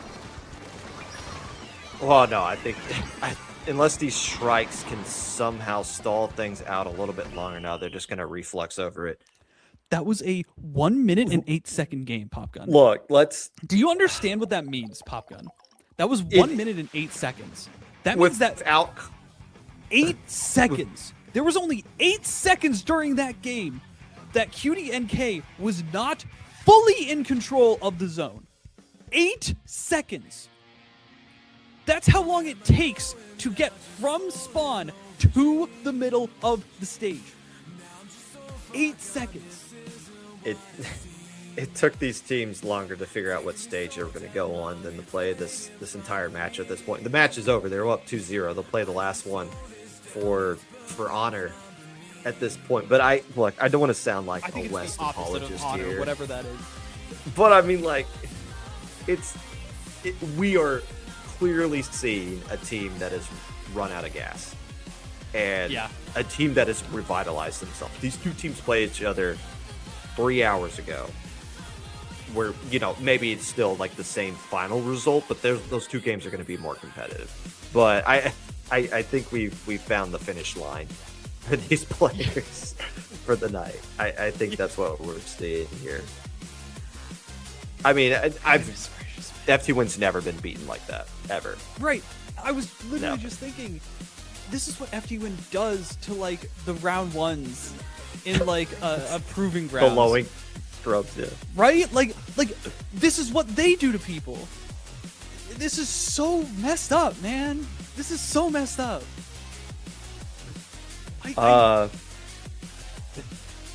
Yeah. Maybe I'm the one running out of gas or something, but, like... No, I it's... don't know how to deal with this Popgun.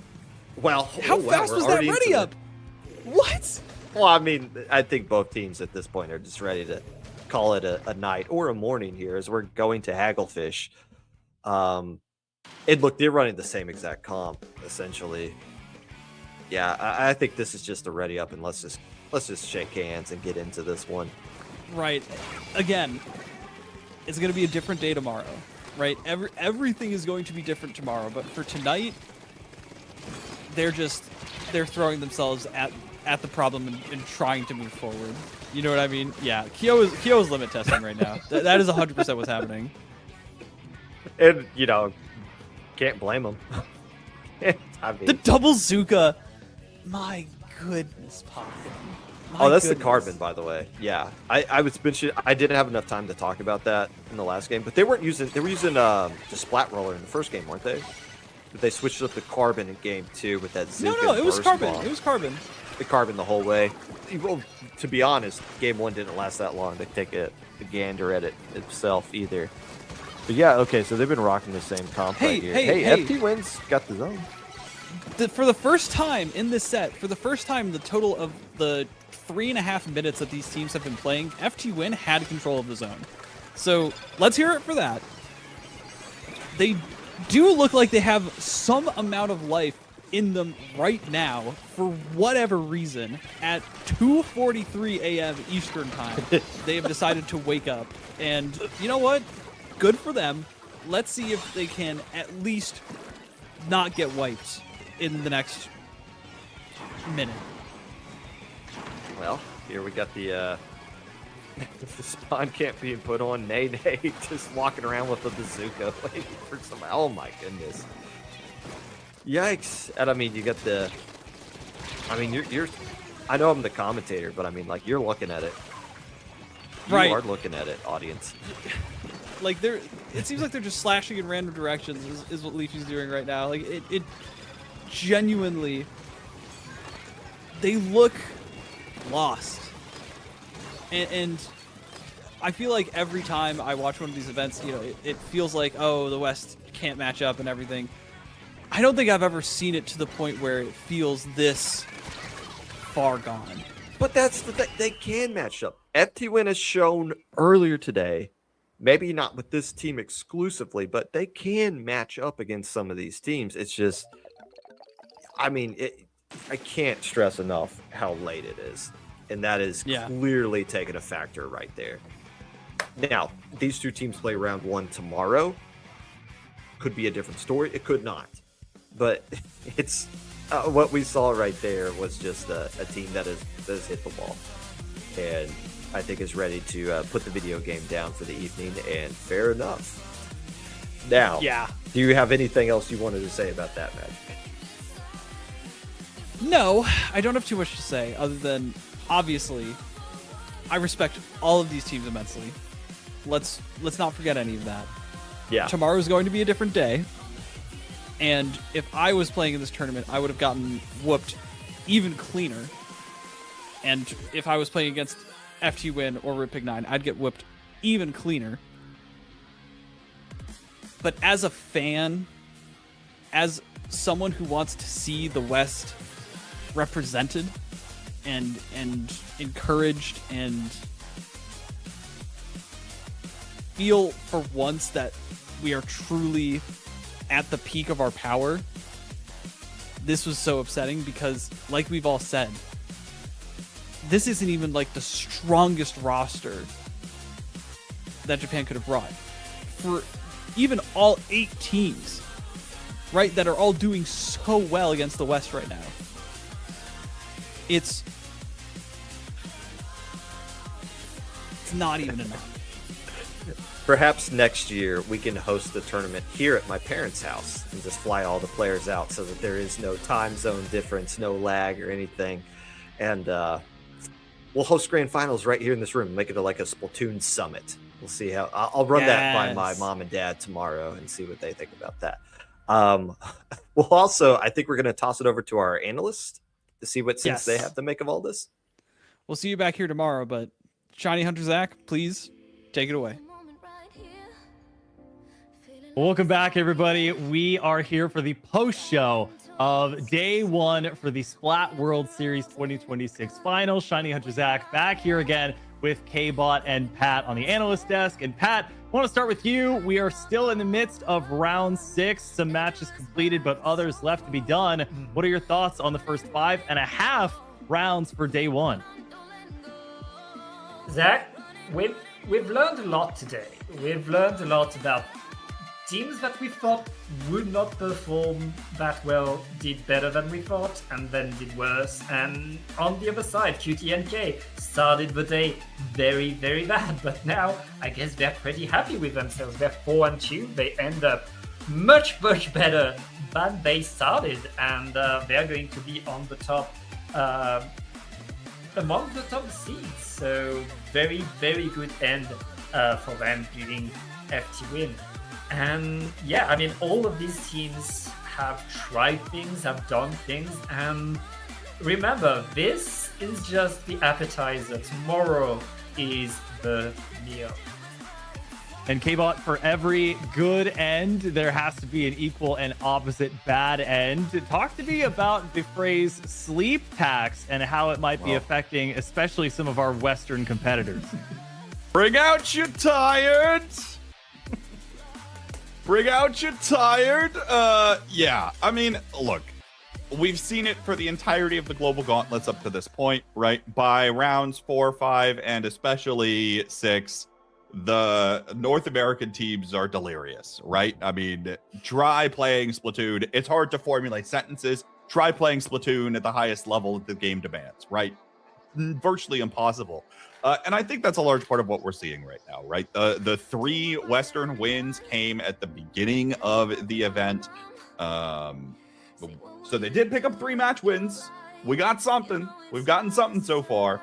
But reality of the situation, right, is that as we go further along, we're asking people who have probably been awake since 6 in the morning to continue to be awake, right? And that's that's going to be hard no matter how you slice it. But to that end, before we dive into the actual results and to preview tomorrow a little bit, Zach, I do think tomorrow will be less of an issue because we get players that can sleep in on this side of the ocean, and they'll be hopefully a little more energized and ready to roll after having stayed up for a whole night the night before. So I expect the endurance factor to be less of a problem tomorrow. Granted, whether or not the Western teams stay alive for long enough in tomorrow's double elimination bracket for that to matter or be observed at all remains to be seen. But I think, you know, the conclusion of this end, if you're watching this back in the morning, probably wasn't the most fun to end up seeing, right? But it's the reality of the situation. The only reason I am like marginally able to make jokes right now again is because I took a 4-hour nap. So most people probably didn't get that.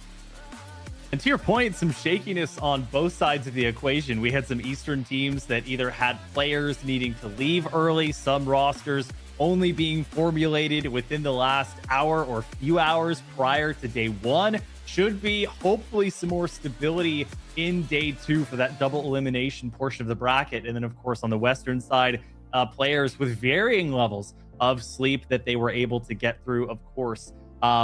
We may possibly have Area Cups stream. So the Area Cup stream is still going on for the Rush versus Paint Prime match.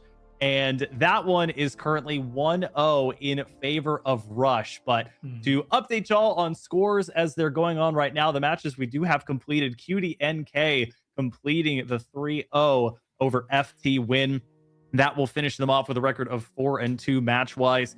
We had Milky Way with a 3-0 victory over CutieNK, just their second match victory of the day, as CutieNK falls to 0-6 on the day, but a lot of close matches for them, 1-2, basically from round 2 through round 5. And most recently, PXG completing the sweep 3-0 over Rip Pig 9. So yeah, definitely an interesting one there. And it looks like we will ideally swap over to that Area Cup stream here, where they've just, I believe, completed the second game. That one, K-Bot, on Bluefin Depot, which is something I didn't really expect to see a ton of today, as Rush takes game 2. Yeah, one of the things that's been interesting to track, we were talking about a little bit, was stage selections, right? We've seen a handful of Bluefin Depot. We've seen decent amount of Umami Ruins today, that maybe not as expected. Seen a lot of Sturgeon, a decent amount of Sturgeon, but I was mostly thinking Undertow as well. Undertow I expect to have seen quite a bit, but it also seemed to have come up quite a lot. The teams were favoring it in some ways. So it's been interesting to watch some of those stage selections and see some of the implications of those. Obviously, we didn't get to watch the full game of this one in particular on Bluefin, but I think there's a little more diversity than we're used to seeing in the stage selections, which is a excellent and welcome change, I think.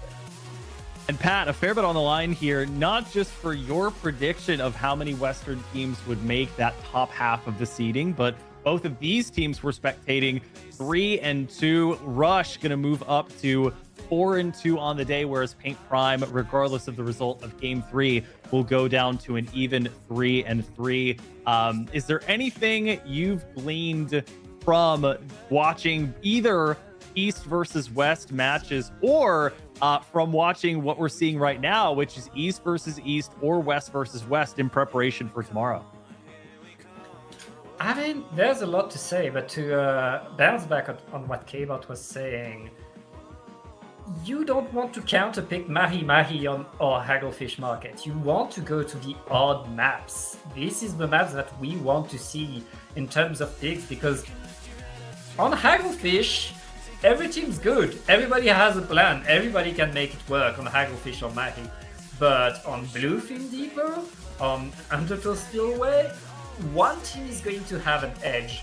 So as long as you know your strengths, these maps that are not as common, they will be better for you if you know what to play against that opponent. And right there, we see the teams that are able to play that counterpick game well.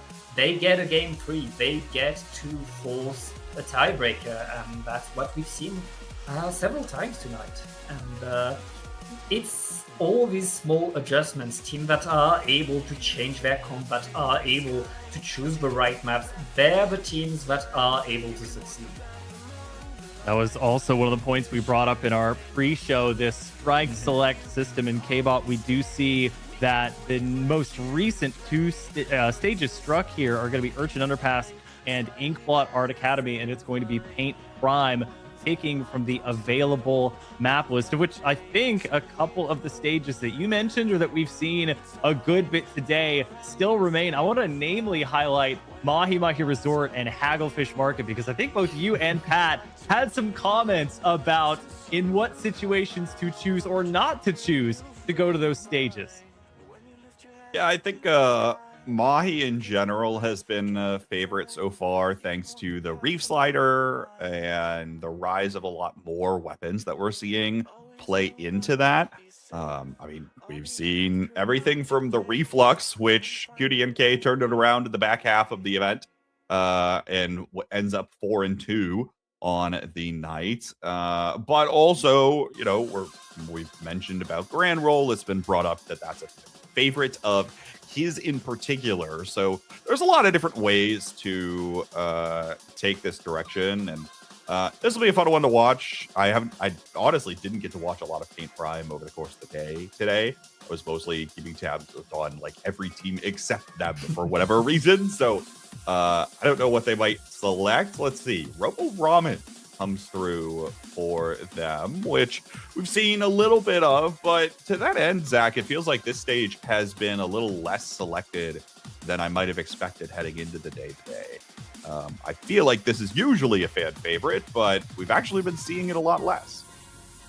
Yeah, and to that point, you know, Pat, I think when we were watching some of the matches, we're talking about this with the 2-zone stages as well, where, you know, in the West, Umami Ruins had been seen quite a bit, but Undertow Spillway was never truly gone, and Undertow Spillway has seemed like the premier 2-zone stage to come to. And this type of event where it's zones only, you have the strike select system, it brings about some stages that I think you would rarely see otherwise, thinking like the Eeltail Alleys and the Mincemeat Metalworks of the world. To see Robo Ramen here, kind of a breath of fresh air amidst some of what, you know, other options were still maybe there. Yeah, Robo Ramen has been one of these solid maps that we see for zones quite often. They're picked and they worked well. You have to zone your opponent, and kind of like Mahi, it's the kind of map that gives opportunities for every player. For every weapon, for every wall, you'll have something to do on this map. And that's also kind of why I don't think it's necessarily the best counter pick, but when you're on game 3 of the final round of the Swiss stage, maybe what you want is comfort. Maybe what you want is something where you know you'll be able to perform well and do your job. And right now, Paint Prime, this is their shot at getting a game off of Rush, even though Rush already has won that playoff 3. Yeah, the playoff 3, again, gives you more experience. You don't get to obviously face as many teams as you might like, but you do get to see their records and experience that in just looking at the compositions here. The Claws 96 hasn't come out a ton, but this 52 and 96 gal, this feels like something pretty standard from the West. And for everybody at home, this, of course, will be our last game of the day. Every other match has been fully solidified in K-Bot. To my knowledge, I think the seeding, even independent of this game, with the 2-0 result already going in favor of Rush, is also already pretty much done. So this is somewhat of a formality, but a good last chance to get to check out some day one action before we head into that double elimination format tomorrow. Yeah, I believe that to be the case, and we'll keep working to make sure that the seeding is finalized, and hopefully before we leave, we'll get a quick look at the bracket before we head out. Hopefully that's the case, so stay tuned. In the interim, though, want to talk a little bit about the day's overall results. Japan versus the West was 17-3 in matches over the course of the day today, and was 47-13 in games for about an 18% win rate. for the West in terms of games played today. Not terrible, better than last year, so we'll take that at this point. And again, like I said, there's maybe a world where they're a little more ready, a little more rested and rejuvenated heading into tomorrow's play. So there's a chance that that number could even go up from where it currently resides. Maybe some empirical evidence for your sleep tax. I think at the midway point, we were hovering around 27-ish% in terms of the win rate, down maybe to 18 after the last 3 rounds of the day. But the true actual placement of that will come tomorrow with that double elimination format, as we are seeing Rush holding on to the lead in this final game, looking to make a 3-0 sweep out of things. And, you know, Pat talked a lot about most of these teams, and I think a lot of what we saw today was not surprising, but a fair bit was decently shocking. There were some results, there were some, you know, maybe closer matches than we expected. Anything that you want to highlight as saying this is the 1 or 2 things that really kind of caught me off guard today, or that I want to see if it continues into tomorrow? I mean, on the side of the West, they were a bunch of surprises. We saw our top 3 teams that we used to see at the top, PXG, Milky Way, and FTWin, struggle, honestly, throughout the day. PXG was able to bring it back. They're going to be the only Western team on the top half of the seeding. My bad. But, like, FTWin and Milky Way struggling very much to establish themselves, even against other Western teams. They were having a rough time throughout this day, and that's something we'll have to see if they're able to adjust before tomorrow.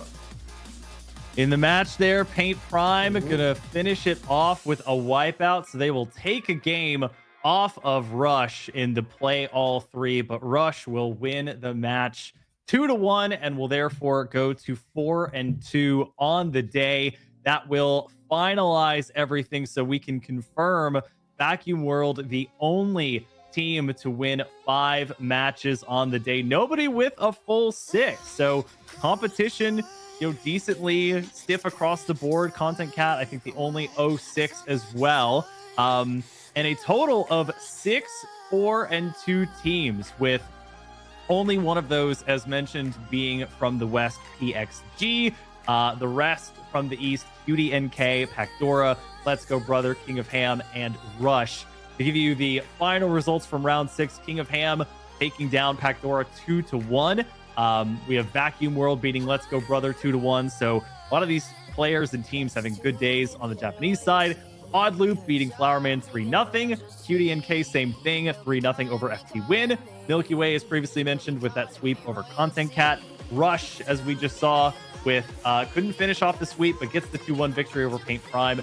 PXG with a 3-0 sweep over Rip Pig 9, and Eternus with a 2-1 victory over Ascension. Eternus will move to 3-3 on the day as well. So K-Bot, everything in place, hoping to get the bracket set up here. Now that everything's finalized, same kind of question to you as to Pat. Any surprises, anything that really sticks out to you or that you're going to be honed in on for day 2? I think it's interesting. You mentioned there briefly that there was no team that came away with 6 wins outright, right? Now, as we kind of have joked about in the behind-the-scenes call, Mauricio had to leave on Pacdora, so maybe there's a chance Pacdora could have come out with a few more wins over the course of things. Of course, that remains to be seen, but regardless, right? I think the fact that no team got 6 wins, and additionally, a lot of teams I feel like are really close. Even CutieNK, who was 0-6 in matches, took 4 2-1 matches, right? Over the course of the day, we were kind of joking about that too with the call. Like, that's got to be the most frustrating thing ever. You go 2-1, 2-1, 2-1, 2-1. That's a testament to the level of skill that we're playing in this event, right? Overall, I think the other thing I'm curious to look out for largely is which Western team is going to show up tomorrow. We saw Rip Pig 9 have a decent amount of success Even I want to say Eternus actually showed a decent amount of success here as well. I think we haven't really given them a lot of screen time over the course of the day, right? There's a handful of reasons for that. But they did come in as a pretty strong 5th seed and took a lot of game 3s, took a lot of things down to 2-1 or 1-2, rather than just completely folding. And so I think this is a team that can potentially make waves tomorrow. Whether or not they'll be able to do it versus the Japanese talent, of course, remains to be seen. But there's a lot of factors at play, and trying to predict what we have now is nigh impossible as we head into the day tomorrow. Yeah, I was properly, I think, impressed with Eternus, and they should have pretty decent results. You know, you have easy MD members coming onto that squad. I think Reiki did very well on the Splatana Stamper in several of the games that I watched. You know, Weapon, I think, too, up there. And they're facing some tough competition. I think for all of the Western teams, it's always going to be a level of, okay, how many other Western teams versus Eastern teams do you face in the seeding portion? And playing well today, I think we also kind of mentioning that call as we were watching all the matches kind of talks about, okay, maybe there's an element of, to some teams, this may not mean as much as day 2 because it is purely for seeding and nobody can be eliminated. But that really helps to determine how tough or easy your path is going to be. And there are lots of teams that can make a loser's bracket run, but it is never something that you want to do if you can have an easier path. So we do have the bracket up, and here it is from top to bottom. So this, as a reminder, double elimination, best of 3 up until the semifinals of both the winner and loser side, at which point it will go to best of 5. We will start with Vacuum World versus CutieNK. Then we will have Paint Prime versus Rip Pig 9. Again, both of, in fact, a lot of these, the first 3 that I'm seeing are East versus West. The third one being Let's Go Brother versus FTWin. Then we have King of Ham taking on Oddloop. CutieNK taking on Flower Man. That's East versus West.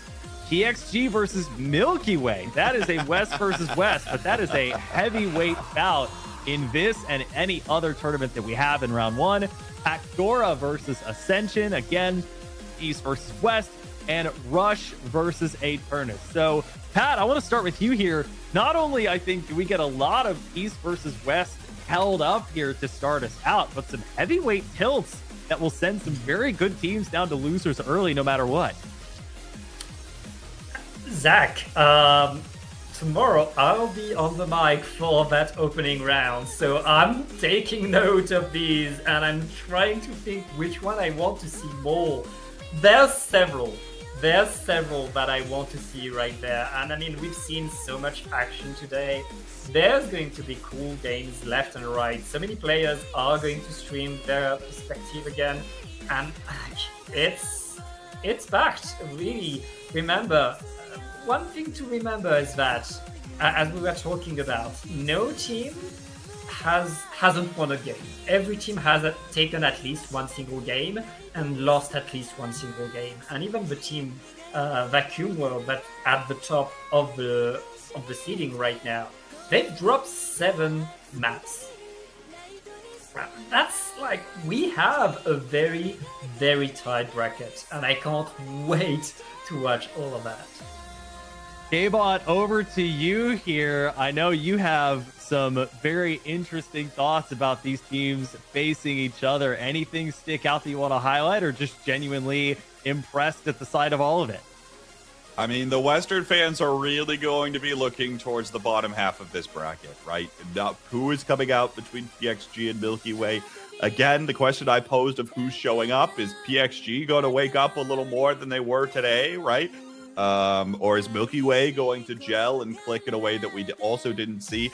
Also, by the way, Rush in, we were mentioning Eternus, right? They play Rush. I think that one might be pretty exciting to look out for in round 1. Probably going to be an underscore of the overall flow of the bracket, given that neither team is probably likely to go super far if we had to guess based off of today's standings. But I think there's a lot of interesting matches here that are going to be able to go a lot of ways. And the team that comes out of the top of the winners half and loads into winners bracket finals is going to be interesting to see who that ends up being out of the Japanese side. And I think a lot of our questions will be answered after even the first 3 rounds there tomorrow of who are really going to be the players that start separating themselves from the rest of them. Well, gentlemen, final thoughts time. Day 1 is now basically behind us here. The seeding portion is completed and the bracket for day 2 is now set. Pat, anything you want to highlight about today or what you're looking forward to tomorrow? We had surprises today. And I believe these players, they have more surprises for us. Here we go. I believe, K-Bots! It's the belief again. It's The motif. belief. I always will believe. We've seen things we were not prepared for. And I know we'll see more. Hey-Bot, you and I are on the microphone tomorrow for the last segment. Anything from today that you want to keep in mind or take on to the finale, the true day 2 finale of the Splat World Series 2026 finale? Oh, certainly I'll be watching out for a lot of the Japanese talent, right? The challenge I issued was not successful for the Western side, right? I asked who could make top 4 in the Swiss standings.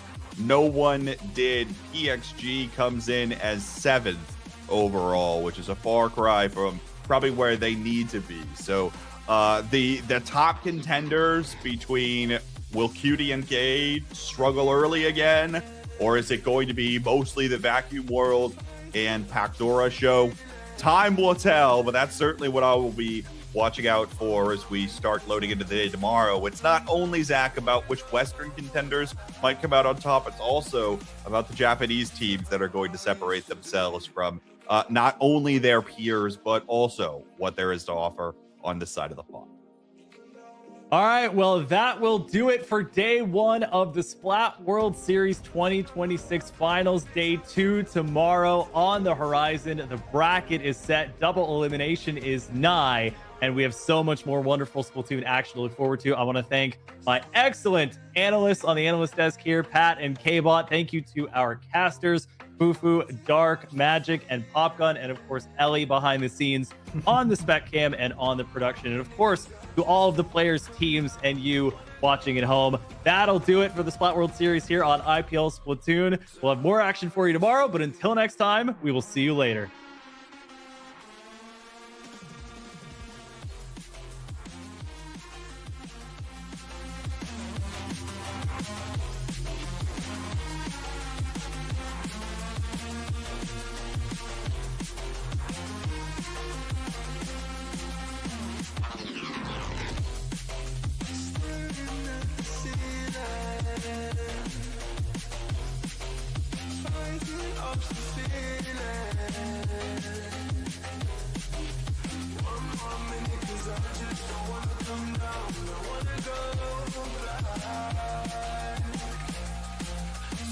I used to be